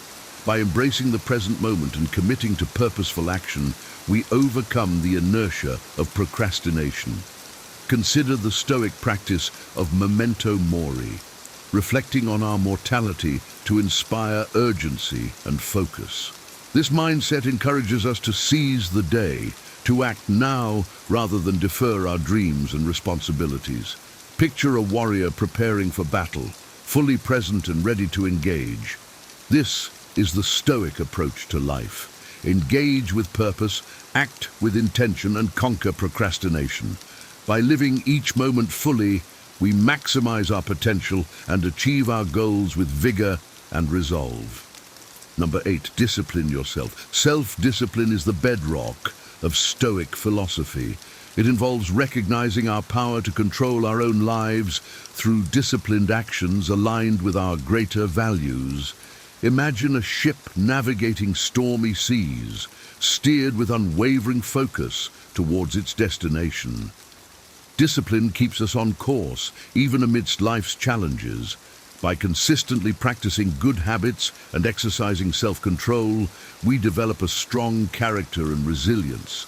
Think of an athlete training daily, each session building strength and endurance. This disciplined approach extends to all areas of life, enabling us to overcome obstacles and achieve our aspirations. Embrace self-discipline as your guiding principle, and you will find the strength to navigate life's storms with grace and determination, always moving towards your highest goals. Number 9, practice mindfulness. Mindfulness, the art of being fully present in the moment, is a powerful Stoic practice. Imagine a calm lake, its surface undisturbed, reflecting the world with perfect clarity. Mindfulness brings us this clarity, reducing stress and increasing focus. By incorporating mindfulness practices into our daily routine, we enhance our ability to act with intention and clarity. Consider the Stoic exercise of reflecting on the day each evening, assessing our actions and thoughts with a clear, objective mind.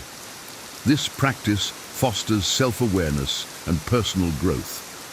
Mindfulness helps us navigate the present with grace, ensuring that our actions are deliberate and aligned with our values. Embrace mindfulness and experience the peace and clarity it brings, empowering you to take meaningful action in your life. Number 10, embrace imperfection. Perfection is an illusion, a standard that can paralyze us with fear. The Stoics teach us to embrace our imperfections and see failure as a natural part of the journey. Imagine a potter shaping clay, each mistake guiding their hands towards a more refined creation. Accepting that we are not perfect allows us to take risks and act without fear. This Stoic principle encourages resilience and continuous improvement. Think of a scientist conducting experiments, each failure a step closer to discovery. By embracing imperfection, we learn and grow from our experiences, becoming stronger and wiser. This mindset frees us from the fear of failure, empowering us to act boldly and pursue our goals with confidence. Embrace your imperfections, and you will find the courage to take action and achieve greatness.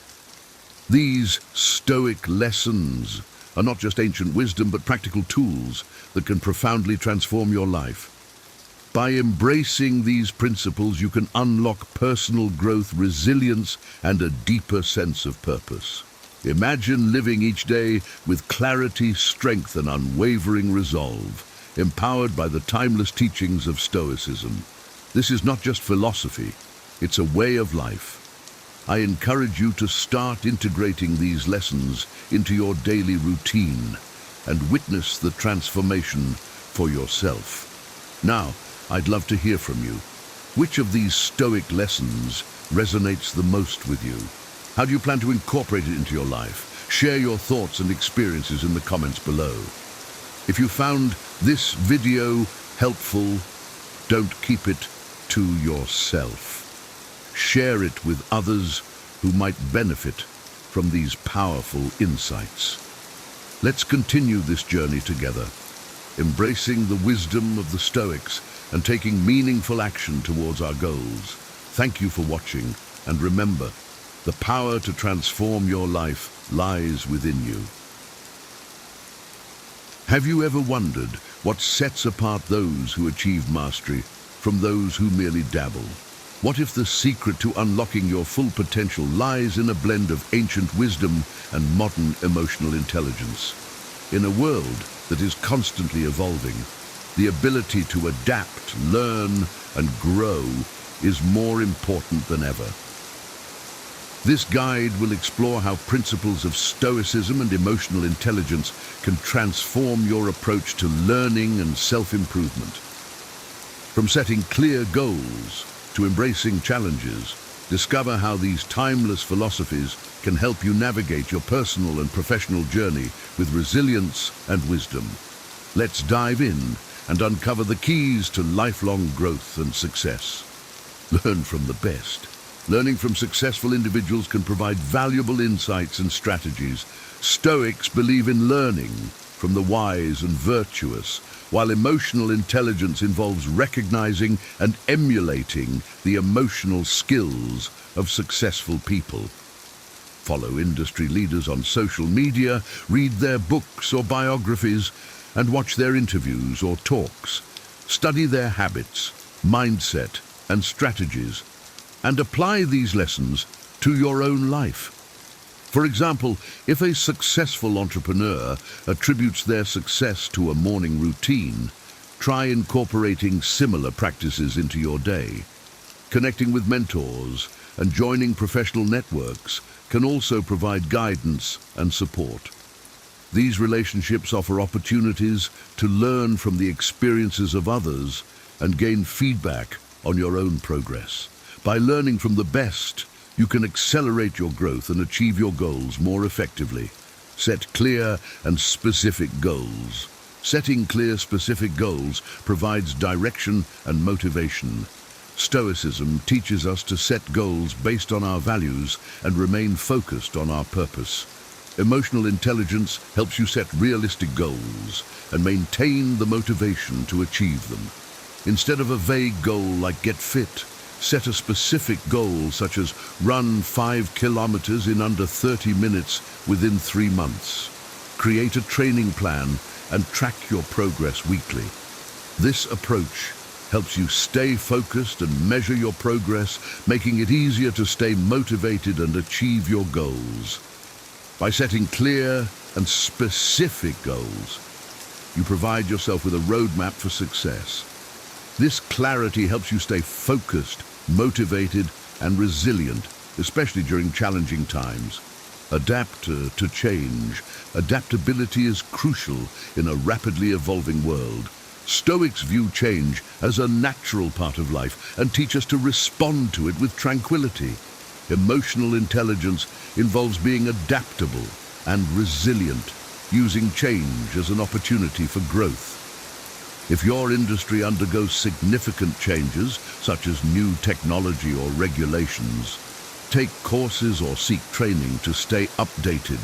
Embrace these changes as opportunities to grow and innovate, rather than as obstacles. By being flexible and open to change, you stay relevant and seize new opportunities as they arise. This adaptability enhances your resilience and enables you to thrive in a constantly changing environment. Prioritize and manage time efficiently. Effective time management is crucial for prioritizing learning and practice. Allocate specific periods each day to your growth activities, ensuring consistent progress. Stoic time management involves focusing on what is essential and eliminating distractions, while emotional intelligence helps you balance tasks and manage stress. Use a planner or digital calendar to schedule dedicated time for learning and practice. Break your day into blocks, assigning each block to specific activities to ensure balanced time management. This approach helps you stay organized, reduce stress, and make steady progress towards your goals. By managing your time efficiently, you create a structured environment that supports continuous learning and improvement.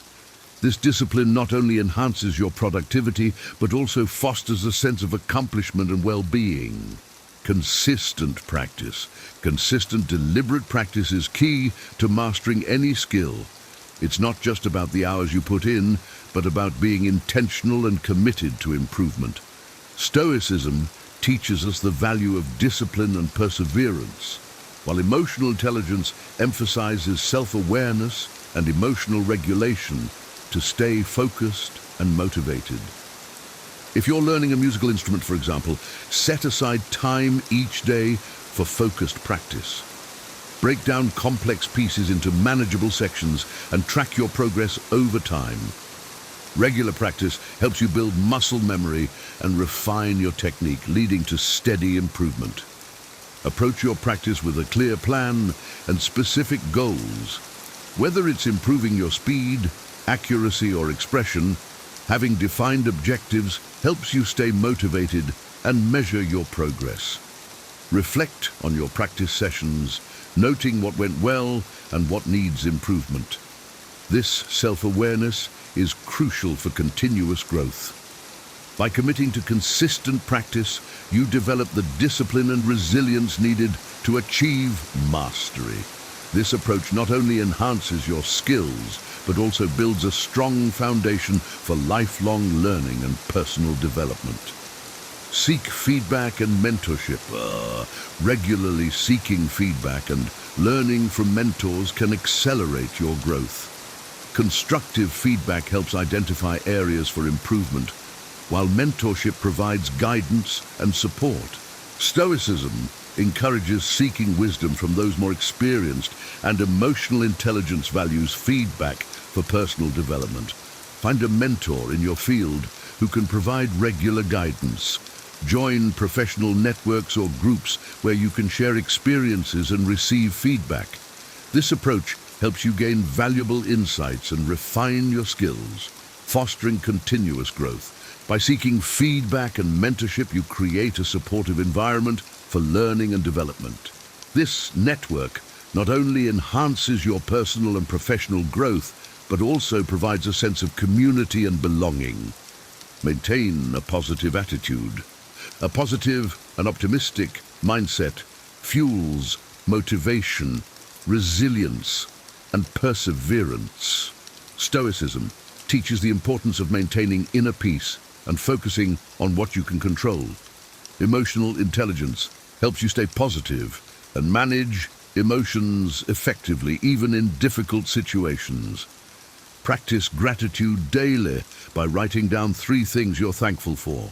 Surround yourself with positive influences and engage in activities that uplift your mood and outlook.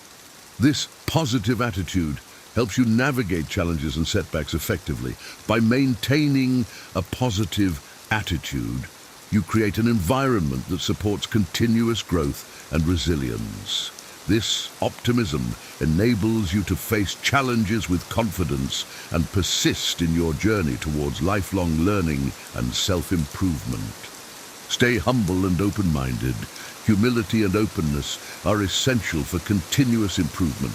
Staying humble keeps you grounded and receptive to new ideas and perspectives. Stoicism values humility, recognizing that pride can be a barrier to growth, while emotional intelligence encourages openness to feedback and diverse viewpoints. Regularly seek feedback from colleagues or peers, attend conferences, and be open to learning from those with different experiences. This approach helps you gain valuable insights and refine your skills, fostering continuous growth. By staying humble and open-minded, you cultivate a mindset of lifelong learning. This attitude enables you to embrace new opportunities and challenges with confidence leading to greater personal and professionalism. Develop a growth mindset. A growth mindset involves embracing challenges, viewing failures as learning opportunities, and staying dedicated to self-improvement. This mindset aligns with Stoic principles of accepting what we cannot change and focusing on what we can control. Emotional intelligence helps you manage setbacks with resilience and use them as opportunities for growth. If you fail at a project, analyze what went wrong, learn from the experience, and apply those lessons to future endeavors. Celebrate small victories and recognize your progress, as this helps build momentum and maintain motivation. By developing a growth mindset, you cultivate a positive attitude towards learning and improvement. This mindset enables you to tackle challenges with confidence and persist in the face of adversity, ultimately leading to greater success and fulfillment. Commit to lifelong learning. Lifelong learning is essential for personal and professional growth. It keeps your mind sharp, enhances adaptability, and broadens your skill set. From a Stoic perspective, wisdom is a continuous pursuit. Emotional intelligence fosters curiosity and openness to new ideas, promoting empathy and understanding. To commit to lifelong learning, integrate educational activities into your routine. Attend workshops and seminars, read diverse books, and take online courses on platforms like Coursera or Udemy. Joining a book club or discussion group can expand your perspectives and engage you with others. Embrace lifelong learning with enthusiasm. Each new piece of knowledge is a step towards greater wisdom and understanding. By committing to this journey, you enhance your capabilities and cultivate a mindset of continuous growth and improvement. Embracing lifelong learning and personal growth is not just a strategy for success.